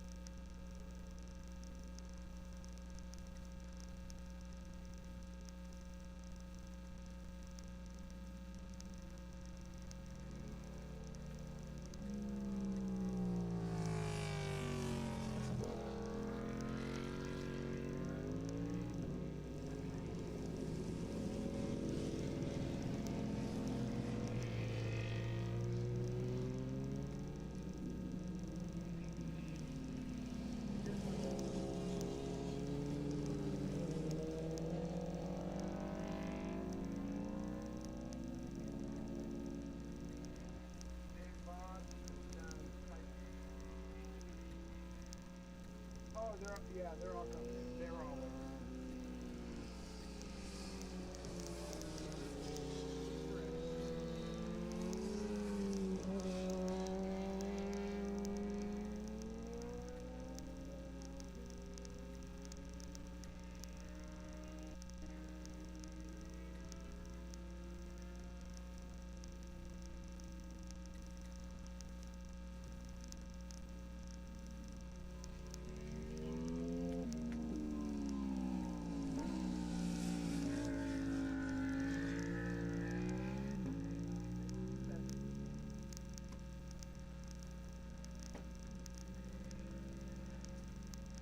Crash truck tonight. Huh? Crash truck tonight. What? Did you see that bike go up? Yeah. Dude, that thing flew up in the air. What do you mean denied? 2.9. Oh. That thing got some air though, some serious air. That's it. Did you get on film? Huh? You get on your No, I didn't. That would have been going a lot. What a. I had just panned to the other guy coming down the hill because I was expecting him to be right there with him, and he wasn't.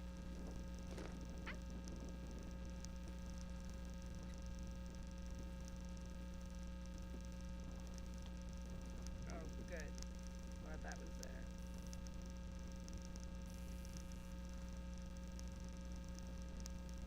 You're welcome.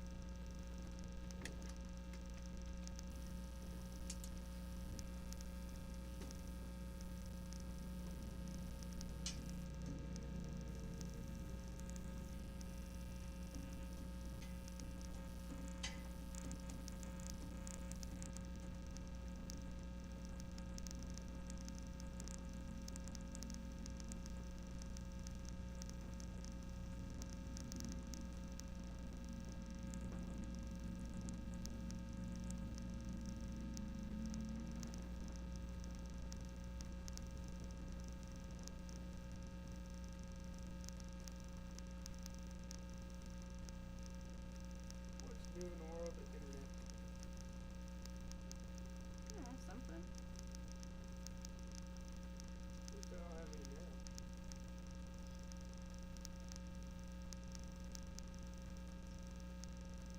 Bad when you got a bunch of motorcycle ones. Attention in the paddock. What's happened this weekend? I got Motor America, I got Motor GP. This is your second call for race number 10. Race number 10, Open Superbike, sponsored by Daredevil Motorsports and Middleweight Superbike, sponsored by Bay Area Riders Forum and Carter's at the track. This is your second call. Second call for race number 10. This is your second call. Second call for race number 10.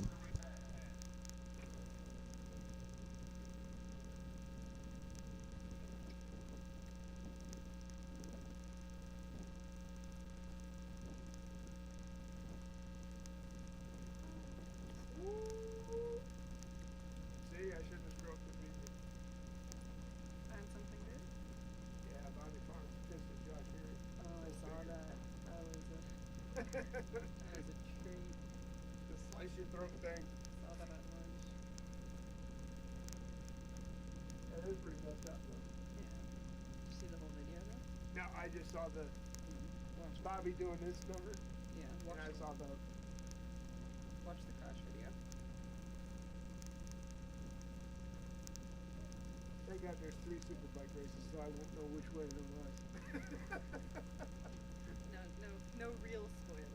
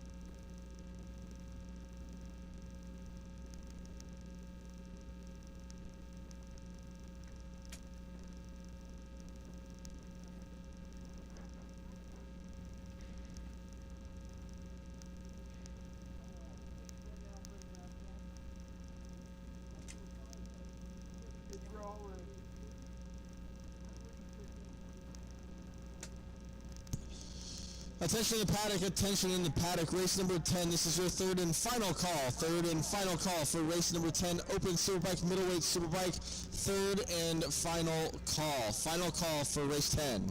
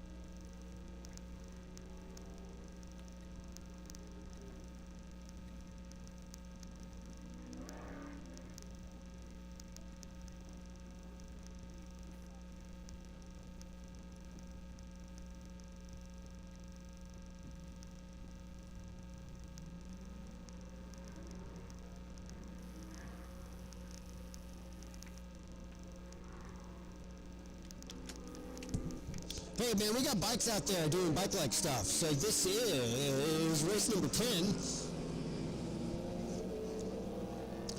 Race number 10, we have Middleweight Superbike at the back of the grid. 991, Chris Lundberg. Now 715, Justin Frisk. 429, Noah Lazarus. 773, Johnson Nura. 858, Timothy Kern. 923, Matthew Ryan. 832, Seth Crothamer. 8989, Evan Edge.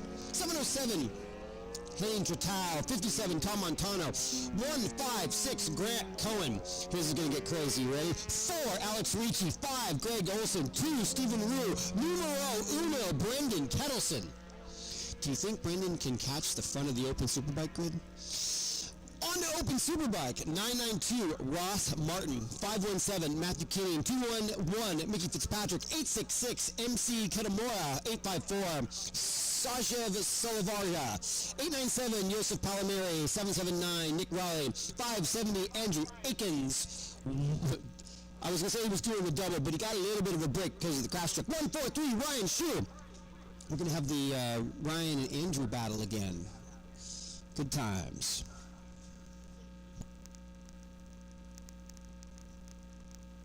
So, because Stephen Rue is in the middleweight Superbike, we won't get to have a chance to do a Rue shoe. But Max pointed out to me we could have a Drew shoe.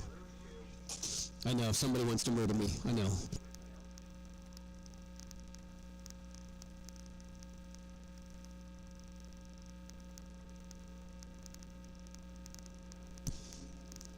Two-board over to one board on his side. And green flag, we are off.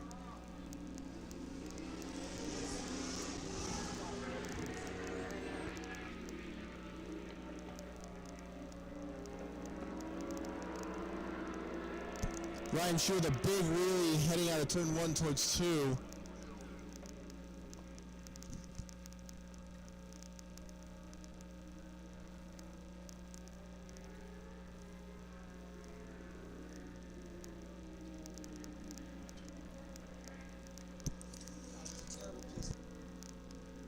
One board up on its side for our second wave. And green flag is off as Tom Montano gets a good start, but Brendan Kettleson will take the whole shot.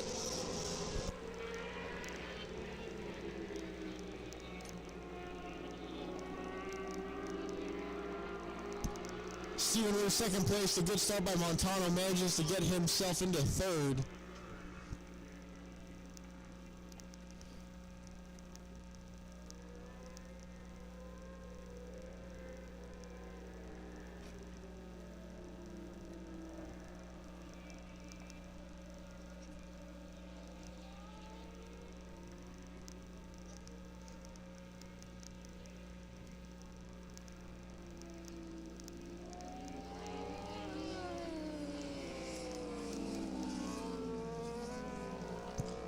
Okay, when you get ran over, I will say I told you so.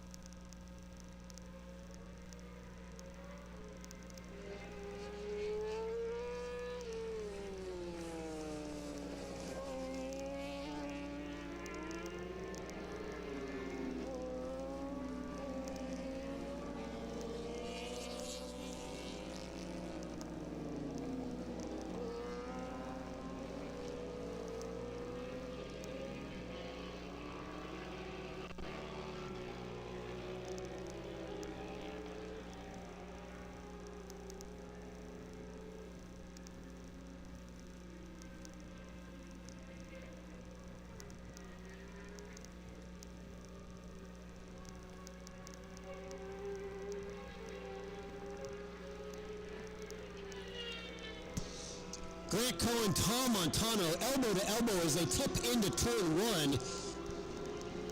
Other rider, I'm not exactly sure, further back, also side by side through 1, all the way through 1, elbow to elbow. Brendan Kettleson also casually with a 50.1 from a standing start.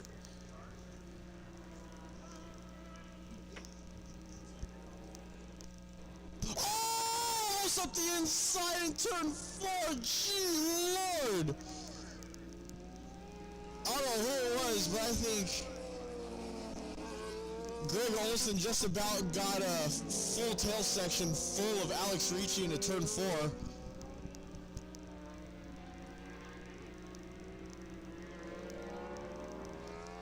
Yeah, the battle, definitely the battle of, I don't know, definitely not first, but, and Stephen Rue seems to be getting away in second, but third, fourth, fifth, sixth is pretty tight in the middleweight Superbike class.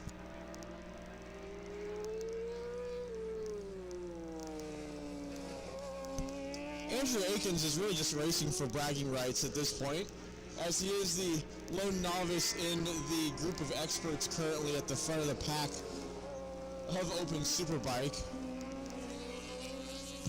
Andrew pulled off a 55.9 with Nick in front of him, a 56.2, so Andrew's got some speed. Ooh, right on the back of Nick as they come into 2. Andrew Akins looking for a second place. He's not going to catch Ryan's shoe at this point.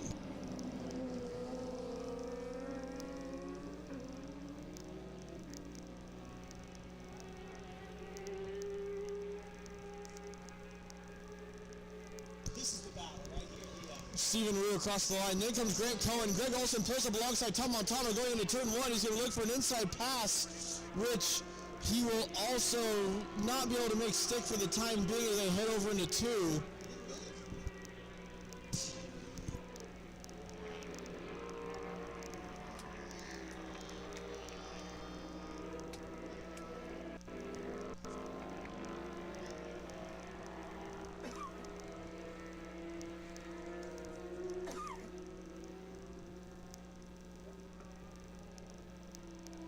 Brandon Kettleson is out front, but currently have a 4-rider trained for 3rd place in middleweight Superbike. Sitting back here going into turn 6 right now as Alex Ricci's at the tail end of this group and is absolutely locked into the tail section of Greg Olson right behind Tom Montano, who is also right behind Grant Cohen. Stephen Rue and Brandon Kettleson sitting up in a very comfortable 1st and 2nd place.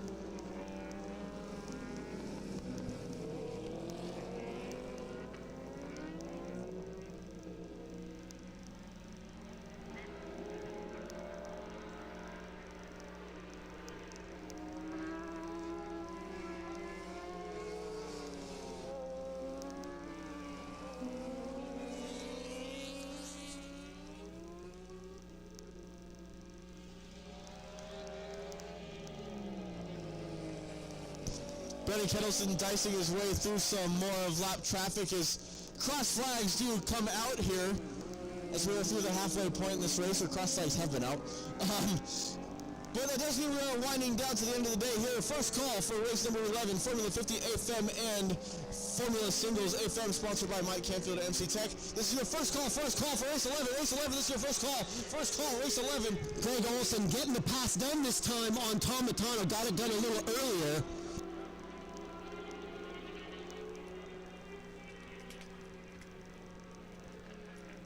Side by side through turn 2.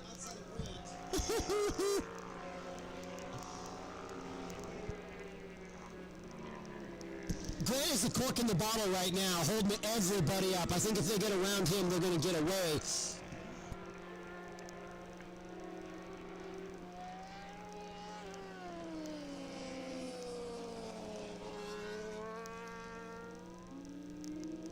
Still a 4-rider battle. Greg Olson getting in front of Tom, right on the tail of Grant Cohen. Spent a lot of time there in the previous race. Greg having had an off-track incident earlier today, lacking a little front-end confidence, so he's not feeling super great about just slamming on the brakes and throwing it underneath somebody.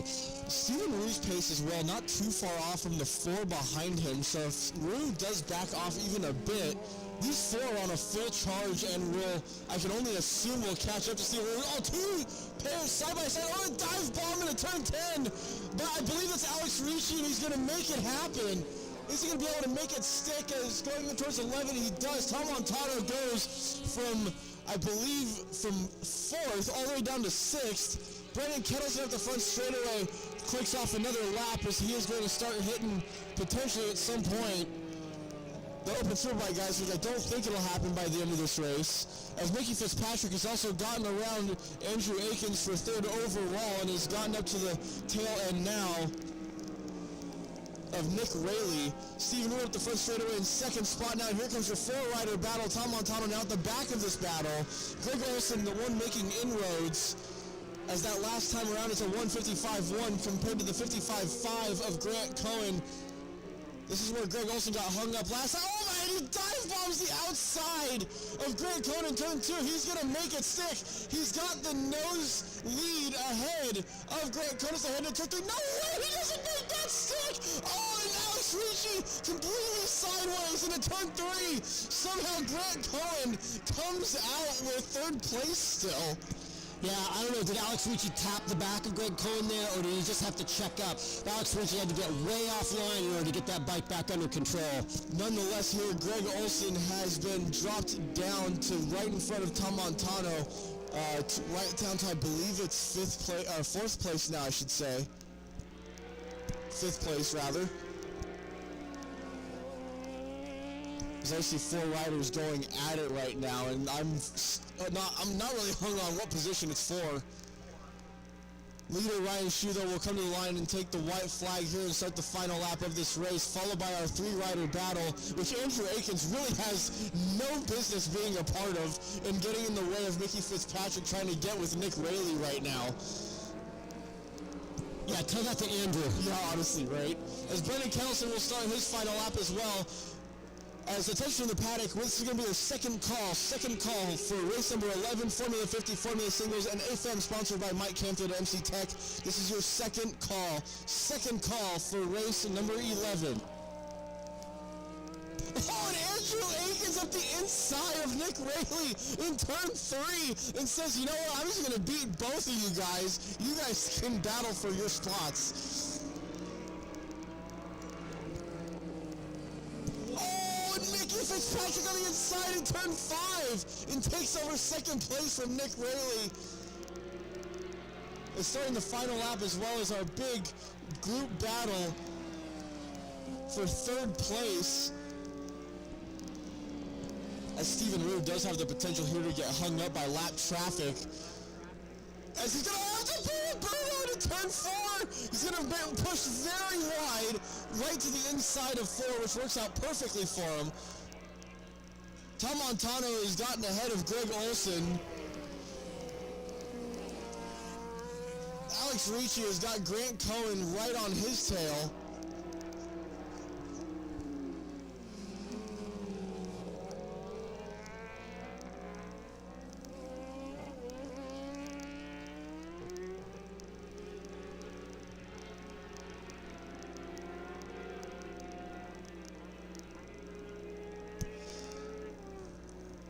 Ryan Shue pops out from the final corner, though, and will take the checkered flag here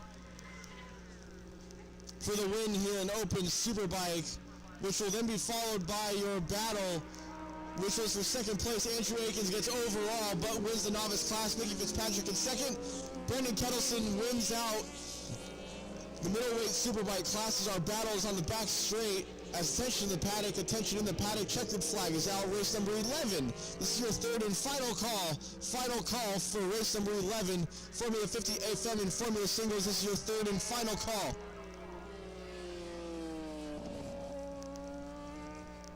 Your battles will pop out on the front straightaways. I'm not sure who's involved in what. I know Stephen Rue is going to get 2nd place. Alex Ricci, I believe, will get 3rd. Grant Cohen is somewhere. They're almost going to go. Oh, and Greg Olson, at the last second, pops out and takes the position at the line from Tom Montano as everybody tries to make turn 1 somehow.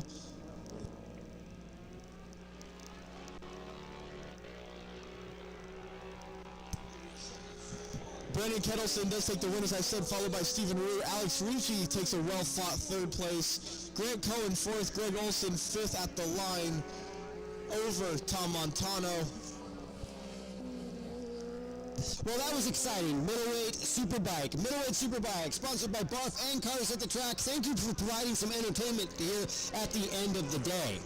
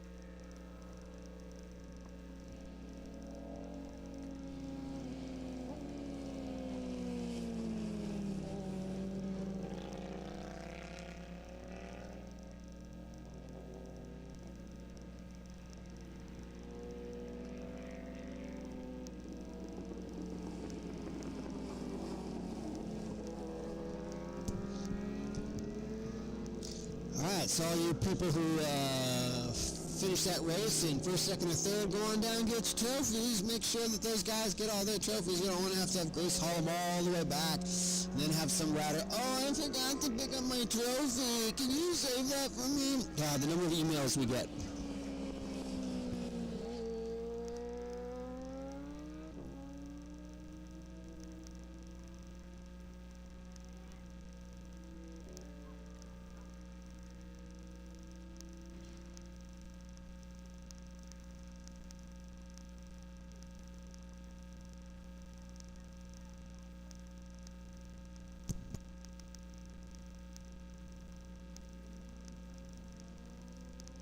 Woohoo! Bikes on course! This is race number 11. It does have Formula 50. It has AFM, sponsored by MC Technologies, and Formula Singles, which I believe we have just a couple bikes in Formula Singles. I see Norman Smith is out there on his Kramer, and according to this, Norb Katona is out there. Is he really? Did I just hear Norb go by? No. Is Norb really here?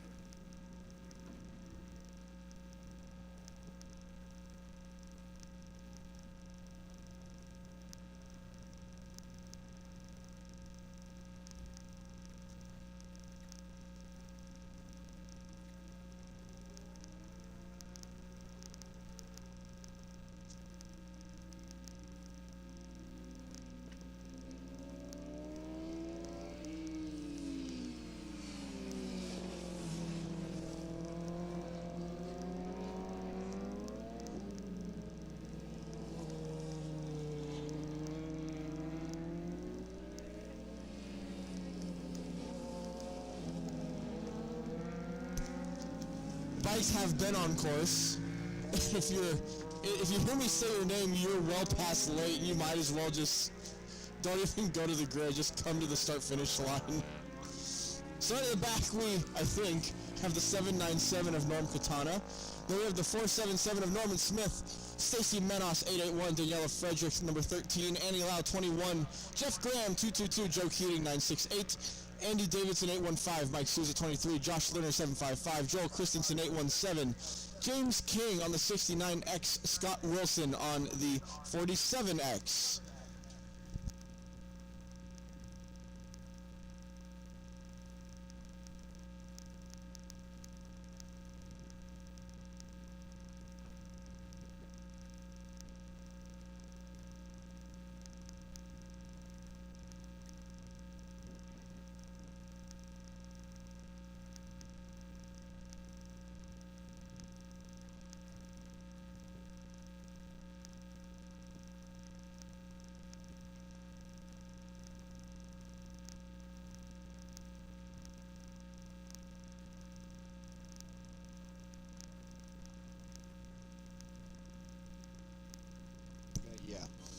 One board up for our final race of the day here, first wave of it, and green flag there off. Bit of a squirrely start there from Scott Wilson off the line, as almost manages to give the grass a little smooch on his way by.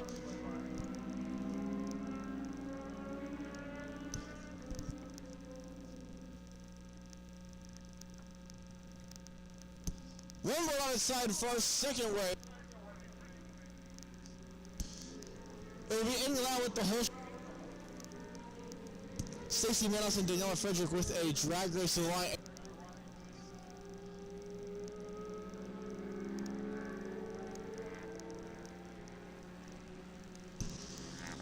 And we're somehow going to make Norman Smith feel even more alone than he already was and release him alone.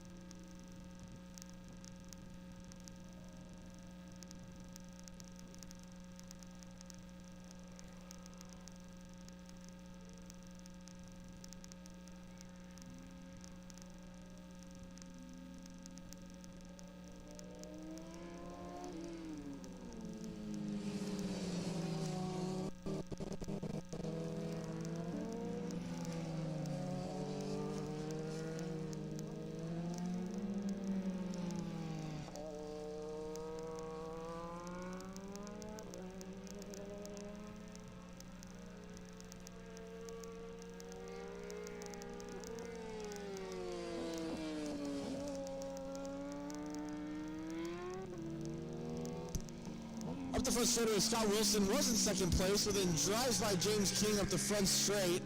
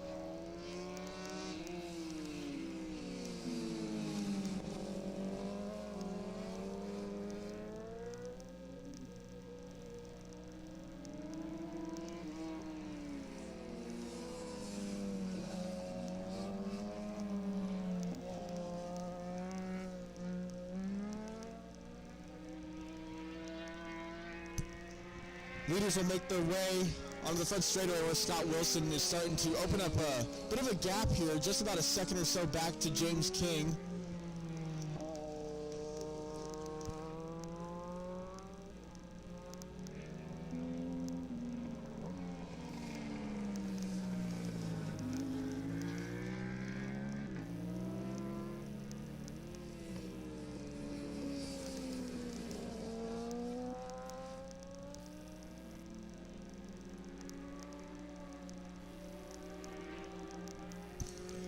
Annie Lau leading AFM all on her lonesome as well, where Stacy Menos on her Aprilia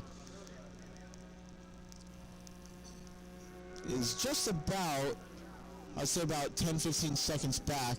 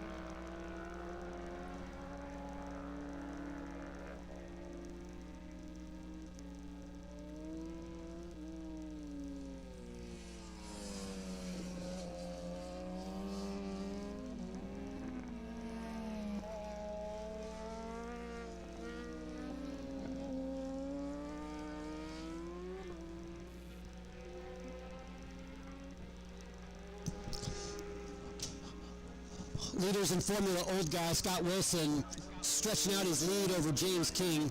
Joe Christensen still holding on to third place.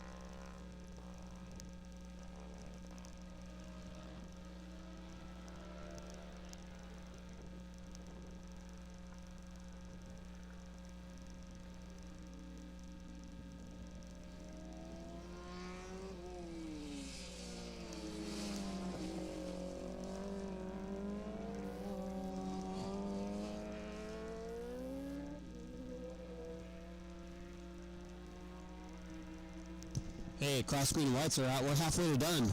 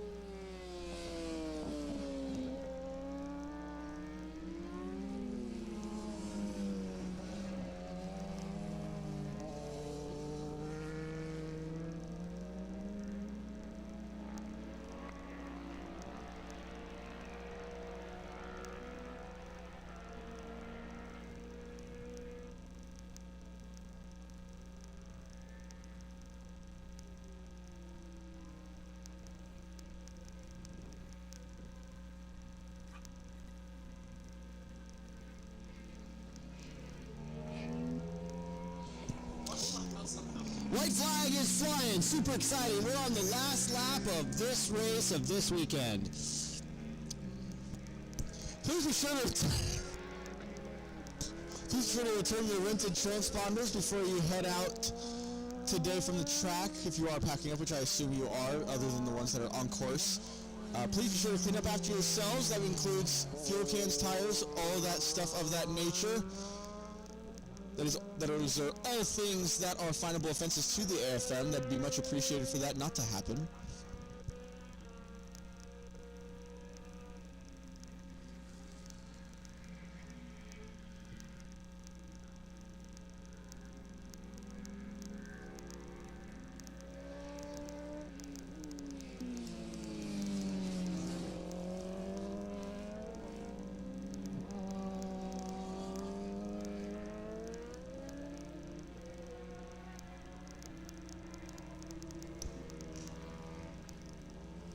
It seems to be the final rider will take the white flag for the weekend. I believe the next in line will be Scott Wilson to pop out from turn 14, where the checkered flag will be waiting here at the starter's tower, as he will take the win here in Formula 50, followed by James King.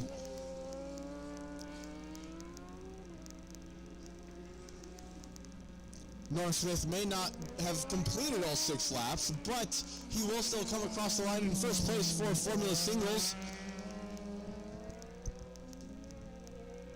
where then Andy Lau will be the next winner in line to take the checkered flag in AFM.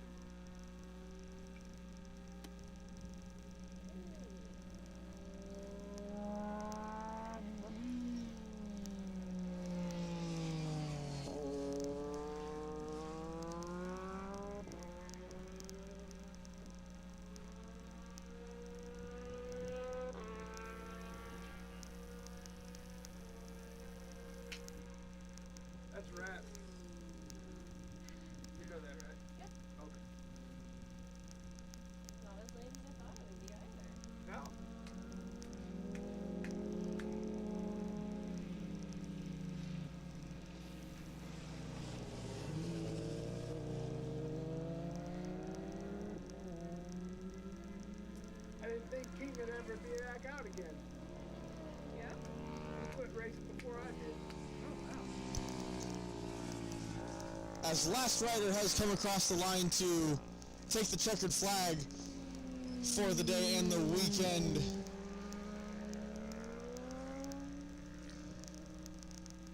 That does bring our lovely round here at Thunderhill Raceway Park to a close. We would like to thank all of you for coming out this weekend and not only supporting our racers, but supporting the AFM as well. Big thank you to Mike Canfield, MC Tech, for sponsoring the Sportity app. Using that app to push grids and communications to our riders. It was Mike's idea that we use that. He sponsored it. So, Mike, I see you riding around out there. Thank you very much for bringing that to us. Cycle gears. Cycle heads. Right? That was their team. And I could always count on King to crash in front of me.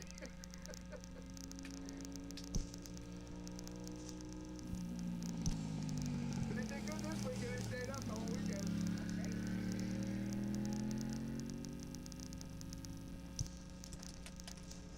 With the weekend coming to a close, we'd like to remind you all that next round at Buttonwillow is our worker appreciation round, where you'll be able to show the appreciation for all of our corner workers and all of the AFM staff and everybody involved with the AFM.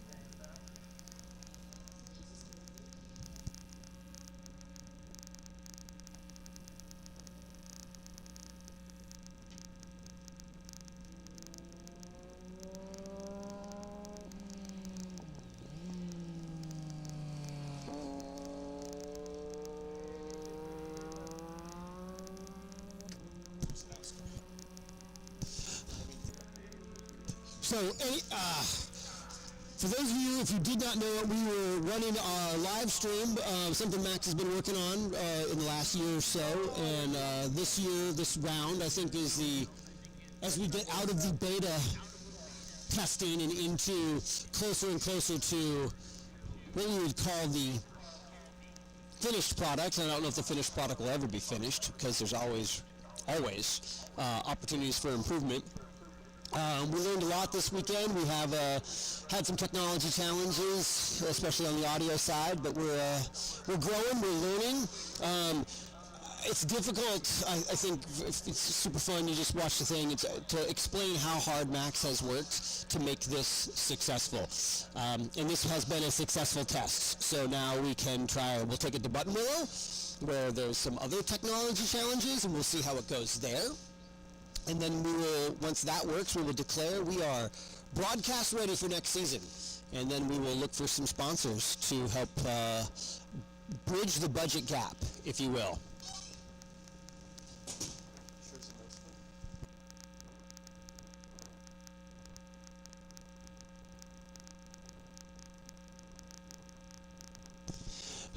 I want you guys also to know that it isn't just Max, and we say Max's name all the time, but there are also people behind the scenes, and I don't just mean Allie Klein. I mean the other people who have come in to help Max elevate this project. Andrea, whose last name I can't pronounce properly, has been out in the sun all day. Running the fixed camera up there and turn 11 camera on sticks. She had some amazing shots. I have no idea if she has any live camera background, but she did an excellent job. I myself, who have worked with broadcasts for a long time, I thought she did a phenomenal job. And then let's not take away anything from Kevin, who's been running around with the camera on sticks. And he has done a fantastic job. And then out of nowhere, we had the new,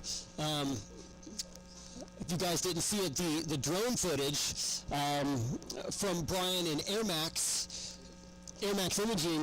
That was some amazing drone footage. So we have taken this amateur hack stuff and turned it into a near studio broadcast level. So what Oxymoron has done has been pretty amazing. So thank you, Max, and the team. If you see them running around, if you guys didn't watch any of the live stream, you can go to YouTube and find Oxmoor photo, and it's all there, the whole thing. You can rewatch your own race if you didn't see it.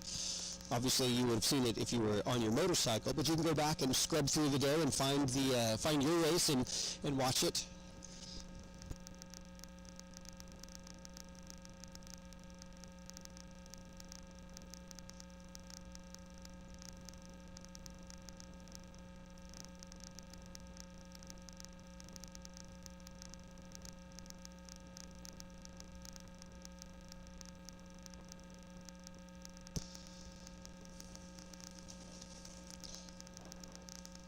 everything in the stream was provided by Oxymoron Photography and Company, including Andrea Trzynowska, Turn 11 Camera Ops, Duchess of Photography, Horse Pilot, and Epic Human, Kevin Fanity, Turn 3 Camera Ops, Video Editing Master, Fun Instigator, and he likes dogs, James, Mr. Coy, Carson, Twins Father Photographer, and the Meat Master, with special guest Air Max Imaging, making all of the drone footage possible here with the AFM this weekend. All the sky view, everything from the drone that you have seen on the stream and will see on the stream when it is reposted on YouTube after the recording is done and everything is good. You will see those drone images as well.